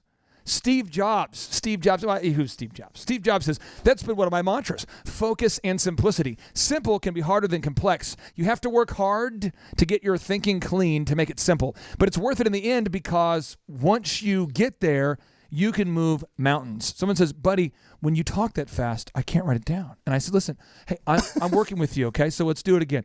That's been one of my mantras. Focus and simplicity. Someone else says speed up. I'm saying, stop it. I'm trying to do a radio show here. Simple can be harder than complex. You have to work hard to get your thinking clean to make it simple. But it's worth it in the end because once you get there, you can move mountains. Somebody else says, how many people are in the studio? Who are you talking to? Are these voices in your mind? What is wrong with you? They're outside the door. Oh, they're outside the door. Okay. Hordes of people. Tom Peters, though. Tom Peters, best-selling author. I love his book, The Search of Excellence. That book right there is a book I don't talk about a lot because I don't think the average person could handle reading that book. I think you read it and you go, I don't want to read it. And then about chapter 2, you go, yes. Chapter 3, you go, oh, I'm riding this train, yeah. And then in chapter 4, you realize only successful people have read that book. If you want to go out to dinner with a CEO, he's read that book. And you realize, I can't read, it's not a best-selling, like in terms of you can't reference that book when talking to like What's your it called average friend. again? It's called In Search of Excellence. And one of the things he points out in the book is that, just as an example, I am very, very, very, John and I are probably in the top 10% in the world of search engine optimization. I'd say not top 10%, probably top 1% of search engine optimization experts, where people from all over the world used to hire me to come and speak to their company because I'm awesome at it, because I've spent a lot of time on it. A ton of time. I've read all the books, and then when you're not spending time on it, I'm spending time on it. And then when you're not working on it, John and I just hired another consultant, Bruce Clay's firm, the guy who wrote Search Engine for Dummies, to educate us yet again. It's a never-ending pursuit of excellence. Not only have we read all the books, we actually wrote a book. We did. We wrote a book. The Search Engine Manifesto. Yeah, it's all right. I think there's a guy named Jonathan Kelly's name on that. There's a guy in there. That book is available right now for free. You can download it. It's part of the Start Here book. It's available for free download at thrivetimeshow.com. And the reason why I say this, though, is Tom Peters points out anybody who's awesome at something just does the same thing over and over and over until they become the best. Like shooting free throws, right? Like we were talking with Andy earlier. Well, as an example, Michael Jordan, as great as he was, he went and thought, you know what, I was very good in high school at baseball, and I'm going to go ahead and try to play professionally. And as great as he was, he realized that I can only hit like with a 200 batting average at the pro level, which is still better than the average person through just athleticism and skill. But you can't be great at everything. So you want to be awesome at one thing. You want to dominate that thing. And he says almost all quality improvement comes via simplification of design, manufacturing, layout, processes and procedures. Taco Bueno, they didn't say, man, things are going so well here at Taco Bueno. Why don't we open up a Jiffy Lube? Right. Because they just keep opening up more Taco Buenos. That's like LaMode Cleaners. Same thing. That's why they keep opening up LaMode Cleaners and not taco stands. 9 locations. You don't see LaMode out there at LaMode and Jiffy Lube. Now move 29. Avoid the physical and emotional presence of chronically late and emotional people. Oh, yeah. Okay. my Going to go with Take him John. out back. Joel Osteen says you cannot, this is what Joel Osteen would say. He says, you cannot expect to live a positive life if you hang with negative people. That's how Joel Osteen would say. He goes, you cannot expect to live a positive life if you hang out with negative people. Your impression of him is just spot on. Joel, Well, it's that was kind of like Captain Kirk meets Joel Osteen. I'll get better at it. But anyway, It's, so Kirk better. It's improvement. Kirk Osteen. John, walk us through this. Yeah, so the thing about people that are always late is somehow they want to put that now on you because they came into the meeting late. You should continue on your meeting a little longer to make up the fact that they were late. That's just one of those people. Then the emotional people, oh my gosh, these are my favorite. They're like Everything's on fire. Yeah, everything's on fire. I want to whine about every single thing, and then now somehow my problems are your problems. We share problems, and let's talk about it. What I want to do is we had a person we hired that I think made it for 2 weeks. I knew this person. I'm going to call this person White Pants. And I want you to share the story. Everybody's talking about my white pants. Oh, nice. Wow. After this, Chup is doing a live concert. Everybody's talking about his white pants. White pants. White pants. Got my white pants Diverse on. pants. Why can't we have diverse pants? Yeah, why can't they just be pants, guys? Why does it can't always they have just to be be pants? That's true. Why does it Right? have to be pants? Okay, Why do we have I'll admit fault in this. Is my fault. Yeah, it's just pants pants. should be technicolored dream pants. Those pants were offensive for many people of all different races, colors, nationalities. And I'm tired of it. I'm not actually going to wear pants anymore as a protest. Yes, I'm flipping no the pants. script. I'm putting on black pants. When we come back, we're going to talk about white pants and hiring emotional people. This person, they somehow made it through our group interview process. They were a bad hire. Yeah. And I think they made it about a week and a half before they were attacked by the Cobra and fired for being an idiot. Stay tuned. It's the Thrive Time Show on your radio. If you are looking for the Start Here book, the world's best business book, go to thrivetimeshow.com and get your copy today. Start here. I feel my heart beating. You make me feel like All right, welcome back to the Thrive Time Show on your radio. My name is Clay Clark, your co-host with the most, the man with a plan, the dude with an attitude, your broda from Minnesota, the commander of this entrepreneur ship trying to steer it away from the tricky rocks, waters, things that could, sink a ship. And on today's show, we have a unique opportunity to teach you how to get things done. And one of the ways you have to get things done, the next move that we're teaching, the next specific move as we talk about the art of getting things done, is move number 29, which is avoiding the physical and emotional presence of chronically late and emotional people. Now, John Kelly is one of our project managers at Thrive. He is the dude who runs the execution of all the systems. He makes sure that the things get done. He manages the team. And John, we hired a person, we'll call this person White Pants. And we hired White Pants. Can you explain to the Thrive Nation the story of what happened? Yeah, so White Pants worked for us, I want to say maybe a week. It wasn't even a week. But you asked her to do the unthinkable, which was to self-manage herself while doing drop-offs. Right. So I asked her to do drop-offs, and keep in mind, I have personally done drop-offs, so I know how the system works, and I know how the system should work. What are you dropping off? Well, it depends on the client, but typically it's some kind of cookie or goodie or something like that for the Dream 100 list. And so I asked White Pants to go do this. There's a list of, I think it was like 10 people. And she's literally gone all day. I don't see her for the entire day. It's 10 drop-offs. They should take a maximum of how long? If they were crazy far apart, maybe 2 hours. Maybe 2 hours. Maybe 2 hours. Maybe 2 hours if you're really stretching it. And I don't see her, so it's like 8 hours. So I talked to her the next day, and I'm like, hey, how many did you get to the drop-off? She goes, I couldn't get to all of them. I couldn't get to all of them. And I was like, You couldn't get to all of them? I couldn't get to them all. I couldn't do it. And so I was like, well, how many did you do? 3. 3? I did 3. And I was like, I was just like, at this point, like it just doesn't make sense to me. And I watched you. I watched your face, and then she's just sitting there going, I got to 3. And she goes, well, I didn't have directions. And I go, well, I didn't give you the addresses. Well, I did. But I didn't know how to get there. I didn't and know how to get there. You didn't know how to put them in your phone? I was born yesterday, and I've she's never like, used a I'm phone. not from Tulsa. Like, everything that I said, the more I talked to her, the more angry I was getting, but I kept trying to swallow it. And I'm getting mad right now. I'm like getting red just thinking about it. And I look over, and Clay's just sitting over there, and he's just giggling because I'm like having a brain meltdown. Because I know how just impossibly stupid the person pretends to be. That's the issue that I have. That's their move. Wow. Every single person, you have someone in your office right now, if you're not intentional about this, you will have them in your office, and they're going to pretend to be stupid. Let me give you another example. Dateline, Thanksgiving, years ago. Family member says, "Can I borrow your car?" I said, "Sure, borrow the car." They borrow the car. They bring back the car on E, completely E, out of gas, parked in my driveway with no gas. Well, as you guys know, when you get up the next morning and you need to go somewhere, you need your car to not start because it's out of gas, So I get up, get in the car, head off to my thing, and it runs out of gas like maybe, 500 feet down the road or something. I mean, it's not even a half mile. And so I have to start it again. And thankfully, I was nearby where I had just enough juice where I could start it and stop it. And I don't know what was going on with the gas tank, but somehow through fumes, I made it there.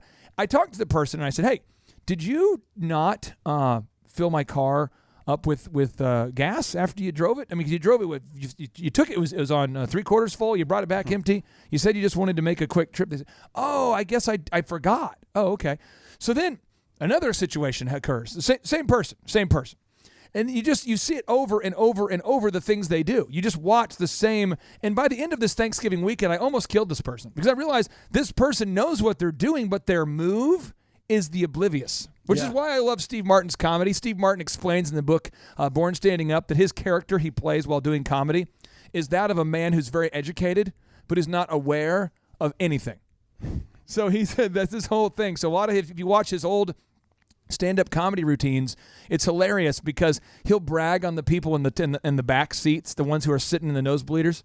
He'll brag on how awesome their seats are because they have such an aerial perspective. He's like, "Man, you guys must have paid thousands of dollars to be up there, man. I mean, because you guys are looking down on us, man. You're like an aerial view. It's like God's seats, man." It's like, "Well, for you guys, I brought a magic trick I'm going to show you." And he'll get out a small dime, and he'll go, "Here's my trick, man. What I do is you take this. Which hand is it in now?" Oh, and he's like, "Oh, it's amazing. You guys are amazed up there." And he just keeps the entire routine talking about how awesome it is. And then he acts like he discovered for the first time because people yell at him all the time. They're yelling from the stands. And then he's like, "Oh, you're saying those are the cheap seats? Oh." But his whole comedy is based on pretending to not know what's going on. But that's what makes him funny.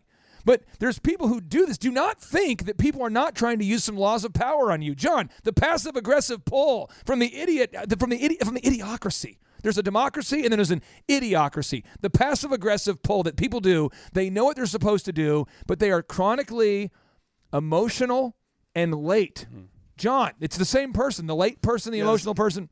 So the person that tries to play stupid just so they can get out of their job is the same person that is the chronically emotional. Because if you call them out, be like, "What are you doing?" Like that, better than this. Then they're like, "What are you trying to say?" And then they get all offended about it. It's the the exact same person all the time. I just want to clear up the fact that the whole white pants thing. It's not men's underwear. This is actually trousers you're talking about here. Just for those English what are trousers? listeners out there.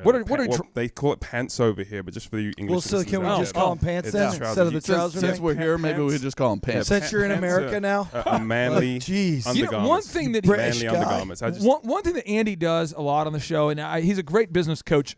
But one thing he does, and it's not even a passive aggressive, it's an aggressive aggressive, is he's always trying to overthrow our country. And John, if you saw him, he's wearing that red coat again. He threw my tea out, and I was like, "That was our job." I don't understand. Yeah, it was cold tea. Can you please take off the red coat? Here's the deal. The other day, he goes into take it off. He offered. He was a very nice guy. He says, "Hey, listen, I'm going to get you guys some Chick-fil-A for breakfast. You guys want some Chick-fil-A?"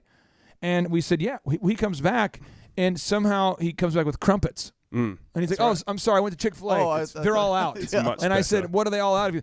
Of everything, but I brought crumpets. I mean, it's kind of a move. Now, move number 30, the art of getting things done, is you want to turn off the notifications on your computer, your phone, and every digital device. Now, I'm going to read you a notable quotable from a man who's made millions of dollars by investing in social media, and he tells you shouldn't use it. So he invested in it because he thought it's a great thing because you can't stop using it. But he encourages you to not use it. I'm going to read this notable quotable from Naval Ravikant. This is what he says. He says, I think the modern world is actually really bad. The modern world is full of distractions. Things like Twitter and Facebook are not making you happy. In fact, they are making you unhappy. This is the guy who invested in these things. He says, you are essentially playing a game that's created by the creators, me, of the systems. And yes, it could be a useful game once in a blue moon.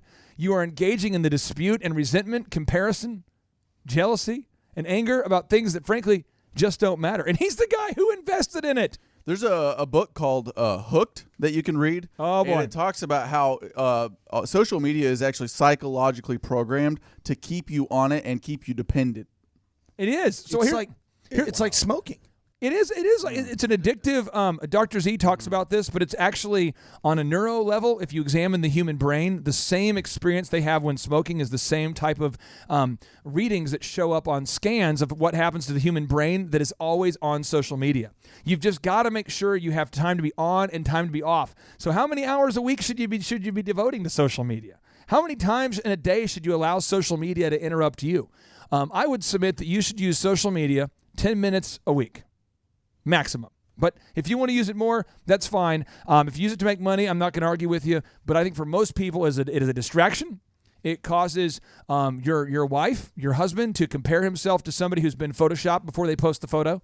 You see these women who are not in shape, and they'll post their photo, edit it up, mock it up, and then put it on Facebook. And then you'll see someone in your family trying to compete with that person.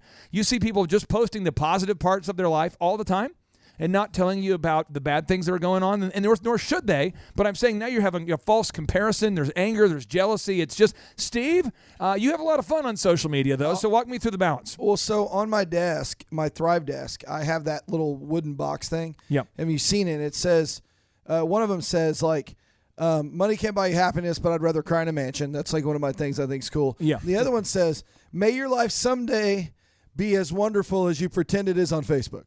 Because that's what people do. Just like you said, they post the highlights and maybe the sympathies. You know, it's like, oh, I had this problem, or I need advice from a bunch of strangers that I say are my friends on Facebook. But it's just like we talked about earlier when you're talking about with your business, engaging on Facebook whenever people are being negative, is you can get into that doom loop. Loop. People, you know, like you said, people say, oh, I sent you a message on Facebook, you do this. I post a lot of stuff to Facebook. You do, yeah. But I don't respond a lot to people. Did you see my thing? I don't go through my Facebook newsfeed and like see what people are posting. I just post what I post. You know what you do? You use Facebook as a newsletter is what you do. Right. You use it as a way to share things with people, but you don't go on there and compare yourself with other people and get into arguments. Right. Some people use Facebook as their only communication device that, by the way, allows them to be interrupted during a work meeting by someone they know from third grade. So Right. move 31, the art of getting things done.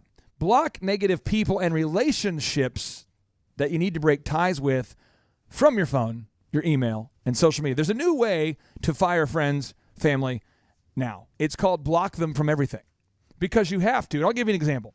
There is a very, very dishonest, horrible person who reached out to me on Friday during our workshop to rekindle something we never had. They screwed me on a deal. And now it's been long enough, I guess, that they want to meet about us helping them.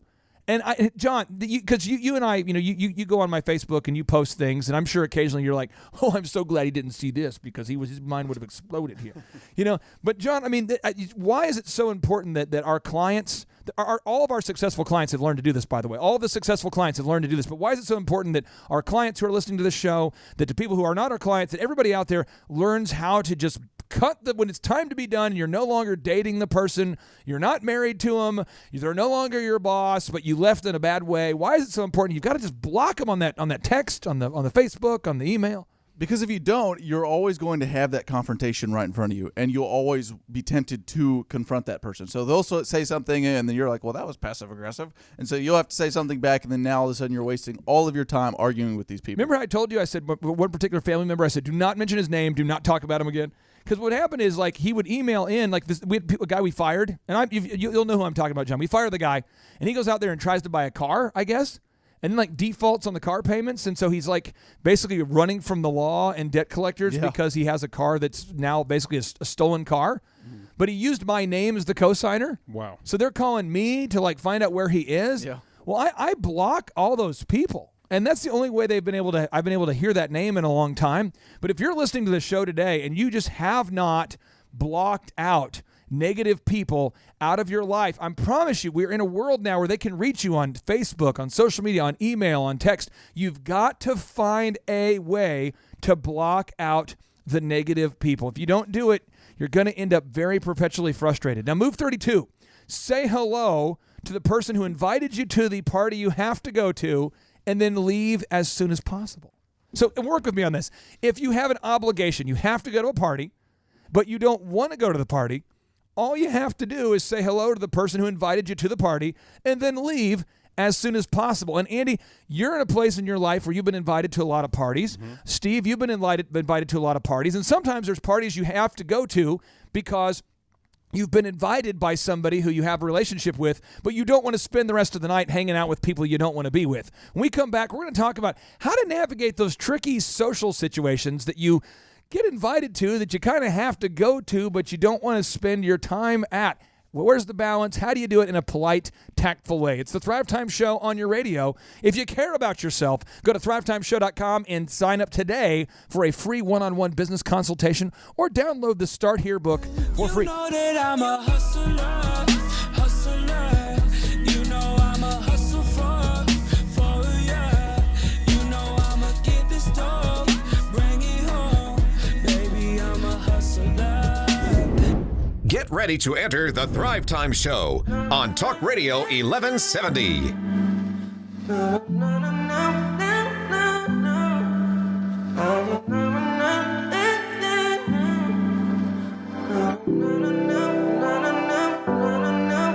Mark my words, that's all that I have. Mark my words, give you all I got in every way I will. You're the only reason why. Oh, I don't wanna live a lie. Mark my words, mark my words. Thrive Nation, welcome back to the conversation. It is the Thrive Time Show on your radio. And mark my words here.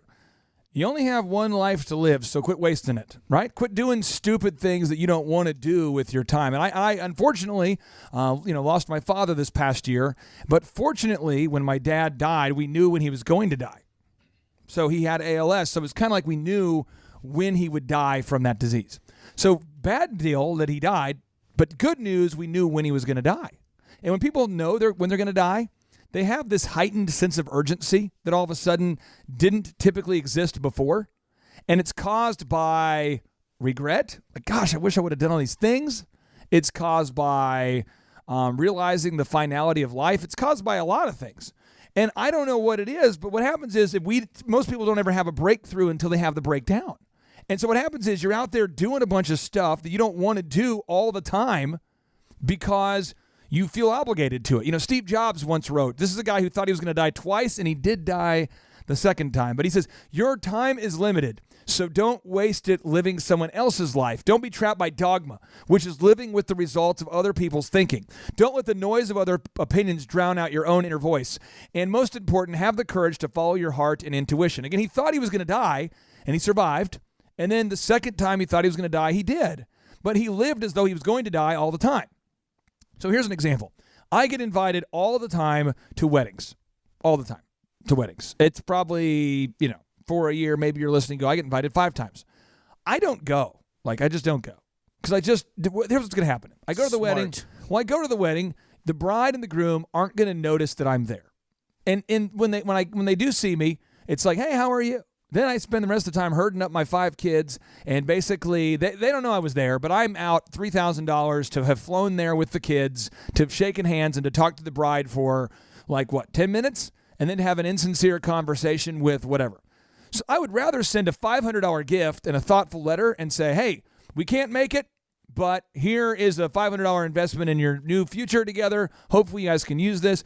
But if I do go and I don't want to be there, I sincerely will walk up to the person. I'm the first person at the wedding or the event. That's my move. I got to get there first. And I make sure that I connect, I leave a gift, and I peace out. Because I don't want to be there. So as an example, we have a holiday party coming up here soon for all the employees, all the team members at the Mayo Hotel. And I do want to be there because the people I don't like have been fired. But a few years ago, we had a party where the people I didn't like hadn't been fired yet, and I hated being there. So I would just encourage you, if you have to go to something, you need to be there. If you need to be there, you'll know when you need to be there. But if you need to be there, I would just run in there, say hi to the person in charge, be nice, and then peace out. So I want to ask you guys here, and if you don't want to volunteer an example, that's fine. But have you ever been invited to some kind of event or maybe a scenario where you get invited and you don't want to go and you know what, it's going to take up all my weekend, all my time, and you have to show face. And have you ever had that happen to you? Absolutely. You know, there's wedding parties, there's birthday parties, there's bar mitzvahs, there's a lot of different invitations out there, and especially with the birthday parties. We used to go to them all the time, but you know what? They can take up your whole weekend. And I personally like spending a lot of time with my children and my wife, but not necessarily at birthday parties. So I think I love that move right there where you do take a gift and you peace out. I invited him to my birthday party. He said no. Yeah, sure. But I definitely said happy birthday really loudly. Well, the thing is, you're the only person he invited, so he was really lonely when he didn't show up. So. No, but you know what I mean, where it's an obligation and not a sincere conversation. You've all been to the party where they have like carrots. Oh, carrots. Here it comes. Cheese cubes. Oh, cheese cubes, definitely. Broccoli. With ranch. Hummus ranch. Ooh, hummus. Bad ranch. It's and bad ranch. The little smokies. Oh, yeah. And they'll say. Pigs in a blanket. And they'll go, all right, guys. Susie, no, it can't be Susie because Susie would be like a person who's now 50. Always Karen. Right. Yeah, Karen's throwing the party, but her daughter's name is now Madison. So it's a party for Madison. It's for Hamilton. Elliot. It's a lot of these nice. It's Skylar. Skylar's party. He's turning 4. He's turning 4. So you're there with his uncle. You're there with the mom, and then like 17 kids you don't know, and your kid's having a good time. So what you do is you say, hey, Skylar, Miss Smith, super awesome to see you. Is it cool if I leave? If we come to your party, is it cool if we leave our kid there, or do we need to be there the whole time? And if they say, oh, you can just leave your kid and pick him up, I go, awesome. Great. So you come in, you go, Skylar. You won't read. Skylar's like, who are you? You're an adult. I don't recognize this face. Then you'll Stranger say, danger. Yeah, and you'll say, Skylar, I'm so happy for you. Here's the gift. Hey, we've got to peace out. We'll come back at 5. And you just get your time back. Oh, yeah. There's no need for you to spend your time. You don't. It's not mean. You're getting your time back. Otherwise, you don't get to do the date night, or you don't get to do whatever. I mean, come on. Don't get stuck in purgatory. Chup, have you ever had that happen where your weekend is filled with just crapola? I mean, it's almost all the time if you don't have, like we were talking earlier about, and have those conversations and just be candid with people and tell them no if you can't go. But this is the perfect move. If you feel like you need to go, just get in there, say hi, make your presence known, and get out. Now, move number 33. Wake up 2 hours before most people do and go to bed 2 hours before most people do. Benjamin Franklin, he said, early to bed and early to rise makes a man healthy, wealthy, and wise. Now, this is Benjamin Franklin. Now, let me tell you what he did during his lifetime, okay? He was the founding father, the guy who actually crafted, a lot of our founding documents. So, yeah, they did it as a team, but he was the one who basically crafted these documents. He was one of the most successful printers of his time. He was a best-selling author. He was a postmaster. He was a scientist. He was an inventor. He was a statesman. Oh, and by the way, he invented the Franklin stove, bifocals. He discovered modern electricity, the way that it works. And he also negotiated the deal with the French that made it possible for us to beat the British in the war. So Benjamin Franklin is sort of a big deal, but he talks about you have to get up before everybody else. You've got to get up. John, you've got to get up 2 hours before most people and go to bed 2 hours before most people. How does that help you? Well, so getting up before everybody else gives you the time to like plan out your day, get the stuff that you need to get done, because especially if you're managing people, you're the owner of the business. During the day when people are there, they're just pulling on you left and right, where you actually don't have the time to like actually think through the things. So you have to get up before everybody else in order to do that. And in order to get up before everybody else, that means you're going to have to go to bed before everybody else as well. Well, I was just walking over here down in the man cave, and I saw this poster that you have framed over there, Clay. It's of Elon Musk, and it says, outwork everybody. Just work like bleep. If other people are putting in 40 hours a week, you're putting in 100 hours a week. Even if you're doing the same thing, you know that you'll be there in 4 months and it'll take them a year to achieve it. Now, one thing that's kind of crazy is all of my heroes that I compare myself with, that I compete with mentally, are billionaires, multimillionaires, very successful people, and most of them are divorced. And so I don't want to be divorced, and I want to be successful. When we come back, we're going to talk about how to have a happy marriage and to get things done. How do you do it? Is it possible? Is it even possible? Stay tuned. It's the Thrive Time Show on your radio. It's going to get deep, weird, awkward, and then it'll come back out and feel all fluffy again. I think that I found myself a cheerleader. She is always right there when I need her. Oh, I think that I found myself a cheerleader. She is always right there.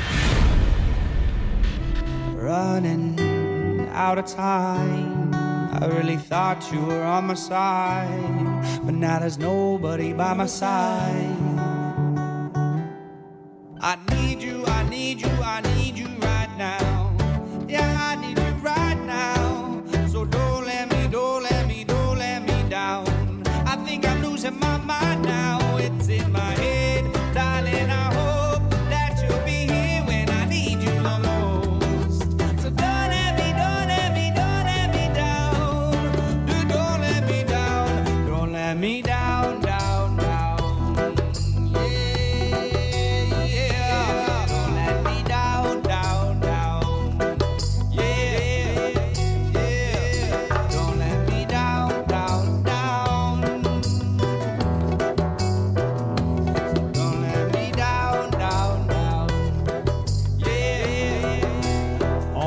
Nation, today we're talking about the art of getting stuff done, but because I do care about you in your whole life, I don't just care about you making lots of money and then having a horrible existence. I want to bring up what I believe to be an issue that is huge, and I'm sorry if I irritate you, if you're like, I don't like the way you're doing this show today. It doesn't feel really good. My heroes that I compete with at work are in my head. So what? Like example, the only business hero that I see on a daily basis that is not in my head would be Dr. Z. Like, he just gets it done, treats people the right way. I really am impressed with him. So it's kind of fun to see him, but that's why I love doing the radio show. I love it because it's just a thing where it's kind of fun to have your hero or your business mentor inside a box that rocks and doing a radio show with him on a consistent basis. I'm almost like, I can't believe it's happening every time. That's why I sincerely enjoyed interviewing David Robinson on the leadership videos we did. That's why I love. Now, David Robinson is a guy who is very successful. 2 gold medals, 2 NBA championships. He's started a company called the Admiral Fund, which is buying up hotels, properties. They bought Academy Sports, Centerplate, the company that puts all of the concession items in the stadiums. They're just dominating. He owns part of the Spurs now. I mean, he's just doing great. The fund, if you look up the Admiral Fund, I believe it's worth $900 million right now, and he just keeps stacking, growing. But with an exception of David Robinson and a handful of people, all of my business heroes are divorced, like all of them. So it seemed like in their big desire to get things done, they didn't put their marriage on the to-do list. Like, it was like, hey, let's put a lot of things. I'm not saying if you get divorced, you've messed up in every area of your life. And there's a lot of areas I messed up in and I do mess up in. But what I'm pointing out here is I care enough about you that if you're listening to the show and you're like, I'm going to put on blinders and grow my freaking business. Woo! Well, then you're going to end up finding yourself alone at the top of the mountain. So what you want to do is get to the top of the mountain with your spouse still in the house. There you go. So here's some examples. Elon Musk, he got divorced from a lady. Then he said, baby, I'm so sorry, baby. I didn't mean it, baby. I swear, baby. I know I was doing PayPal, and I knew I was doing SpaceX, and I know I'm doing Tesla, baby. But if you could just come on back, please. Come on. She says, oh, Elon, I'm not letting you in. Come on, baby. Come on, please let me back in the house. It's a different dialect. And then she says, no. Okay, fine. We'll get remarried. So they get remarried. And then he does it again. Wow. So then you have, Steve Jobs, divorced. George Lucas, divorced. Jack Welch, divorced. Bill Belichick, are you kidding? Billy. Billy. Divorced. However, he's on the cover of the Nantucket wherever is a total sellout, total poser, wearing a sweater with his new wife. Hilarious. You got to look up Bill Belichick. Look up Bill Belichick spring photos. I'll put a link to him on the show. Well, we all know your affinity for those sweater photos. Oh my! It's your favorite part of this the is year. a guy who I patterned my style or lack thereof after, who doesn't wear anything but hoodies. You mean hoodies? Yeah, and he decided to dress up. It's super funny. Like, it's the funniest photo shoot ever. What I'm saying is you've got to schedule time for your spouse. So I'm just going to put myself out there and tell you what I would do if I'm not intentional. Getting up 2 hours before everybody else, I would get up 9 hours before everybody else. I would just get up at 1 a.m. because I just like it. I would just get so much done. I enjoy it. But what will happen is, and I got busted probably about 3 months ago. You know, it's like 6 p.m. on a Saturday. I've been downstairs since like 3 a.m. just knocking stuff out. Just bam. She comes down. She's like, it is 6 o'clock and you haven't come up at all. And I'm going, I'm sorry. And I got that look of like, what you have done is a violation of all ethical standards. And what you have done is you just missed a critical event in someone's life. And I'm going, baby, I'm sorry. And so we had to recalibrate the schedule, reestablish boundaries, make sure I didn't. What happened is I was doing a project. She was moving in and out, doing some stuff, and I just got lost in this big project. And I got it done, by the way, Chup. Got it done. Right, you did. Yes. But I went too far. And so I just think you have to agree with that. So, again, you have to agree, when are you going to spend time with your spouse? And for my wife and I, we have found that if we're together from about 6 o'clock at night to 9 p.m. at night, that's about what... She's like, that's enough, Clay. Go ahead and go to bed. That's enough. That's about a good thing for us. That's our flow.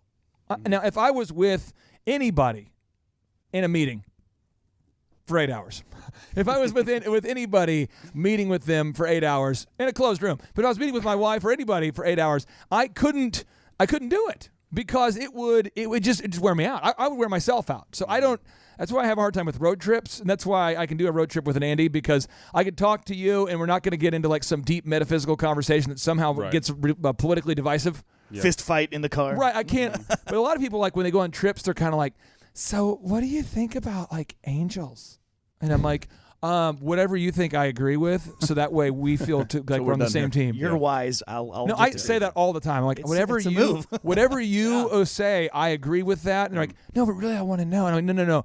I don't want to say that because that's my opinion, but I do agree. Whatever you feel, that's how you feel, and I agree with that. I'm behind it. And you should feel that way. You should feel that way because the way. So if you're listening to this show, here's some tips. We're going around the horn. We got some married guys here. Are we perfect? No. But I want to ask you guys. I want to start with Andy because you've been married the longest, I think, in the group. I've been married 16 years. How long have you been married? Nearly 14 years. 14 years. Okay. Sure. So what would be your tip? I mean, when do you try to schedule time with your wife, and where maybe could you have done it better earlier? You know. Well, I would say this first of all.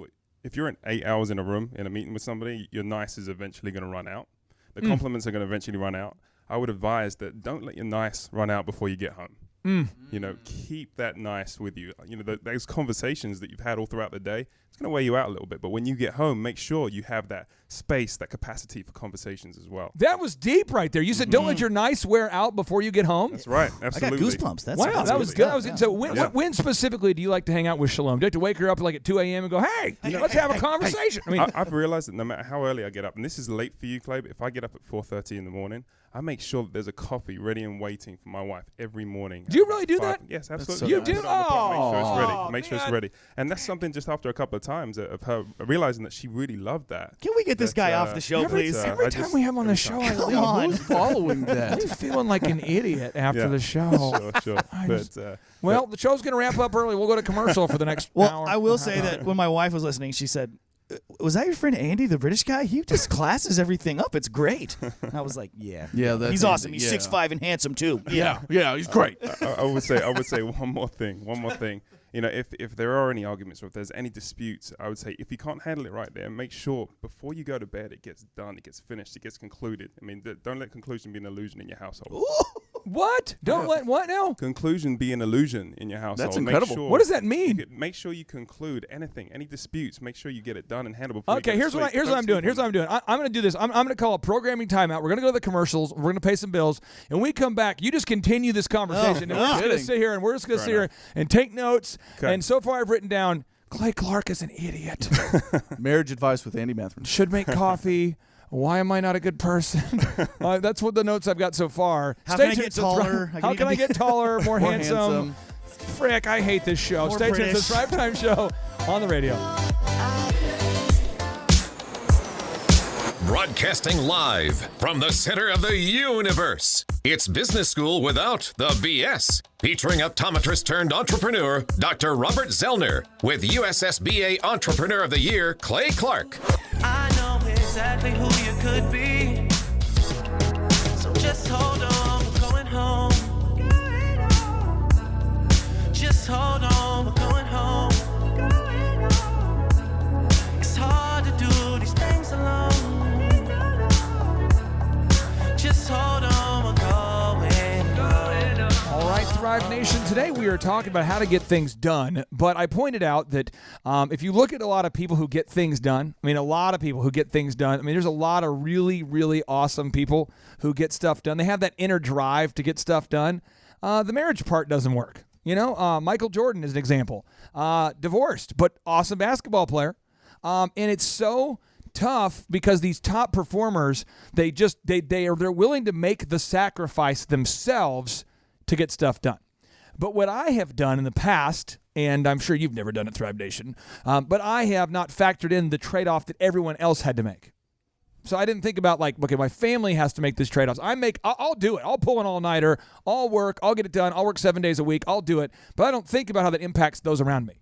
And so as I've got older, I'm almost kind of on eggshells where I'll ask other people, is your spouse cool with me? And I worry about it because I know what that means personally to push your spouse to the level of insanity, and you're trying to please an impossible boss. Because for me, I view work as my worship, my hobby, and what I like doing. So for me, it doesn't feel like we're working today doing the show. Doing the research isn't work. Doing search engine isn't work. I just love winning, and the feeling of winning never gets old. And people say, well, what are you going to do with all your money? You going to take it with you? You're going to whatever I want. My wife has pointed this out, and we were out to dinner with somebody, and there you go, you don't value money, do you? And she goes, no, he doesn't. That's the thing. It's weird. She goes, he doesn't care. She's like, I have to do the accounting because he would overpay people. He would just keep decorating the office, keep buying accoutrements, and he wouldn't care because it's not about money. It's about just winning for him. He's just how he is, And I just think right now, if you're listening and you're saying, maybe I've flown too far, and somehow you found yourself alone, but your spouse is still in your house. It's still savable. You can still come in and, fix it. Now, Andy, I'm not asking you to share a super personal doghouse story, but if you ever, where you went, that was too far, time to course correct. Can you walk us through what do you do when you're good at getting things done, but you maybe are pushing that spouse too much? Sure. We are full of testosterone, and sometimes we have those. Just like the sun has those random solar outbursts. We have some outbursts from time to time, but just reeling that back in and just being able to humble yourself and apologize or do something along those lines, that can really help with your future. So what do you do on a daily basis to keep your marriage going strong? Tell us the specific things, because someone's listening saying, hey, I want to know what are the specific things that you do that keeps your marriage together. Sure. Definitely compliment. Compliments work. Sincere compliments work, because they can pick up very quick that whether you're being sincere or not. So make sure that it's a sincere compliment. But, I'm not very good at motherhood. In fact, I'm absolutely terrible at it. So that could be an area that you could compliment in. Just find something throughout the day. Do something for your partner. Because guess what? You're going to do something for 20 other people in your business that day. So why not do something with the one you love? Okay, John, I want to ask this because you're an entrepreneur. How long have you been married now? 2 years. Okay, so what do you do to not irritate your super wife? And then what will you say, if you had to coach yourself, 6 months into marriage, and because there's somebody listening to the show today who's really in that doghouse today. There's one person going, I've been sleeping in my work truck, which is cool because I just got a new one because we are rocking at the business. It's unbelievable. I've actually put it in where I sleep in the truck. Well, I'll pick on myself here. So I get up earlier than everybody else so I can get my stuff done so that way I can come home. And in my mind, I'm like, well, I'm home, so now that's spending time with my wife. The problem is this is something that I have to work on every single day, and I'm sure I'm alone here, but after working for, 15, 20 hours of the day and you come home, you're mentally exhausted from dealing with people, then you're physically tired. And so you're sitting next to your wife, but you're checked out. right? So it's like you're not actually sleeping, but you're not engaging either. I was and so listening. That's something that I have to work on. Is like, just because I'm in the room doesn't mean that that's time, right? So I have to, like, make sure that my phone is off, make sure that I'm like participating in the plans, participating in the conversation. Otherwise, it's just the same as not being there. Here is the thing that my wife and I do that's kind of a move, and I have I don't want to give power to a thing, but I hate distractions. Like, I just hate distractions, and I hate weird emotions. I hate negative emotions, and I hate distractions. Like, if I hate when people bring in emotions, and I hate when there's distractions. It makes me crazy. So we have a rule that when she's with me, the phone cannot be physically present. Like, I hate it. I hate that phone. I just wrote that down on the outline. Put your phone down. Put your phone down. I mean, I have different rules. You cannot, and I have my phone off. But I'm like, you cannot have that phone. Because for her, she has the maturity to, like, not hop on it. But when that phone rings, I'm always like, so the question will come up, hey, such and such is calling, should we take it? And I'm like, I can't handle that. Like, I'm so irritated because when she picks up the phone and talks to him, there's always drama. I don't have drama. I'm not a drama guy. I don't have any drama. I honestly have no ongoing dramatic situations. I don't, ever. Because I just don't put up with it. But people will call going, oh my gosh, Sarah said this and Carl was doing this, and I'm just wanting to know, could you lift her up in prayer, but secretly it's a bad deal, and there's kids involved. And click. And I'm just like, oh my gosh, oh no. Or, yeah, my cousin, he just got fired from his job because of the culture of the company, and do you feel like that's ethical? And I'm just like, stop. Donald Trump was saying this, and I was like, no, but you're like, I can't do that. So, Chup, any advice you want to give to the Thrive Nation out there? Because how long have you been married now? Been married for 10 years and together for 17. Okay, and so I sit down and you stand up and you educate us. I got really lucky, and from a young age, when I was 15, my wife now was 18 at the time. So I was immature for 15 and she was mature for 18. So I don't know why she chose me, but it worked out. But basically, me and Jonathan actually talked about this the other day. I've been threatening for probably a decade now to get a bracelet that just says WWCD. What would Candace do? Oh. Because I know that the answer to that question is the right thing to do. Like in every single situation. And so one thing that I could have taught my younger self was, like, actually listen to what she's saying and take the advice. Heed the advice. Don't just listen to it. Like, do what she's saying, because I know that she's right and she's coming from a pure spot in life. She doesn't have a big ego. There's not a power thing going on. So just if you're like me and you're lucky and you have a significant other that is really on top of their life and on top of their game, just shut up and listen to them sometimes and do what they tell you to do. Now, move number 34. This is a move if you want to get more things done. Again, hopefully you have a great marriage and you get things done. Wear the same thing every day. You can do that. I empower you. And I'm going to give you some examples. This is from an article that was published there in a Business Insider by Drake Bear. He writes, Barack Obama's days are packed with decisions that come from running the most powerful country on earth. Mark Zuckerberg's days are packed with decisions. That's Facebook, with decisions that come from running the most powerful social network on earth. They each wear basically the same thing every day. Obama, a blue or gray suit, Zuckerberg, a gray t-shirt. And they do it for the same reason, decisions. As in, they have to make tons of decisions all the time, and there's only so much mental energy in a given day.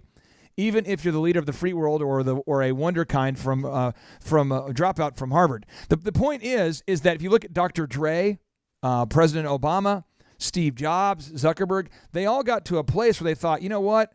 It is mentally taxing for me to be asked what to wear today or to even think about, because as a human, you're a brand. And people see you. This is my tip on personal branding. Be the same. So figure out what your style is and then just go with that. So if you're going to be high fashion, high style, it freaks people out when you're like always stylish. And then on like a Tuesday, you randomly keep it super casual. It's like it builds distrust on a very deep subconscious level. They can't figure out why they don't trust you. But if you're getting like a new haircut every single day, it freaks people out. So I would just encourage you to find your personal brand and stick with it. I encourage wearing a cape. I wear a cape and I wear a black eyeliner. People definitely talk. That closes the deals. A lot of weird deals, drug deals, but deals that have led to my very lucrative imprisonment by but they still close. Yeah. Do you have my Marilyn Manson CDs?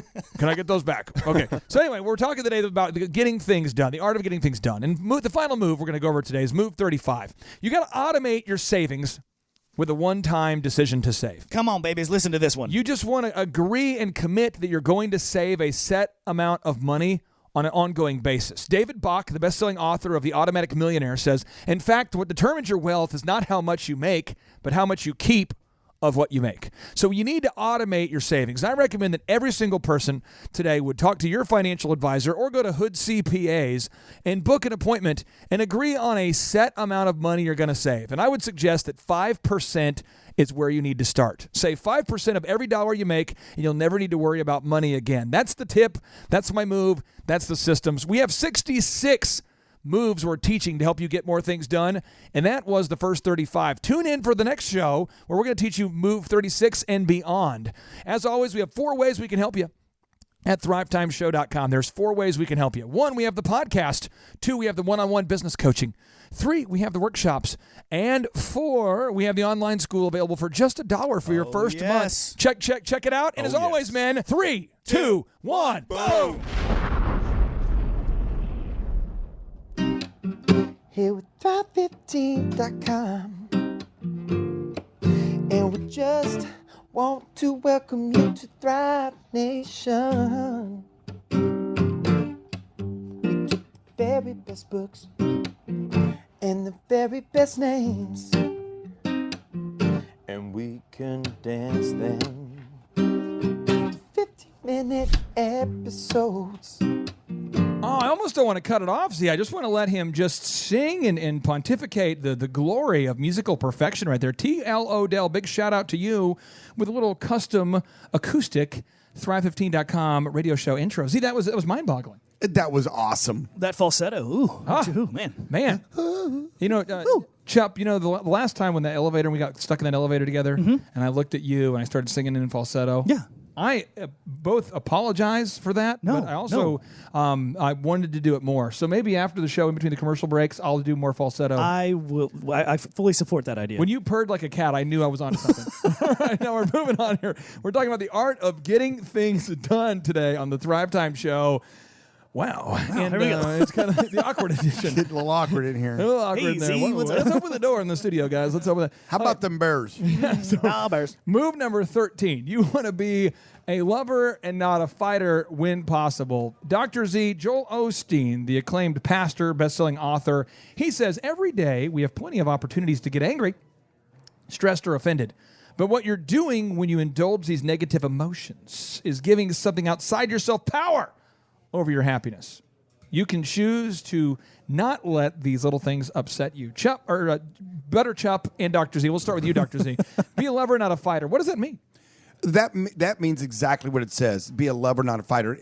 A lot of times something bad will happen, and they use this word. You should take this word out of your vocabulary, but they use this word on principle. On principle. A lot of attorneys make a lot of money because someone walks in their office offended and they say the principle of the thing, of the thing, and they smile and they go, oh, I get to make my car payment this month. Yes, because this dude's mad. And that's what. So what you do is what happens if you find yourself, slinging mud, right? You're slinging mud. You need to stop because you're digging a deeper hole. You got to stop slinging that mud. You got to somehow. Now, Chup, you have 3 scenarios you want to ask Dr. Z about. You are a business coach, Eric Butterchup. I want you to ask Dr. Z these scenarios. You've thought about these. You have clients. You've helped navigate this. What are the scenarios you've been marinating on over there? All right. So the first one is like, let's say you've got a bigger competitor out there and they're kind of coming after you and you've got kind of a fight going with them. What's the best way to, bring that lover mindset and not a fighter to that when you know they're big and it might not be the best idea to fight them? Well, I might want more specifics from that. What category company was that? Do you recall, or do you? It's an auto detailing company. Auto detailing. So they got a bigger, kind of brand that's other parts of the state. Oh yeah, other parts of the state. They're talking about maybe coming in and just shutting you down and just getting kind of nasty with it. And what is your advice on? Hey, should I go back after them or should we take the lover route on this? Well, you got to understand that business 101 is war. And that's why whenever, earlier, probably last month, we broke down the 6th, and I give a bonus 7th book on books you should read if you're an entrepreneur. And one of them was The Art of War by Sun Tzu, which is like, 2,400 years old. It's so good to read. And the idea is that when you start up a business, you're going to have a fight on your hands. Now, that's a different kind of fight than so when I have a detailing business, someone calls me, according to you, on this question, this scenario, and says, "Hey, I'm coming after you." And you go, well, bring it on. Well, that's a normal fight. That's a fight you should be willing to get up every morning. If you're not willing to fight for your business in that regard, in other words, hey, out hustle them, out market them, out work them, out detail them, out whatever you need to do. Out eat them. I will out eat anybody. I'll do it. I'll do it. I've been to CC's 3 times today. Come on now. And the thing about it is you may say to yourself, well, I don't even know. I don't know the tools to do that. That's why we always recommend getting a business coach. We recommend getting a mentor you can bounce ideas off of. You can come to our workshops. You can get online to our business school. You can listen to the show as a podcast. You can find some guys and gals out there that have been there and done it, i.e. mentorship, and help you with that. But that's the normal grind of opening a business. Right. If you sit there and think, oh, I'm going to open this business and all my competitors are going to give me my slice of the pie. There's enough pie for everybody. And everybody's going to cheer me on and come bring me fresh baked cookies. Hey, hello, neighbor. Thanks for opening Thanks up for coming by. our kind of business right down the road from us. And gosh, we sure hope you do well because Dr. Z, I want to tell you what, man. I as your neighbor here at Clay's Optometry and Associates, what we're doing is we're doing a $98 special this month to commemorate your 99th special, and we're actually each to celebrate your 26 years in business. Every time that we work with a customer, we're gonna we're just gonna come on by and give you a hug. You know what I'm saying, man? Because the pie's big enough for us, man. Yeah, and so there is that in that fight that comes with opening up a business. And so that's a natural fight. That's a good fight. That's one that you should do. And if you don't have someone calling you on the phone telling you that, then you just assume they're thinking that. Right. So if you open up a bakery, I promise you some other bakeries in town are going, how are we going to take them down? We got to now the next move. We're coming after your brownies. Chuck, the next scenario. What's the next scenario? Next scenario is getting into legal. Okay, so I've heard you guys talk about this before, but this is more of just kind of a general question as far as hey, like you were saying earlier, I'm maybe going to get involved with a legal battle with this guy. Is it going to take 6 months? Is it going to take a year? I'm mad about it. Let me get into the 3 specifics that happen all the time because I want to get Z's take on this. It's just the 3. It's overall. It's like someone files unemployment. That's kind of a potentially litigious thing. A competitor makes a false claim about you. That happens all the time. Or somebody's, out there stealing your ideas. You know what I mean? You fired them. They moved on. They started a new company. They're competing with you. Those are very common. It seems like every day in one of my companies, one of those scenarios is happening. Like a little fly flying around. There's always one of those kind of things. What is your thought legally to handling those kind of scenarios? Well, number one, unemployment, I never fight it. I let them get it. I always like it when I've let someone go and they feel like they kind of got the last word on me, and then they don't have that grudge with them that can kind of release. They're kind of like, well, I got them for unemployment. They don't defecate in your car as much. I don't throw rocks at the windows and all that kind of stuff. But the thing about it is that I have some friends, colleagues, other people I know that will sit there and spend hours trying to prove that they shouldn't get unemployment because they were trying to harm their business. And it's just it's a lot of time, a lot of effort. And I look at them and they go, yeah, but if they get it, it's going to increase my rate a little bit. And then I'm going to have to pay more money. And I go, well, how much could you have made by focusing on more productive things, the time you spent in fighting that? Plus now all of a sudden you leave an even worse taste in that person's mouth. Now they're out there bad-mouthing on social media. Now they're out there causing you grief. They could be doing physical damage. I've had them do it before to my businesses. And it's just a mess. You know the thing, Z, that you could do if you didn't want to waste all that time filling out that unemployment paperwork, something that you could do that would be more productive? What's that? You could get out tweezers and you could cut your lawn with it. Well, there you go. Because that would be more productive. That would be more than productive. Fighting unemployment. Yeah, and the second one you talked about, legal stuff. Now, here's there's no joke. Whenever you get the shakedown letter, you know what the shakedown letter is. The shakedown letter. Are you guys familiar with the shakedown letter? Why don't you go ahead and pay me some money up front, and then I'll go ahead and not file a charge. But if you don't pay me, if you don't pay me the money up front, I swear a horse head might end up in your bed, and I sue you. Yeah, exactly. The shakedown letter is the letter that comes. It's not a lawsuit, but it's the build up for a lawsuit. The threat. Shake down. Go ahead and give it to me. Because I want some money. Shake down. I'm so offended, and I want everything to change. But you know what? You just give me some money, and then all of a sudden my attitude changes about everything. Yeah. Imagine that. Down. It's Go on ahead and give it to me. It's on principle. But you give me some money, and you know what? I'll change my principles. Because that's what it really is about. Is a shakedown letter. Do you remember when Tom Petty once said, "A shakedown"? Well, Go ahead and give it to me. He's fired up today. Shake down. Give it to you.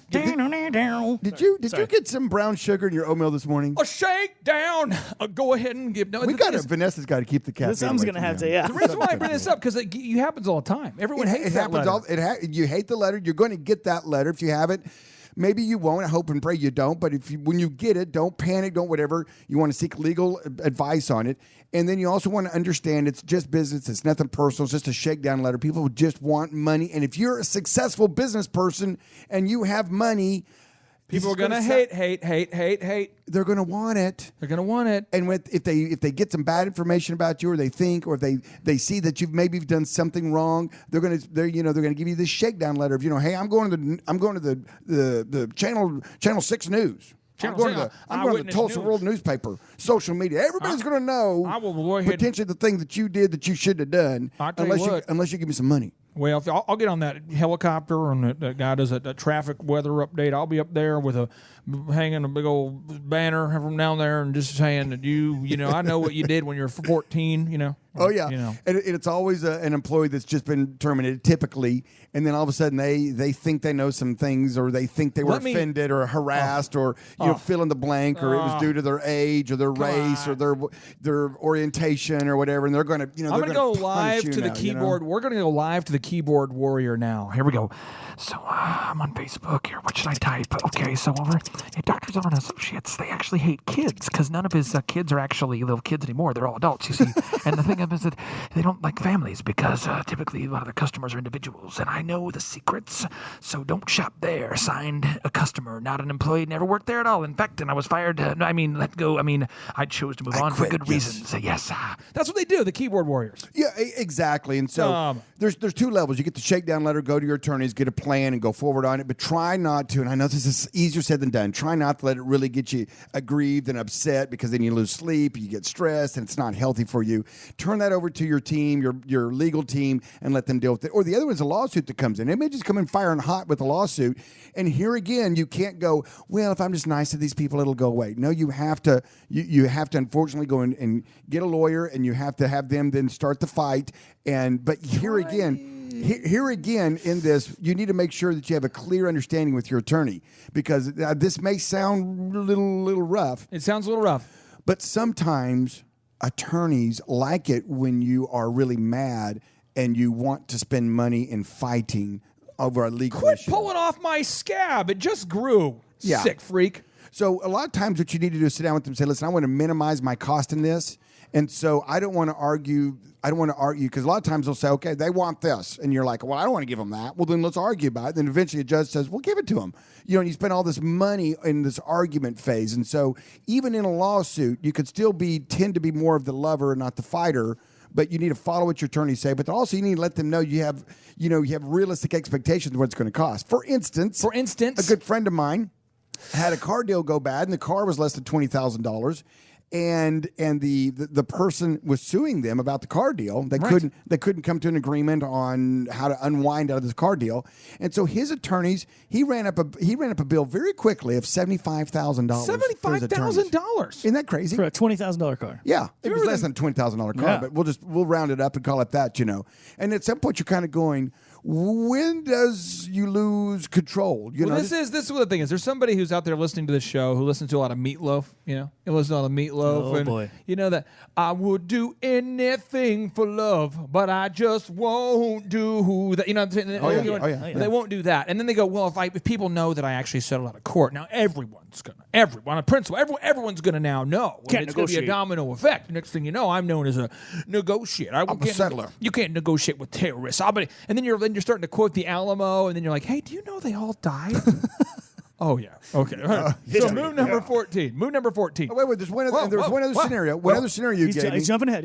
Boom, boom. What was the third one? All right, you gave me the legal. You gave me unemployment, and then customer service. Right or wrong, if there's a customer that's mad at you, how do you show them love, and when is that right scenario? Well, here's how you do it. When your customer's mad at you, you've got to own it. You've got to listen to them, and you've got to agree with them, because more times than not, 99 times out of 100, they're right. Okay, every now and then you can catch that super crazy. I'm just being honest with you. Like in 26 years of being optometry, I can count on 2 hands actually probably one hand the number that we said, okay, they're really certified crazy. Well, I tell you what, when we come back to the Thrive Time show, Dr. Zoellner is going to teach us how to handle crazy customers, and he'll be teaching a specific time of when it's appropriate to bend over and moon a customer. When it's time just to show them your derriere like you don't care. It's the Thrive Time show on your radio. Stay tuned to learn about when to turn the other cheek. It's the Thrive Time show. Live, local, broadcasting from the center of the universe. It's the Thrive Time Show. Do you feel good tonight? Yes, I do. Justin, it's the afternoon now. Do you feel good tonight? I do, but it's the afternoon, my man. One time. Oh, give me 2 times. Come on, give me 2 times. Justin, give me 2. Oh, something about the "Need You Tonight" remix by Justin Timberlake that just makes me want to cry. It makes me feel good. It makes me feel excited, and I get so excited that I'm glad to be a Justin Timberlake customer. I go to the concerts. I'm excited. I love paying him money to watch him perform. But there's always one guy at the concert. We've all sat next to the guy at the concert. There's one guy at the concert who is like, he's actually not very good. Actually, if you notice, his voice kind of wavers when he's dancing. By the way, the best dancer/singer I've ever seen in live. He's just phenomenal. I would say he's only been beaten by Justin Bieber's first performance at the BOK. That was phenomenal. Second one, not so good. But you're next to a guy who's kind of the critic, and he's critiquing the concert the entire time. Or you've been to a movie where the guy won't turn his phone off. It's a movie. They have all these announcements, super elaborate, 3D graphics. Turn off your phone. Please turn off your phone. Don't turn your phone on. Hey, for the pleasure of all of our guests, turn off your phone. Psst, shut up and turn off your phone. But he's got his phone on the entire time. Oh, yeah. Now, so the guy at the theater has to walk up and go, hey, buddy, could you turn that phone off? And you know your buddy. You have a buddy. His name's Likes to Fight guy. We've all known that guy. He likes to fight. If we take this guy out, he's going to argue with somebody. So sure enough, they go, psst, could you turn the phone off? Could you do that or whatever? And then he's like, no, because I'm in the middle of a phone conversation on FaceTime. And so you now have that awkward tension knowing that he's with you, but you're kind of like, I don't know who he is. And so they have to go ahead. Slide down a chair. And so they have to escort him out of the theater. We've all seen this before. They escort him out of the theater, and now you got a hostile person go, is this how the company wants to treat their customers? I'll go on. And so this is America. It's a hostile situation now. It's a crazy person, okay? But you're friends with him, but long story short, he's a crazy person. Z, in those kinds of scenarios where you're the movie theater and you have to escort out a certified, legitimate, crazy person, what's the best way to handle it, and when should you be a lover and when should you be a fighter?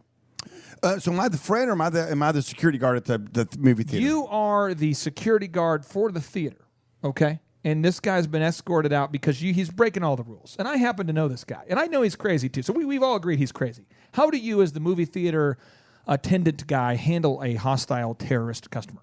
Well, that's a very good question. I've never worked at a movie theater, and I typically, whenever we have a hostile person on our facilities now, what we do is we call the police, and we let the sheriff's department, we let them handle it. They have their procedures and their protocols how to do it. I would imagine if I was the security guard there, then I would hopefully try to be at least somewhat nice but firm to this person to where I don't end up in a physical... like a Charles Oakley situation. Yeah, but I don't end up in like a physical, hey, we're going MMA here in the hallway, So, right. But here again, sometimes if you're in that role, you've been trained, you've known what to do, and sometimes those guys like a little MMA in the hallway. Yeah, I mean, they're kind of like they got the earpiece. They're going to kind of push back a little bit. Come on, suit. I mean, all those little sheriff, department deputies and whatnot. I mean, they don't mind a little, how's your father? You know what I mean? little elbow from the top rope. Let's rodeo up, kids. You would advise. But I mean, I would say yeah. But I mean, you want to be nice and polite and know that you're always being filmed, and know that you're always being taped, recorded, and so always keep that in the back of your mind these days, because it will be shown and someone will see it. It will go viral. Note to self: no more streaking at the Riverwalk. Write that down for a second. I mean, if you go through the day and you say to yourself, "I'm being filmed and recorded right now at all times," which is almost impossible to do, by the way. But if you did, you might act a little different. If you said, you know what, everybody can see what I'm doing right this second, you might be a little different than what you are. Can I go on a quick rabbit trail about the Eye of Providence?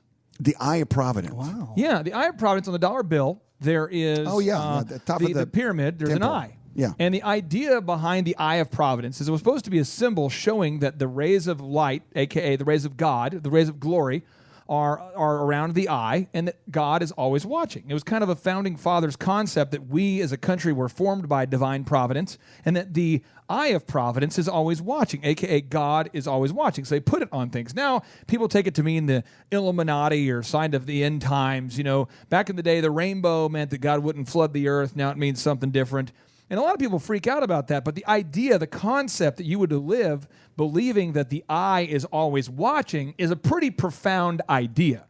And in our current society, you really are being watched all the time. So I would encourage you to always take the high road as kind of the capstone thought on that. And move number 14, the art of getting things done. You need to work via appointment only if possible. So I'm going to tee up a scenario I call jackassery. You call a plumber to hire the plumber to come do some work for your house. And he says, I'll be there between 8 and noon.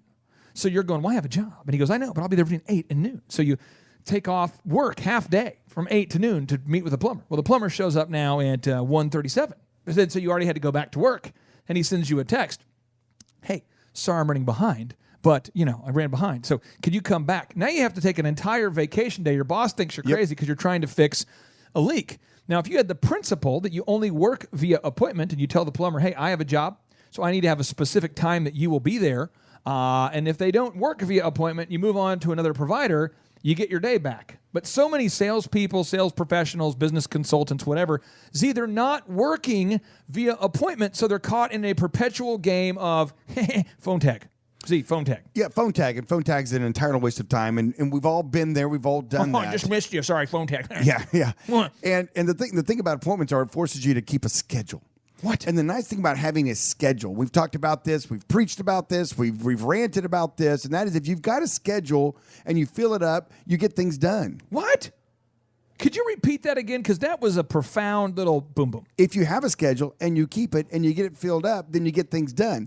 You look at your calendar, you look at your day for tomorrow and you go, I've got a 10 o'clock, I've got a 11 o'clock, I've got a lunch meeting, I got a 1 and a 2, and then 3, and then I got an hour or 2 to wrap up what I need to wrap up and go home. Okay, Whatever, here we go. You know what I mean? You are a man, I've seen you schedule time with family. I see you do it all the time. It's very normal to say, hey, I can't do it that time because I'm going out to lunch with my son. I see you do it consistently with your kids. Yeah. I also, though, have noticed you become the fountain of youth. Age 53, it seems like you're scheduling maybe what you're eating, what you're not eating. Are you working out? Is that on the schedule? What are you doing? Give us the moves. Yeah. You got to eat right, and you've got to exercise, and you got to take care of yourself. You only get one body. What? I know. You only get one body. I mean, you could borrow body parts every now and then if you needed to. I wouldn't mind borrowing Chip's body. Butterchup. Still here. Whoa! I'm checking with Vanessa to see what you ate today. You had something, got you all kind of froggy man. today. I was reading a lot of blogs. He's late night. Were you up again past 9? No, I was up past 9. Kind of loopy, doing a lot of Dayquil. Just kind of spend a lot of time at Hickey Creek and interviewing people. No, back on the orange sauce. Now, okay, so you want to work via appointment. If you're not working via appointment, what are you doing? What are you doing? You gotta come on, quit being casual about your life. You only get one life, and if you can't manage your schedule, you can't manage your life. Time management is all about life management. I got a question on this point here. Now, when you're working via appointment with in the business scenario, is it smart to schedule an end time to those appointments?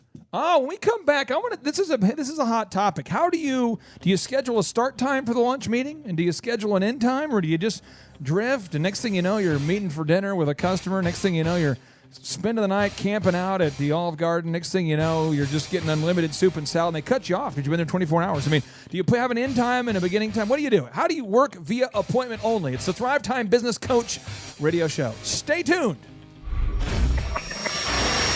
Live, local, presenting the world's only business school without the BS. Get ready to enter the Thrive Time Show. You just want attention. You don't want my heart. Baby, you just take the part of me when someone new. Yeah, you just want attention. I knew from the start. You're just making sure I'm never getting over you.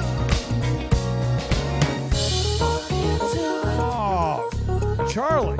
That's incredible. That's an incredible performance. If you haven't seen the live version of that song, it'll blow your mind. Just blow your gourd. See, a lot of times there's so many good musicians out there, so much good artists. There's so much good in the world, and if you're not careful, you spend your whole day in the negativity, and you don't get to enjoy the good stuff. If you're not good at managing your time. Isn't that a shame when you see that with people doing that? Yeah. You know, we talked about in yesterday's show, they just stay offended. You know, they just live in this world of offense. And maybe it's something that happened 3 years ago or a year ago or 6 months ago or I have a that hot morning. one. I have a hot one right now. I have a hot one. Here we go. Coming in hot. The players, many of them are choosing not to stand. Maybe you've listened and you're like, that's right, because they should be kneeling. Someone else says, that's right, they should be standing.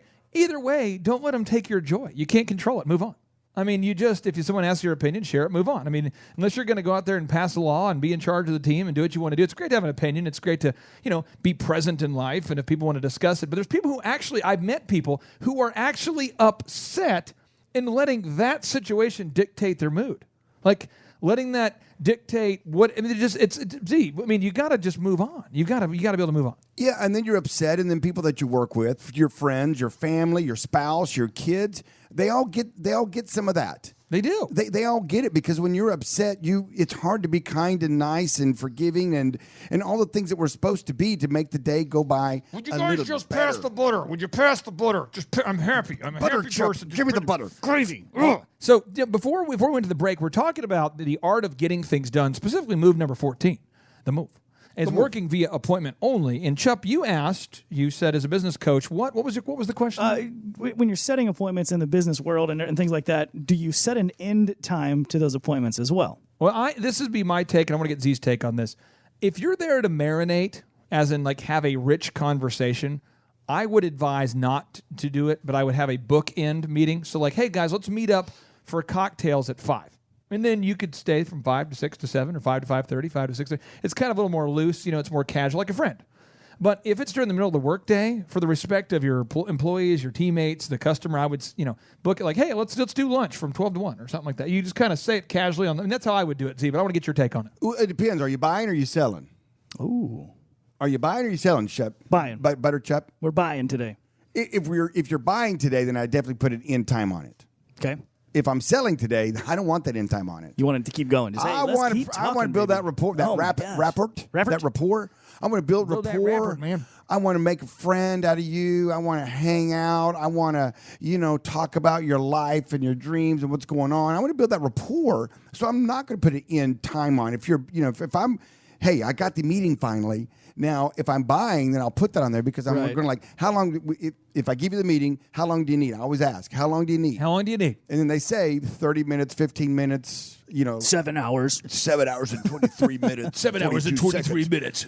And so there may be some negotiations there. If they say, well, I need an hour of your time. You say, well, you can have 15 minutes. Great. Okay. Okay. Absolutely. Because I don't want to sit there and listen to them go on and on and on about why this copier is amazing. It's it amazing. Can copy, it can fax, it can print, it can copy, it can fax, it can do it all. Did I mention it can print? It can print. Won't beat any price. And it can make coffee. It's got a Keurig built right in it. Let's talk about it for 3 hours. For 3 hours. Auto ship your ink. Sales. Unbelievable. So it depends on whether I'm buying and selling, to be honest with you. That's deep. I like that. Thank you. That actually you went meta, Z. You went meta. You went above. I did. Well, the thrivers out there deserve the deeper thoughts. Deep Thoughts by Dr. Zoellner. If you dropped your car keys into lava, do you reach in to pick them out? Super fast. Ow. Now, move number 15 in honor of Tim Tebow, and the former NFL player was he. Create one email inbox. Now, Z, this is something I see. This is why when you're at work, you need to have a work email. I firmly believe that. But I see people at work using their personal email and then interchanging throughout the day. In my inbox, I'm into my personal, now I'm into my work, and they minimize it when you walk by. So as a boss, you walk by, and it's like, minimize. Minimize. So my advice would be that you just keep your one work email open at your one job. And if you want to have a personal one to email grandma, then have the one email at your personal house. I really hate the blending where you've got 2 different emails you keep minimizing and opening at work. It just leads to bad things. It's a disingenuous idea. I hate that, Z. It drives me crazy, but I want to get your take on that. It drives you crazy, really? This is the thing I don't like. I don't like when you walk by somebody and they minimize the screen which lets you know either A, they're working on something you're not paying them to do, aka stealing company time, or B, something they don't want you to see that's also bad for the company. I mean, They're hiding things. Yeah, I like it where you go, hey, you know what? I've got one email address that I'm going to use during the workday, and that's what I have pulled up, and I'm not going to be minimizing. But this whole digital world has created all these ethical. Back in the day, if your wife or your husband wanted to reach you at work, they had to do what? Call the office. Call the office. And then the boss would go, hey, your wife's on the phone. Well, so many small business owners today tell their employees, hey, you bring your cell phone to work, no big deal. And if you go to like Disney World, you can't bring your cell phone into the retail shop. If you work for the retail shop, you cannot have a personal cell phone. A lot of businesses, I mean, JetBlue as an example, Southwest Airlines, all these companies are saying, hey, you cannot use your business phone or you can't use your personal phone while at work. You just can't because the distraction level's there. So I want to get your take on that. I mean, can you bring your phone? Can an employee who works for you bring their personal cell phone onto the floor and check it routinely throughout the workday while working for one of your companies? No, it was funny. The other day I'm walking. Absolutely not. We have lockers, and they can put a lock on it if they want. That's their option. But we have lockers up at the break room, and they're supposed to leave their phones in the locker. Then when they have a break, when they're on their time, then they can check it and all the important things that they've got to find out. But what if there's an emergency? Facebook updates and whatnot. Well, then if there's an emergency, they can call the office. Oh. We will answer the phone Old and school. we will tell you about landlines.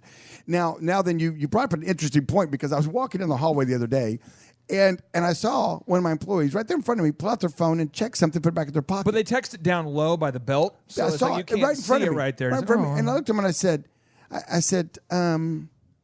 I know human nature. I know people are going to sneak their phones onto the floor and do it, but at least have the intelligence not to do it in front of me. Right. I mean, right. Could you at least waited the 6 steps I needed to walk to get past you to do that? Could you at least have the tact? Yeah. Could you at least say, like, with all due respect first? Let me think you're following the rules. It's kind of like let this. me have that little fantasy in my mind that, oh, look, they're following the rules. Well, see, at work, one of the things people like to do is they like to say, with all due respect, and then that gives them a license to do whatever. Disrespect. You would say, I don't want to disrespect, but you would have at least preferred that kind of a thing.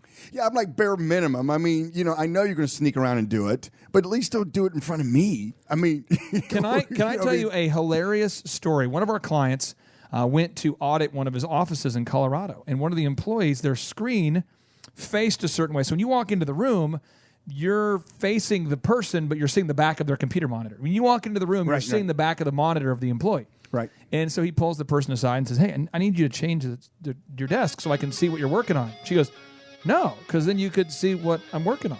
And she just said it to him, and he had to go, no, that's not how it works. I appreciate the candor, but no. And it's like, well, with all due respect, I prefer for you not to see what I'm working on. It's ridiculous. It's ridiculous. All right, stay tuned. It's the Drive Time Show on your radio. It just makes you wonder what she's working on. That's what I'm saying. She's working on like a nuclear device with a North Korean. Stay tuned. It's the Drive Time Show on your radio. We're talking about the art of getting things done.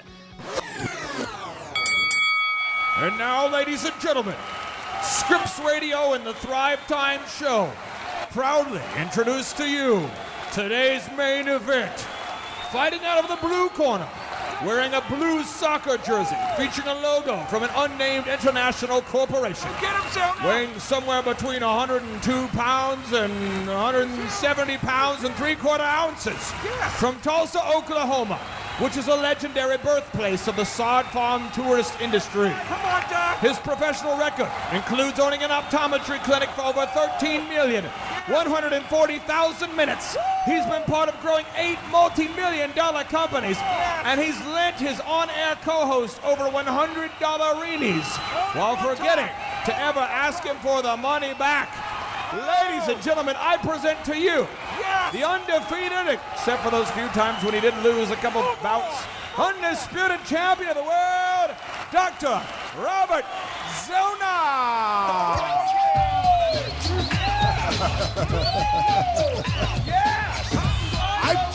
I'm going to have to make a few intros. I have a feeling I'm going to have to make just a few intros.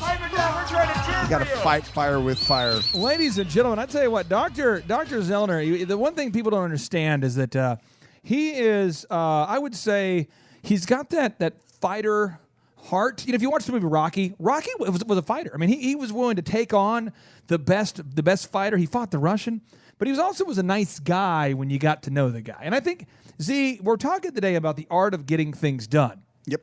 And you have to be able to get things done while also being a likable guy. It's kind of a balancing thing, because some of these moves, when you hear some of the moves, you go, man, that move, that's kind of a tough move, And so one of the moves that you do, I see you do it every day, is you determine the action items that will get done every day, no matter what. As an example, as a small business owner, I see many small business owners struggling to open the store on time.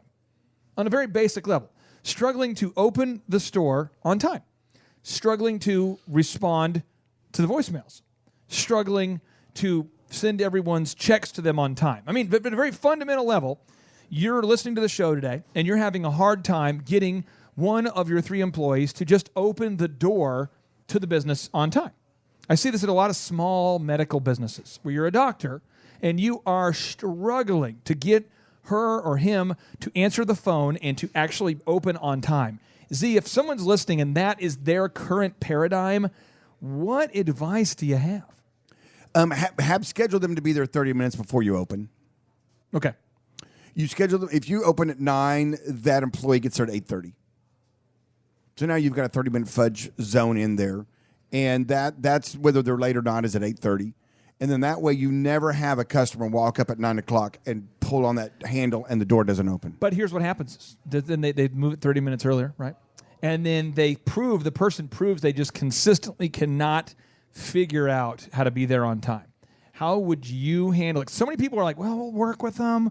We'll take them to some kind of a trust fall. We're going to develop the power of why. I'm going to cram endless motivational books down their throat. We're going to really figure out the problem. And they even start to turn and go, maybe I'm the fault. Maybe they don't want to be on to work on time because I'm not a good motivator. Well, here's one. What you got to do? One or two things. One, as a general rule of thumb, you're typically not going to change people. Now you can play the old clock game with them, kind of like I have a brother, and if we want to do dinner at 6 o'clock, and I want to eat with my brother at 6 o'clock, I tell him we're meeting at 5:30. That's the move. Or 5:45. It's the clock move. It's a clock move, right? So you've got the clock move to try to kind of trick them, which is a little childish, but sometimes it is. I'm not going to change my brother, right? And it's the way that it is. It's the way that it is. So that you do that, and knows that every now and then he may show up on time. He's like, "Where is everybody?" Like, that's what it feels like to be early. Isn't this really cool? Look at this. Be there Friday for Sunday church, please. Or the other thing you can do if they are a rock star employee. I mean, they are they're there. They are your number one, and they are just like liquid gold. Liquid gold. Yeah. And you're sitting there going, "Oh my!" They give them a different responsibility. Give them the job or the job title to where being a few minutes late is not a deal breaker. I mean, being a few minutes late and not opening the door, not opening the business on time, that's a deal breaker. As an example, you saw Prince in concert, did you not? I sure did. Several times. Was he great? Oh, awesome. Okay, so Prince, typically the concert starts at 7:05, right? Where was the last time you saw him? When was the last time? I saw him at the Rio there in Las Vegas when he was a resident entertainer there. And he rocked it. And he rocked it. What was the number one song he played? Do you remember the song where you're like, dude, that song was better live than I remembered on the album? I mean, that thing, you just nailed that. Was there a certain song that jumped out to you? Well, I've seen the movie, and so there's a lot of those songs in there that I really love from the movies back in the 80s. And my personal favorite's When Doves Cry. But he probably does a really good job with Purple. He did a really good job, I think, with Purple Rain that night. Really drug it out. But he had so many number ones. He was like, I don't even think I can sing all my number ones. If I started right when he came out, he was like teasing about it, going, even if I just sang all my number ones, this thing's going to go over schedule. Did he start on time? No. Okay, so typically the concert starts at 7 at the Rio, and it starts at 7. And did the guy come out and perform first, or they just like? In fact, when we got our tickets and we got our table and we're sitting there, they said there's a chance he may not even come out tonight. Really? There's a chance he may not even show. But he came out. It was so funny. He came out on stage, and and the crowd goes wild, but I guess not wild enough. And he got the mic and he goes, "Y'all ain't ready for Prince." Drops it and walks off the stage. That's the craziest thing. Was he like an hour behind? Yeah, hour, 2 hours. Of course, they had the band was playing. There was music going. So you were having a good time. But what I'm saying is, like Carlton Pearson used to tell me this. He's one of the famous televangelists. He used to say, "I'm not going to start my service until the crowd's in tune." And I'm like, "What?" And he's like, "Till they're ready to go, I'm not going to get out there." He's like, "Sometimes it's 5 minutes, 6 minutes, 7 minutes, whatever." And they had music playing, so you knew you weren't just showing up at the wrong place at the wrong time. Right. But my point is, Prince was a superstar. Now, if a guy named Bernie gets his first gig at the Rio because Prince breaks an ankle, and all of a sudden you're like, Bernie, well, you got the shot. And he's like, I got this shot. Bernie, you got this shot. Bernie, you can do this. Now, Bernie's never performed live, and he's pretty good on the guitar. You're going to wait probably 30 seconds before you fire Bernie. Yeah, exactly. The other thing, too, is what's really funny about talking about casino performances is that they are like, they want them to start on time and end on time. They don't want them to go over, Better Shep, because they want... Get back they out want, there to they the want, slots. Yeah, they got to pay for that thing. You got to get back out there on those machines, right? Start pushing buttons. Tick, tick, tick, tick, tick, tick. So it's funny how, but like you have an entertainer like him, it's kind of like, hey, you start when you want. You can not show up. You can show up. You can that's in his contract. Because there's only one of you. Yeah. Right. So that's what I'm saying. If you have a superstar employee, then, don't make yourself crazy. But on principle. By putting them in charge of opening the store on time because they're historically late. You want somebody else to do that job. Now, the final move I want to go over today is we're talking about the art of getting things done. Move number 17. Fire unhappy people and contractors. Unhappy people. The Eeyore. Okay, I suppose. Okay. There's a negative cloud of doom over this person. Talk to me about when you know it's time to fire the unhappy person. That just seems mean. I mean, firing an unhappy person. It does seem mean. And, you said it earlier in the show today, Clay, and unfortunately there's so many people out there that are not a thermostat. They are a thermometer. What does that mean? And the people that are, the difference is the thermostat creates the environment. Yeah. In other words, the thermostat controls the temperature of the room. Right? You're right, exactly. And the thermometer, it just kind of says... It just measures what the temperature is. So this is an example. A thermometer salesperson comes in and goes, well, sales are down, they're just down. And they just state, well, obviously... The economy's bad. The economy's bad. But a thermostat, you hire that person because they're a trendsetter. They come in and go, okay, your sales are low, I'm going to fix it. That's why I make more than everybody else. Let's do this. Let's do this. Come on. So if you're listening today and you find yourself not getting things done, you've got to listen to tomorrow's show because we're going through all 66 moves in honor of Z66 auto auction. We're going through all 66 moves over the next 6 shows. And so you don't want to miss out because I find that so many people struggle to get things done. And be honest with yourself. If you find yourself running out of time, Z, you really want to tune into tomorrow's show. Right, but you have a negative employee, and they're being the thermometer, and they're letting all the negative things in their life. We all have negative things, folks, right? We all have a reason to be upset. We all have reason to be offended. So if you have those people and they're around you, they affect everybody else around you, and you're going to put up with that as long as you want to. It's not healthy for your business. It's not good for your business. People can go through seasons of that, but if that's their default, if that's how they are all the time, I'm telling you off, your business is better off without them than with them. Now, Clay. Yes. We're here to help people. We are. Can you give a few ways we want to help people? Let me do this. I call it the 4-to-1 ratio. We have one website in 4 ways. One website. What's the website? It's thrivetimeshow.com. What's the website? It's thrivetimeshow.com. When you go to thrivetimeshow.com, you're going to find a buffet of tools, 4 tools that entrepreneurs can use. One is we have the world's best business school. It's just $1 for the first month. Check it out. There's $19 every month after. 2, one-on-one business mentorship. You're struggling to find somebody who's crazy enough to meet you every week, to hold you accountable, and who can provide you with an entire team of graphic designers, photographers, videographers, search engine optimizers. Go to thrivetimeshow.com and schedule your free consultation today. 3, one-on-one may not be enough for you. Maybe you need a workshop. We have in-person workshops. And move number 4, the podcast. You don't want to miss out on the podcast. You never miss part of the broadcast if you subscribe to the podcast. You can hear the shows in their entirety. My name is Clay Clark. That's Dr. Z. That's Eric Butterchup, the business coach. You've been listening to the Thrive Time Show on your radio. And as always, 3, 2, 1, boom! And now, broadcasting from the center of the universe and the Thrive15.com world headquarters. Let's go! Presenting the world's only business school without the BS, with optometrist and entrepreneur Dr. Robert Zoellner, and the Former Small Business Administration Entrepreneur of the Year in your ear, Clay Clark. It's the Thrive Time Show on Talk Radio 1170. 3, 2, 1, boom! Boom, boom, boom, and boom. Welcome back to the Thrive Time Show on your radio. My name is Captain Clay Tiberius Clark, and I am steering the entrepreneur ship today right into your ear hole. And I'm joined here today with the man, the myth, the legend, the guy who calls himself the business pig, and he needs no other introduction than just a bunch of cowbell. It's Dr. Robert Zoellner. Clay, I made a critical mistake today. Critical. You have sandals on. Cap, check. Your calves are looking good. Check. I think you're good. I think you're good too. I don't know. I made a critical mistake. In fact, I need to probably find one of our Thrive Time Show hoodies, which are all the rage now, by the way. Oh, yeah. With the boom on the back of it. It's the move. It's the move.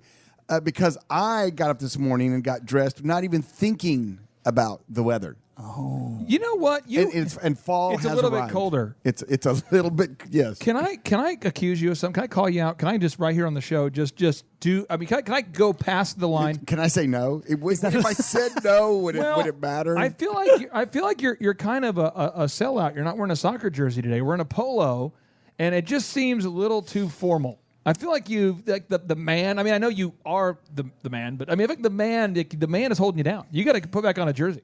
What's going on? In full disclosure, my personal assistant has gotten on to me a little bit about just wearing soccer jerseys all the time. I have to wear I'm going to call her out on the radio just because she's fashionable, nice. She's married to one of your partners. She's a good person. She's generally speaking has high style and fashion. Doesn't mean she's right. No. Yeah. The man bear pigs all over the world want you to wear that jersey. Exactly. So actually this morning I had one run by the radio stations, their scripts, and make commercials for my optometry business.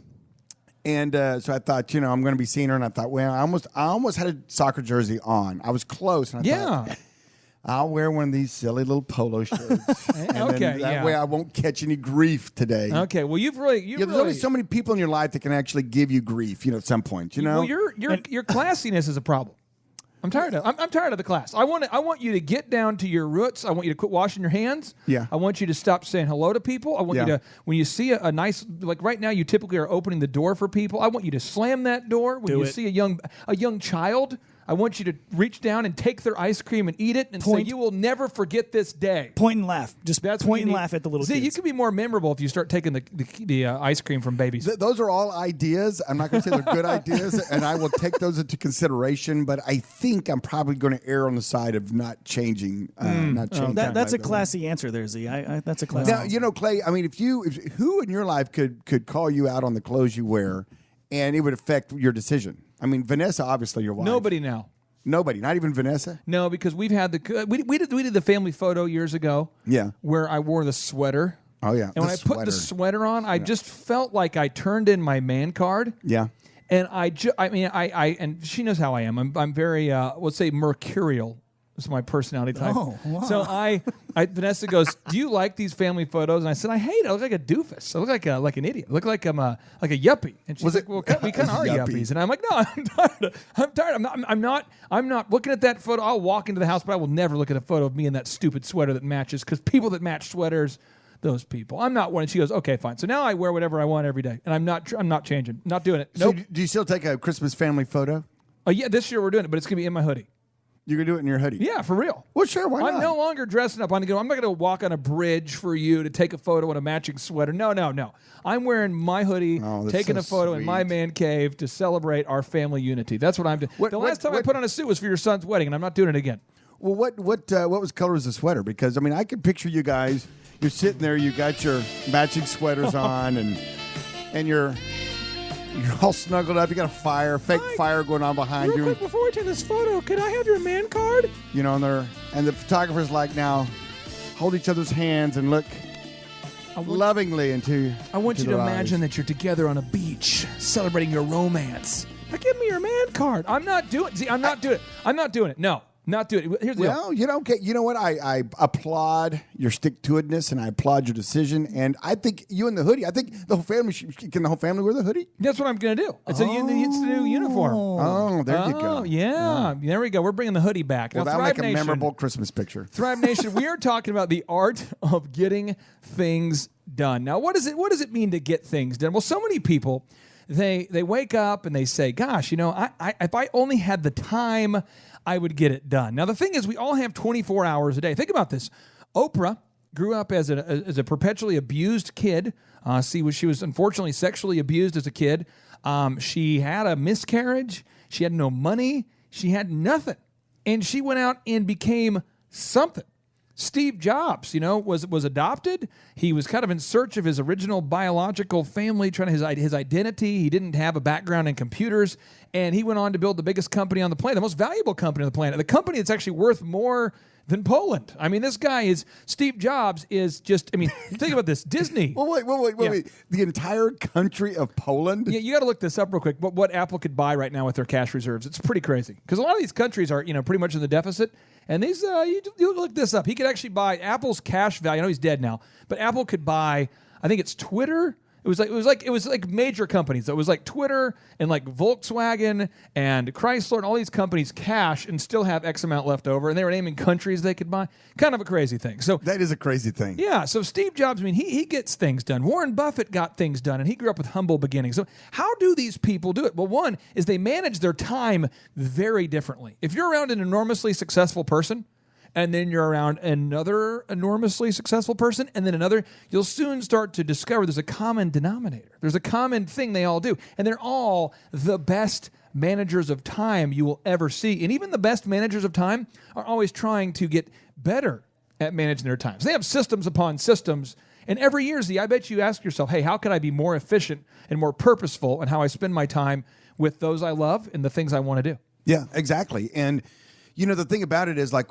we've talked about, and in our in-person workshop, we actually spend quite a bit of time on time management. We do. A lot of time. It's very, if you get nothing else out of the workshop, I've had many thrivers say, I can't believe how much less I work now and how much more I make. That is the beauty of it, and that is the goal. That is what we're here to teach you, is to work less and make more. Work less in your business, more on your business, and then also make more money. And so we're teaching you the 66 moves. The 66 moves over the next. Did you do that because my auction's Z66? Route 66. Z, there's just it. I'm always trying to do the secret moves, and then when you call me out and say, "Is that why?" I'm not going to say yes, but I'll just hint at it. Yes, that was the idea. Try to tie it in. See, it's the Zoellner. It's the yeah. You just couldn't stand it. You're just drawn to it, right? It's a subconscious move. It's the full package. Now, move number 8, the full package, is cut negative people and family members out of your life. Now, this might seem harsh. That's mean. But I'm gonna get Z's take on this. Z, when does a family member or a team member, when do they get? So let's go with team first. When does an employee get to a level where you say, you know what, I am no longer willing to put up with that? What is the threshold where you say it's time to go? Yeah, the threshold. Matter of fact, I had lunch with, a dinner with my son this week, and we were having this exact conversation about family and friends that are, people that are close to you that then end up working for you, right? Right. And how they have a certain amount of grace on them that you will put up with more from them than you do maybe some dude you don't know off the street.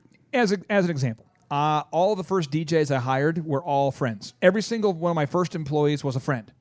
And one of the things that would happen is a wedding would start at 6, and the setup would be at 4. You set up at 4, you go to 6 at the Garden Center. This is the first time it happened. There's the wedding at the Garden Center, 21st and Lewis area.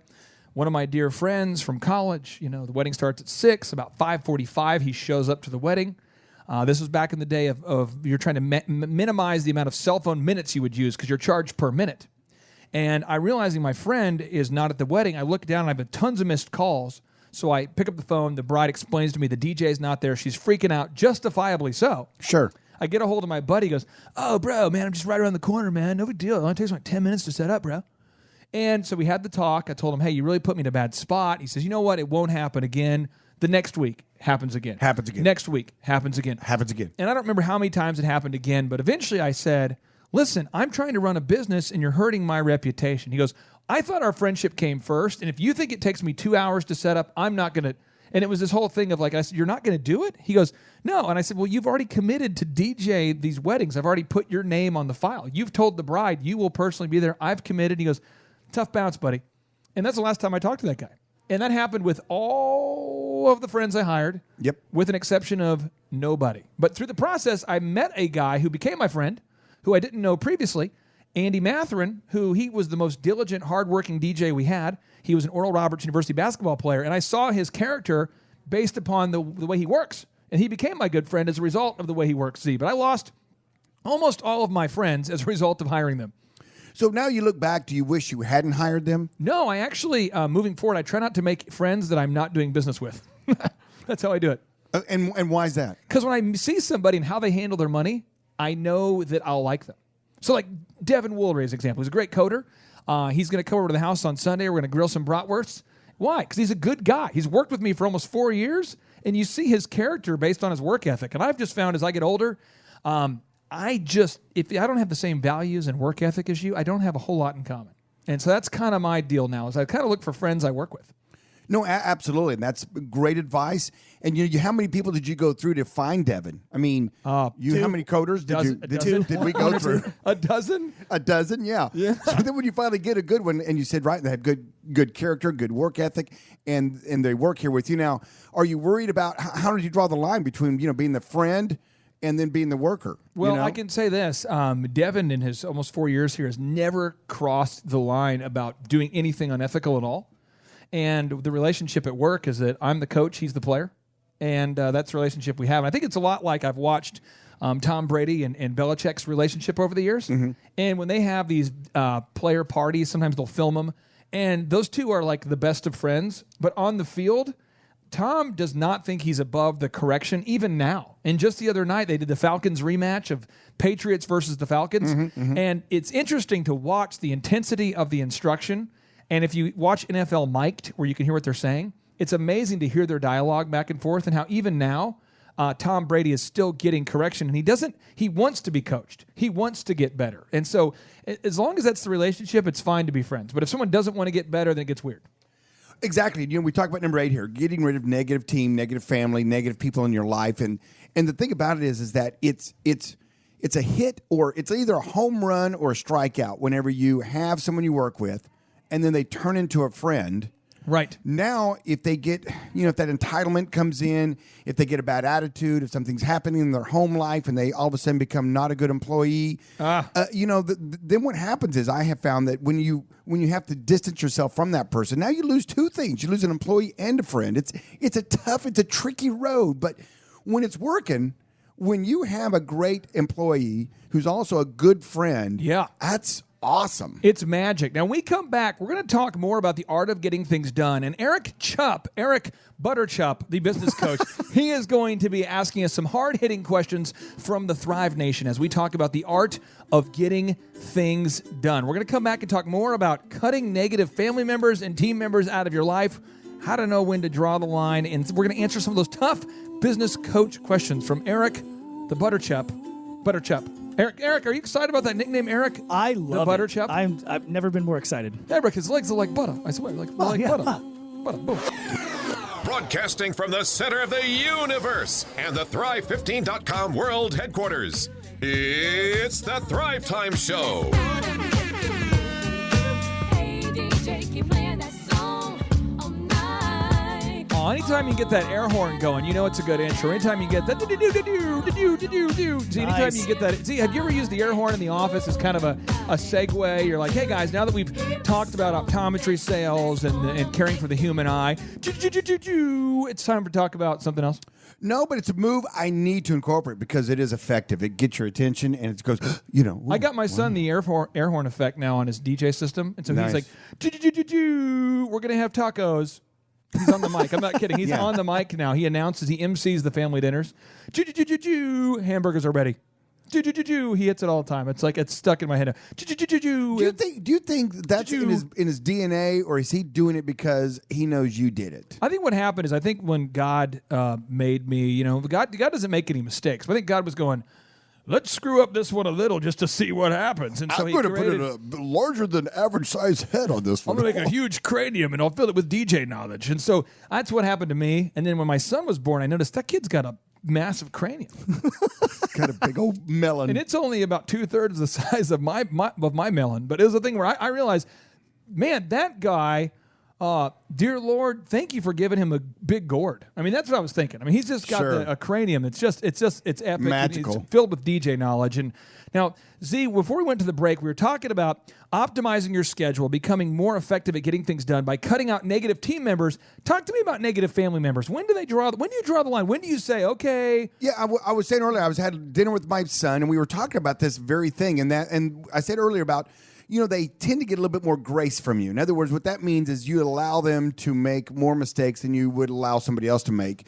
And the problem is if you don't do some correctional moves early on. Like I had one of my best friends come to work for me, and really kind of entitlement, kind of took advantage a little bit of it, okay? I did drive your car, and I used all the gas. My bad. I forgot. If I'm not around, I mean, he pretty much kind of ran over the other employees a little bit and they knew, well, we can't say anything because that's Dr. Z's a really good buddy. And so it kind of got a little bit out of hand, and shame on me that I didn't dig in a little earlier, make some corrections a little earlier, and then finally got it so far out of hand. I said, dude, we got to part ways. This is when he changed the bathroom, there was a women's restroom, and then he made it into a unisex, and he made his own bathroom. That's when you knew it was too far. No, he didn't, but that would have been too far. And people ask me all the time, how do you know when it's time, if someone's being dysfunctional, if they're not being a good team member? How do you know? And I always give them the same answer. I give them the same answer. When, in fact, we were in an in-person workshop. It wasn't last month. It was the month before. Yeah. And I got the question. That was the question. Boom. I've got a lady that comes in. She's drama. She's a good friend. What do I do? I can't get her to change, and she just brings negativity throughout the office, and it's a Debbie Downer. Yeah. And I said, well, you know what, ma'am? You're going to put up with that as long as you want to put up with that. What? I have to put up Is with that it mean? until I'm done. Is that mean? I mean, being the boss, you get to decide how much of that jackassery you get to put up with. That's the great thing about being the boss. That is the great thing about it, And the problem is, though, if you don't nip it in the bud, or if you don't deal with it, then it spreads. It's spread like a virus, like a weed in the garden, man. Wildfire. Now, here's the thing. Is Tim Ferriss, the best-selling author of The 4-Hour Work Week and a noted investor of Facebook and an investor in Twitter and Evernote and Uber, never heard of it. He says, a person's success in life can usually be measured by the number of uncomfortable conversations he or she is willing to have. Now, Oprah went on to say, surround yourself with only people who are going to lift you up higher. So I would just encourage you to marinate on that. Now, Chup, you have a business coach question for Dr. Z before we move on to move number 9 of the art of getting things done. Oh, yes. What's your question, my man? Okay, here we go. The first thing, I'm working with some people. We're getting through the branding. We're doing a lot of advertising. We're getting a lot of leads in.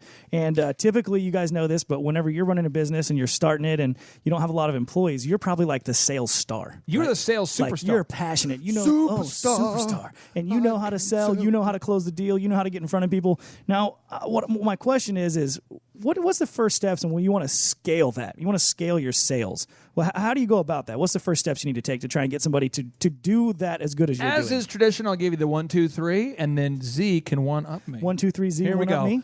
One is you need to record your calls of you doing it the right way. Somebody has to see, whether you're teaching someone to play football, teaching someone to shoot a basketball, teaching someone to do a sales call, you've got to show an example of doing the right thing. People learn by watching the right thing. 2, you want to document it. You want to write it down. You want to write down your script. So whenever it works, you just want to transcribe it. And that way you have, this is how it looks.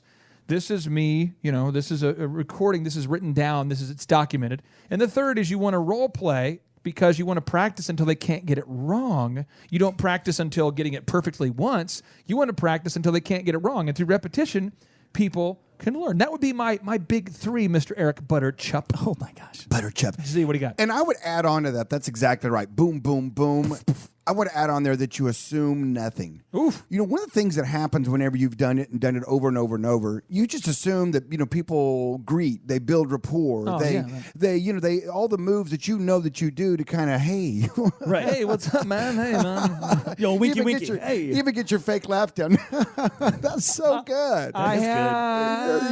You're the best. I can see why you want to do business with me. Super negative, terrible, bad, but funny example. It's funny now because it's far enough in the past. We have a person, this is a person who used to work with us back in the day, and I told him, I said, it's very important that you build rapport with the women at the bridal shows. Build rapport. They said, rapport. First they said Rapport. I remember that. I said Rapport? I said, no, Rapport. No, Rapport. R-A-P-P-O-R-T. I said, what does that mean? I said, you want to get people to like you and trust you. Yes. But I didn't teach specifically what questions to say. Now, years later, I scripted this out, and I put all the scripts on a clipboard, and the team had to actually use them over and over, and they were only allowed to ask those questions. Yes. But previous to that, I just taught the principle, which is not actually a scalable thing. So this man walks up to this woman walks up to the booth with her, she walks up to the booth and says, hi, I'm looking to find out more information about hiring a DJ. And he goes, oh, great. And so is this your mother? Now, the problem is the person he asked, is this your mother, is her sister, who's about the same age. But through a series of excessive binge eatings, she has weighed now significantly more than the other person. And where they're twins. See, they're actually the same age because they're right around the same age, like minutes apart. And so the lady goes, no, it's my twin sister. And you could see not only the rage, but it was like just the weirdest thing ever because they're the exact same age, yet one was twice the size of the other, and they're twins. And you know this has got to be a thing, Yeah. So she walks away, and I look at the guy, and I said, dude, that was the good news is you'll remember that one. That was pretty epic fail. Now, the same man at the bridal show the next day, a woman walks up, and he's like, so, hey, when's the baby due? But there's no baby due because she's not pregnant. Oh, and epic I'm like, fails. dude, you cannot say words anymore. And then I was driving back from Dallas, and one of our sales guys goes, no, he just doesn't know what to say. You have to script it. But this was a guy who used to tell women, you look great for your age. I mean, just endless passive-aggressive insults that apparently his family thought were funny. But he just, I don't understand it. And so you can't assume these people know. I'm just telling you, you can't. You can't assume that they know, the basics. You've got to break it down like you're teaching a third grader how to sell, how to sell the stuff, right? I mean, right. And you're like, I've got to tell them that? Yes. I've got to tell them to insert the key before I turn it? Yes. Yes. You turn the key before you turn on car. Put grasshopper. Put key in the car before. Wax on, wax on. So super. When we come back, we're going to talk more about the art of getting things done. How do you get more done? How do you find the time to both wax on and wax off? My name is Clay Clark. I'm a business coach. Stay tuned. Back to the Business Coach Radio Show that taught Yoda the Force. Welcome to the Thrive Time Show on Talk Radio 1170. Oh, Thrive Nation, get off your X-Wing, get off your TIE Fighter, put down the Millennium Falcon, land that thing, put down the lightsabers, and get out a pen and paper, because we're talking about how to get more things done, the art of getting things done today. We're moving on to move number 9 on this episode of Business School Without the BS. Hey, before we hit number 9 real quickly, you touched on, we taught Yoda the Force, and then you had some nice Star Wars tie-ins to the Thrive Nation out there. They're coming out with a new movie this Christmas, The Last Jedi. Have you guys seen any of the trailers or know anything about it? Well, here's the thing is, I know that all of the movies that are coming out from Disney now were basically Disney bought the license, they bought the rights to, they own it now. They own the Star Wars franchise. $4 billion. From George Lucas. Yeah. And the other company he started, Pixar, they own that. So basically what is Disney is George Lucas. So I know that George Lucas had a series that he wrote out for a long time. So he actually wrote an original 9 books, of which he just decided to start and make the first 3, which he didn't make them in order. But the point is, I know that they're sticking to a lot of it, and they've hired, I cannot remember the director's name, but the way he's doing it, it looks so accurate visually. J.J. Abrams did the first couple reboots. I don't know if he's doing this one or not. But I mean, really they look I'm gonna great. look it up. They look really good. I mean, the way that visually, the ones they made after the first 3, I thought were kind of tacky. It looked like the spaceships weren't real and things were kind of like, I guess everything else was plausible. But everything I thought that just seems kind of whack. But now the new ones have been great. I've enjoyed the past couple, and I plan on dressing up like Darth Vader and waiting in line. Can I tell you guys something? Can I tell you something? Yeah, tell us. I've never seen a single Star Wars. Come on. Am I ejected from the box? I have to leave the box right now. Are you serious? I'm Butter serious. chop. I mean, seriously? Hey, how long have you been a communist? How long have you worked directly with the Red Empire? I mean, are you... We're running on 34 years now. No, I just never seen them. I don't know what the deal is. I noticed there was a lot of North Korean viruses put on the computers. And now I know who did it. No, definitely not me. Now, Z, move number 9. You want to get your inbox down to 0, okay? Now, work with me. As opposed to checking it throughout the day. Now, you and I could argue about this a little bit, but I want to give you an example. Arianna Huffington, who was the lady who obviously co-founded the Huffington Post, She talked about how she got to a place in her life where an email would come in like every 10 seconds. Yeah. And she would respond, and she couldn't ever be mentally present. So she's like, I'm just constantly, and she's like, and then my phone, it sends the message to me, and she's like, basically begins to develop monkey brain, where she can't respond to the email. She just now knows she got a new one. And it's almost this like stress, and you're never able to be home or not home because you're constantly digitally tied to the office. So for somebody there who's got like 3,000 emails in their inbox and they're constantly checking it when they're out to eat, they're with family, walk us through, how do you get more stuff done by not incessantly checking your email constantly? Well, what happens is unless you're expecting something very, very, very, very important, so there is that one off that says, okay, check it incessantly tonight because you're expecting something very important. Do and I you get to go to heaven? You need to. It's a new system, and you need to. This is God. I'll email you by 5:30 immediately. But for the most part, I love that's the system I use. What I do is I clear my box in the morning. I address everything, and then about maybe twice throughout the day, about midday, and then the end of the day, I check it again, and then I'm done. Checking it all the time is it's almost a neurotic behavior. It's almost like an OCD kind of behavior, you know? You remember that song, The Crying Game, or the movie The Crying Game, about the dude who dates the girl and he finds out later that she is a dude? I heard about it. I never watched it. I Whatever. never saw it. Okay, yeah. whatever. Sure. Yeah, so yeah. anyway, so the thing is...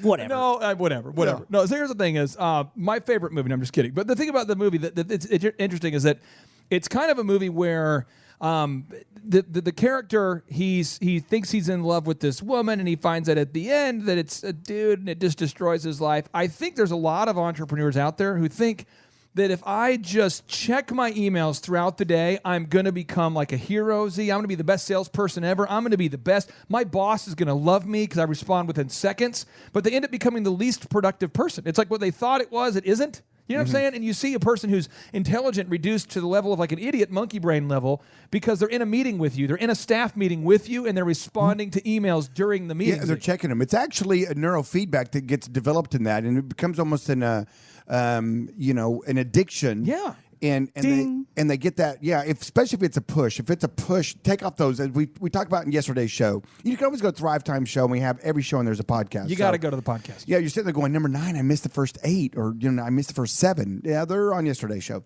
Now then, what I'm getting at is that it almost becomes an addiction. It's almost like it is an addiction. Yeah, and then it's when you get that addictive behavior, then it starts to control you, and you not controlling it. And when things start to control you, that's unhealthy. And then you become George Michael. And then you become, and then next thing you know, he had a binge heroin night and died. There you go. That's what's going to happen if you check your emails too much. I don't think it correlates. I don't think that's all right. Now, move number 10. An entrance drug or something. Is you want to stop arguing about religion. Now, Dale Carnegie says this. This is during the context of work. We're talking about how to get things done at work. Dale Carnegie, the best-selling author of How to Win Friends and Influence People, who wrote the book that Warren Buffett says, quote unquote, changed my life. Stop arguing about religion. So here's an example. People who've spent their entire lives studying the Christian faith got to some point of disagreement and they go, you know what? I'm going to start the Assembly of God denomination. And then someone else is like, well, you know what? I disagree with you. So I'm going to start the new Southern Baptist because the Baptist wasn't really, I'm more Southern Baptist. Someone else says, I disagree with you so much. I'm going to start the Church of Christ and I'm going to ban music. And someone else goes, I'm tired of you banning music, so I'm going to do a free church where I'm going to play any music I want. And there's literally there are thousands of denominations, and it's because people just argue about something over and over and over. Z, what's your rules for arguing about religion during the workday? I mean, do you devote 90% of your workday to arguing religion, or what percentage of your workday, 97%, 98%, what percentage of your workday do you spend currently arguing religion? 0. Really? 0. Come on. It's a waste of time. And arguing is the operative word there. I mean, obviously, if you're getting stuff done, you're working, unless you're working at a religious institution, unless you're doing a publisher and you're doing Christian manuscripts. Eric Butterchup, real quick, could you pass me that stapler? And by the way, I don't think we should have instrumentation in praise and worship. If you could pass that stapler. There you go. So, and then real quick, Z, if you could, I just want to make sure you know, I don't believe in the fruits of the Spirit, but if you could pass the fruit, that'd be great. Exactly. But And that really is kind of a broad term. A lot of things that really don't matter to the work day. Right. You know, in other words, the filter is what's best for the business at hand. And having employees sitting there, number one, arguing about anything is inappropriate. Could you pass the openly gay paper, please? Because I think that's okay in my religion or politics. Politics is probably something that was a little hotter last year. As you know, that was a very divisive year. It seems like we're very. This country's, got a lot of divisiveness in it. See, I mean, you and I are going to form a partnership, but not in that way, if you know what I mean. Exactly. But could we talk about it at church this week or right now? No. Okay. That's what people do, though. You see it all the time. It's dysfunctional. Stop doing it if you want to get stuff done. Move number 11. Stop arguing about politics. I can't wait to fake argue with you about politics on this show because there's so many people that get so worked up about this. It's like in your mind... When President Obama was elected, it's like the world stopped and it was horrible and you cried and you lamented and you went on Facebook. And now Trump's in office and you're crying and you're posting on the work Facebook. See, you're posting on the work Facebook about your frustrations with the commander-in-chief. Either way, left, right, I want to get your take on this because you're a guy who's politically active, but you're not sitting there arguing about politics during the workday. How do you draw the line? When do you draw the line? And how do you endorse candidates? How do you not endorse candidates? I mean, it's all confusing. Stay tuned. It's the Thrive Time Show on the radio. My name's Clay Clark. I'm a business coach. Bring it back. Presenting the world's only business school without the BS with optometrist and entrepreneur Dr. Robert Zoellner and USSBA Entrepreneur of the Year, Clay Clark. It may not mean nothing to y'all, but understand nothing was done for me, so I don't plan on stopping at all. I won't forever, mine. Aw, T-Town, 918. People out there in Tennessee, people in Fargo. Oh, don't you know? Yes, Fargo, welcome. Fargo Chiropractors. All the chiropractors in Fargo, we love seeing you at the workshop. The exotic tropical pet store down there in Midland, Texas, we loved seeing you at the workshop. Minnesota, it's not too cold to come on down to Tulsa. You can get on a plane this time of year. We can't wait to see you again at the workshop, New York. It's so fun to be. See, there's people all over the world now listening to the podcast because rumor has it the internet is everywhere. Thank you, Al Gore. Thank you, Alvin. Alvin, is it Alvin? Really? Well, Alvin, so you know, Alvin's wife, she is the one who gave us the parental advisory sticker, which to me as a young youth was like the recommendation sticker. So I was like, if Tipper recommends this album, I'm going to get it. So well, I don't think she was recommending it. I think she was, that's what that was recommending. She was a warning that it had explicit language. I thought R was for rad. Oh, no. That's what Rad. Now, okay. Now, move number 11. If you want to get more things done, the art of getting things done. How do you get more stuff done during a workday? Is you got to stop arguing about politics. Now, Will Rogers, if he was here, he would say, this is a Will Rogers quote. He says, people's minds are changed through observation, not through argument. Z, why can't you argue politics at work? Well, the problem is you think you're going to, hey, you know what? I'm going to change their mind. Absolutely. I'm going to do it because my argument is so compelling. Yes. It works on my mind. President Obama's the man. It must work on their mind. I loved his speech last night. You guys watch the Obama speech last night? It was awesome. And what happens is that you just end up going round and round like a dog chasing its tail, and you end up just frustration, and you end up having a coworker or an employee not like you even more because you can sit there and argue with them and you're not going to change their mind. Now, sales guys, I want to make sure we got to hit our quotas this week. We got to make calls. We got to do it like President Obama, who would get things done. Because we got to change. And I have a hope for the future like President Obama. And I want you guys to know I care about all of you equally like President Obama. But the interesting one is when it's a customer. Oh, come on now. That's the interesting one. And that's when, especially if you have done what I have done over the last few election cycles, and that is publicly make known, i.e. putting, posters and signs on my buildings. You put up the Bridenstine sign. For example, yes. You said you support Bridenstine on the side of your building at 65th and Memorial, and he happens to be on the right side of the aisle. Yes. You also did erect a wall with a gun turret when you put all the barbed wire up there. Now, and that is not a you true put up all the statement. flags, and you wore a cowboy hat. You were doing well. Now And you put gold everywhere and guns everywhere, and people thought, what is this new guns and gold motif? What is the new guns and gold? Okay, you just put up a sign. Okay, I put up a sign. We can live with that. As usual, you went just a Well, I think that's what people are thinking, though. I think some people drive by going, well, a little bit of embellishment there. there's people who are thinking, they drive by going, see, that's the guns and gold guy. He put up the That's it. Bridenstine Yeah. sign. All he cares about is guns and gold. Exactly. And what that did is it let people know publicly my views on said race, and it created some backlash. It created some arguments. It created some discussions with customers. And you say, and when your customer would come in, would you say, there's two sides to this argument. There's one that's right and one is wrong. So I would prescribe you to leave this building. Is that what you would do? How you would handle it? No. Because I still want their business. Oh yeah, okay, my bad. But it's a touchy thing to step out. Put signs in your yard, put signs up on your buildings, guns and gold everywhere, to publicly announce who you're supporting. Because you know what? There's nobody out there that has 100% support. I don't care how great a person they are. It's just the way it is. Someone's going to be on the other side of every issue. And for anybody who's looking for some historical context, Abraham Lincoln, who famously ended up ending slavery officially, what he did was he ran as a moderate. And once he got into office, he let people know, surprise, I'm going to end slavery. And guess who didn't agree with him? His own wife. And so, I mean, he had a house divided. I mean, he wanted to end slavery, and his wife's like, I would rather you not get a bullet in your head. Why don't we not take up this fight right now? Why don't you stay alive? And so her whole thing was, let's not upset everybody right now. Let's so I'm just telling you, whether you take a side for against slavery back in the day, or you're taking any kind of stance at all, according to Aristotle, the only way to avoid criticism is to do nothing.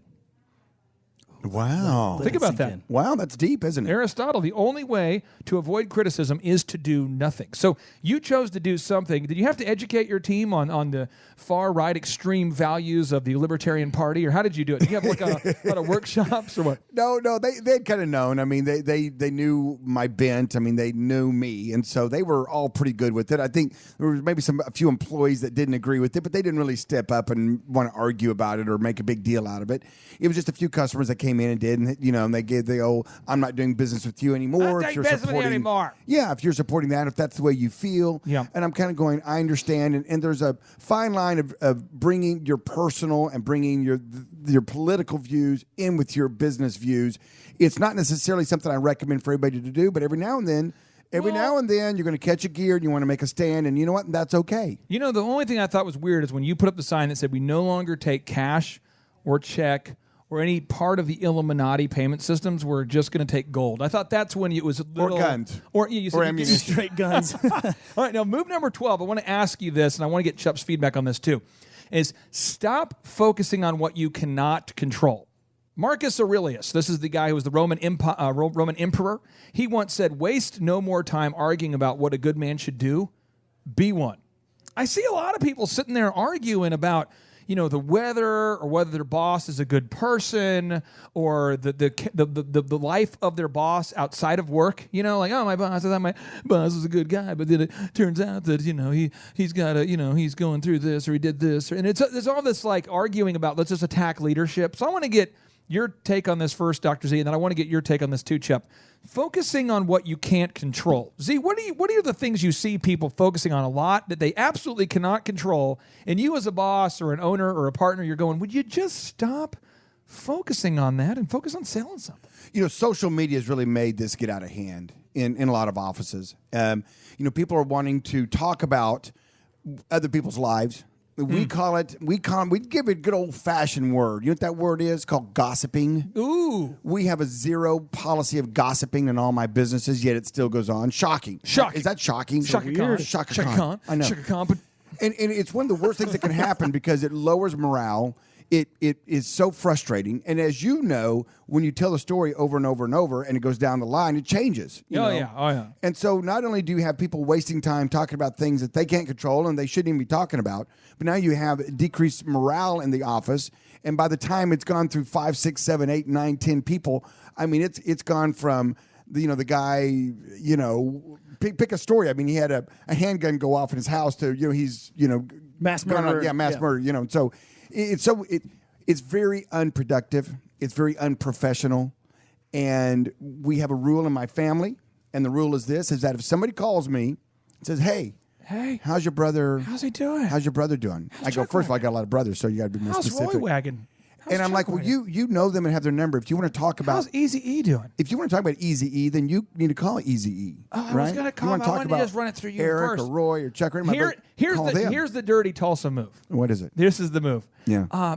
Dr. Z, I wanted to talk to you real quick about Eazy-E. I was going to pray for him, and I just wanted to know what's going on. You know what I'm saying? The move where it's like, I just wanted to pray for him, so I wanted to know what's going on. You've seen that move in Tulsa. That's a Tulsa move. I've heard this. Is it true? Oh. And like, you know what? That's a great question for my brother. Yeah. And why don't you call and talk to him? And here's his number if you don't have it. Because I'm not going to sit there and get into a discussion. And that's what I try to encourage my employees to do is don't, if you're not talking about yourself, then stop talking. My body. Now, Chup, I want to ask you this question here because you work with a lot of coaching clients, a lot of business coach clients. You've helped them grow their businesses tremendously. What are some things that you've seen clients over the years focus on that doesn't matter, but yet they want to focus on it? And you've helped them now. Right. What are some things they want to, by default, focus on? A lot of the things that we get into when we start really drilling down with business owners that we work with is it's a lot of emotional things, right? They're the way they're reacting to what someone else did or what a competitor decided to do. And I've heard you talk about this, Clay. It's kind of like arguing with gravity. Yes. Like you can argue all day with gravity, but if you go jump off this building, I guarantee you're going to hit the ground. Can I give you an example? At Elephant in the Room, one of our competitors kept stealing our signs. So we opened the store in Broken Arrow. Every time we put our signs up, they get stolen. And you know what? I knew he was going to steal the signs. It was like an Ace of Base song. I saw the signs. I stole the signs. I saw the signs, and I saw him steal them there in his truck, and I saw him do it. So it was a deal of like I could spend all my time and energy talking to him, chasing him down, cutting him off, talking to him, meeting with him.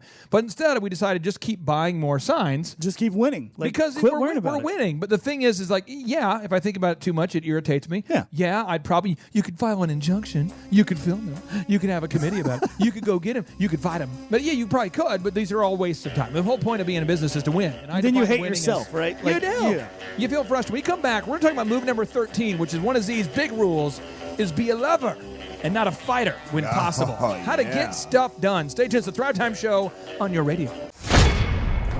Hello, my name is Charles Kolaw with Kolaw Fitness. Today I want to tell you a little bit about Clay Clark and how I know Clay Clark. Clay Clark has been my business coach since 2017. He's helped us grow from 2 locations to now 6 locations. We're planning to do 7 locations in 7 years and then franchise. And Clay has done a great job of helping us navigate anything that has to do with like running the business, building the systems, the checklists, the workflows, the audits, how to navigate lease agreements, how to buy property, how to work with brokers and builders. This guy is just amazing. He's this kind of guy has worked in every single industry. He's written books with like Lee Crockrell, head of Disney, with the 40,000 cast members. He's friends with like Mike Lindell. He does ReAwaken America tours where he does these tours all across the country where 10,000 or more people show up to some of these tours. On the day-to-day, he does anywhere from about 160 companies. He's at the top.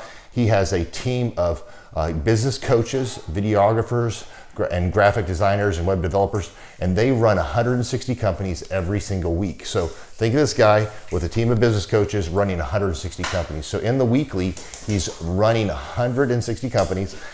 Every 6 to 8 weeks, he's doing ReAwaken America tours. Every 6 to 8 weeks, he's also doing business conferences where 200 people show up, and he teaches people a 13-step proven system that he's done and worked with billionaires, helping them grow their companies. So I've seen guys from startups go from startup to being multimillionaires, teaching people how to get time freedom and financial freedom through the system.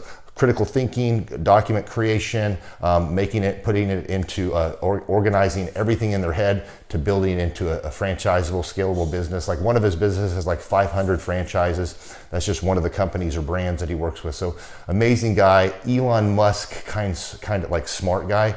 He kind of comes off sometimes as socially awkward, but he's so brilliant and he's taught me so much. When I say that, like Clay is like, he doesn't care what people think when you're talking to him. He cares about where you're going in your life and where he can get you to go.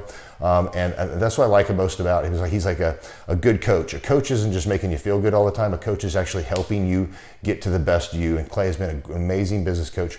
through the course of that, we became friends. I was really most impressed with him is when I was shadowing him one time. We went into a business deal and listened to it. I got to shadow and listen to it. And when we walked out, I knew that he could make millions on the deal. And they were super excited about working with him. And he told me, he's like, I'm not going to touch it. I'm going to turn it down, because he knew it was going to harm the common good of people in the long run. And the guy's integrity just really wowed me. It brought tears to my eyes to see that this guy, his highest desire was to do what's right.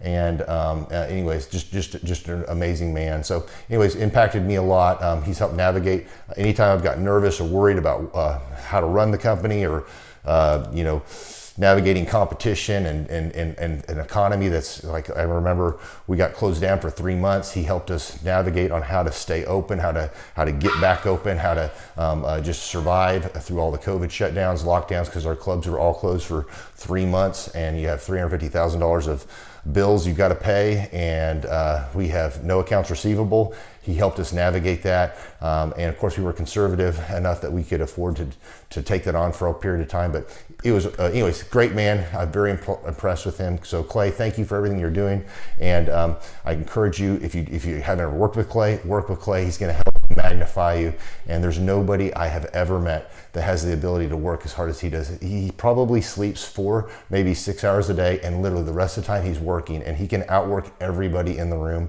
every single day, and he loves it. So anyways, this is Charles Kola with Kola Fitness. Thank you, Clay, and anybody out there that's wanting to work with Clay, it's a great opportunity to ever work with him. So you guys have a blessed one. This is Charles Kola. We'll see you guys. Bye-bye.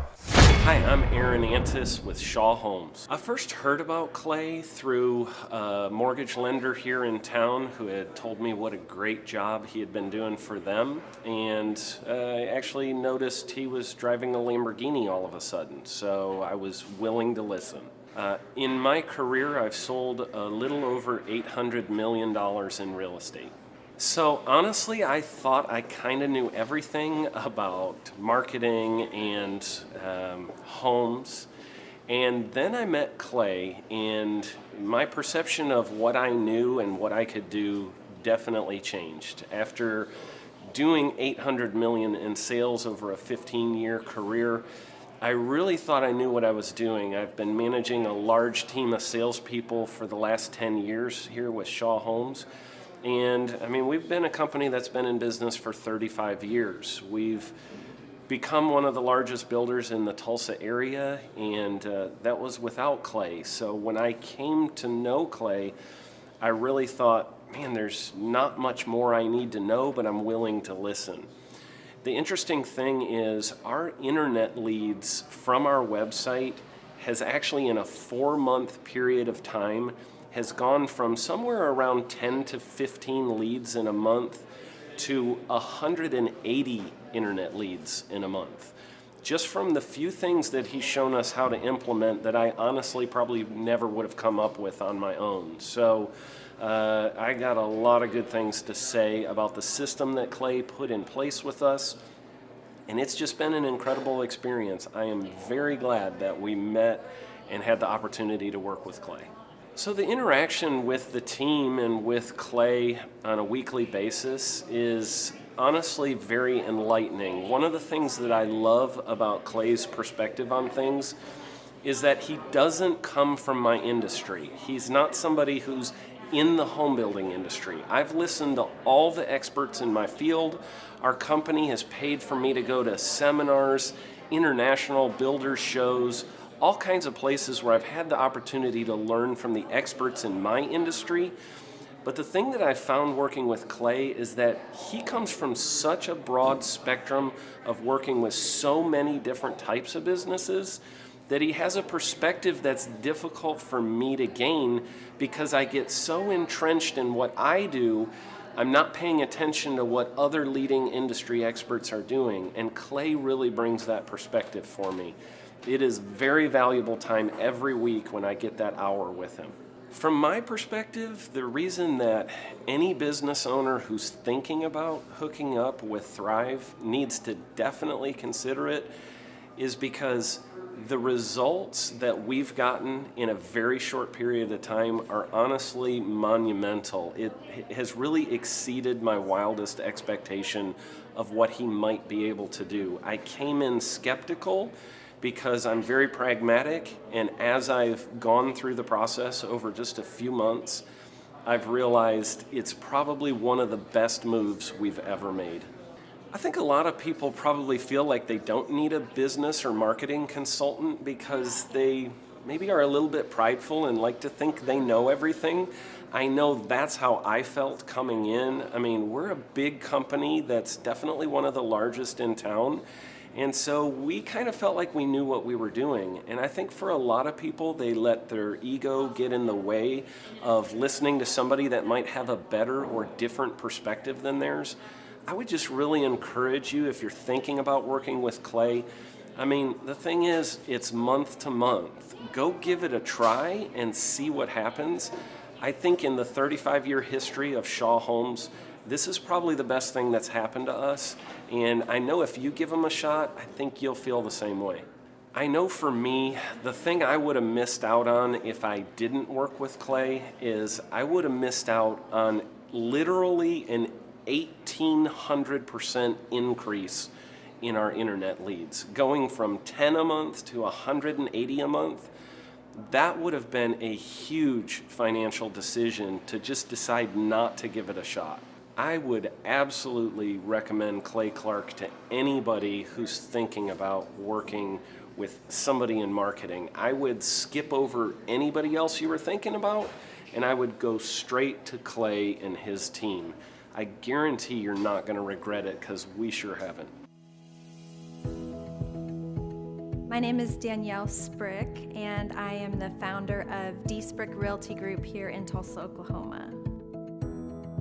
After being a stay-at-home mom for 12 years and my 3 kids started school and they were in school full-time, I was at a crossroads and trying to decide what do I want to do? My degree and my background is in education, but after being a mom and staying home and all of that, I just didn't have a passion for it like I once did. My husband suggested real estate. He's a home builder, so real estate and home building go hand in hand, and we just rolled with it. I love people, I love working with people, I love building relationships, but one thing that was really difficult for me was the business side of things. The processes and the advertising and marketing. I knew that I did not have what I needed to make that what it should be. So I reached out to Clay at that time, and he and his team have been extremely instrumental in helping us build our brand, help market our business, our agents, the homes that we represent. Everything that we do is a direct line from Clay and his team and all that they've done for us.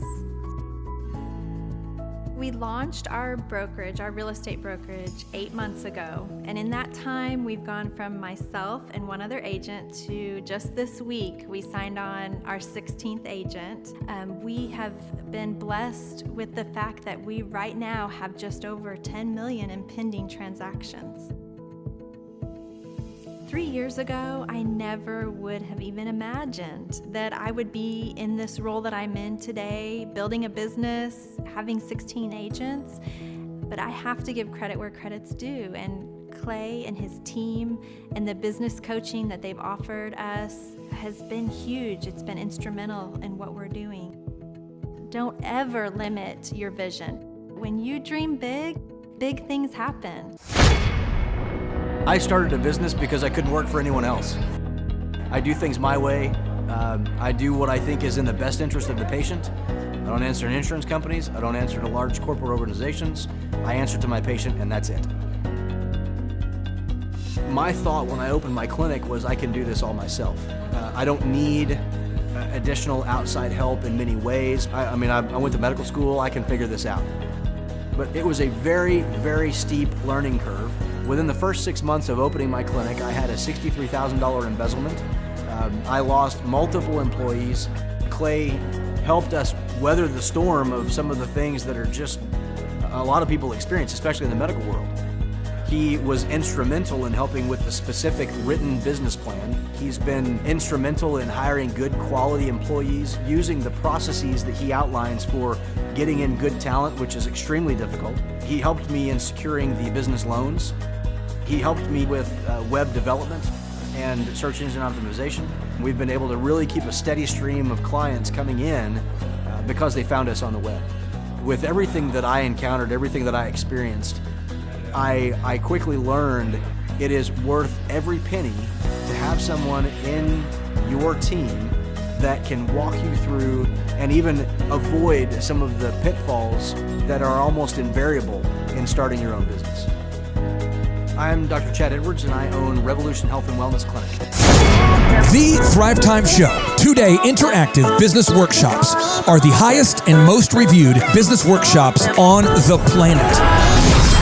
You can learn the proven 13-point business systems that Dr. Zoellner and I have used over and over to start and grow successful companies. I mean, we get into the specifics, the specific steps on what you need to do to optimize your website. We're going to teach you how to fix your conversion rate. We're going to teach you how to do a social media marketing campaign that works.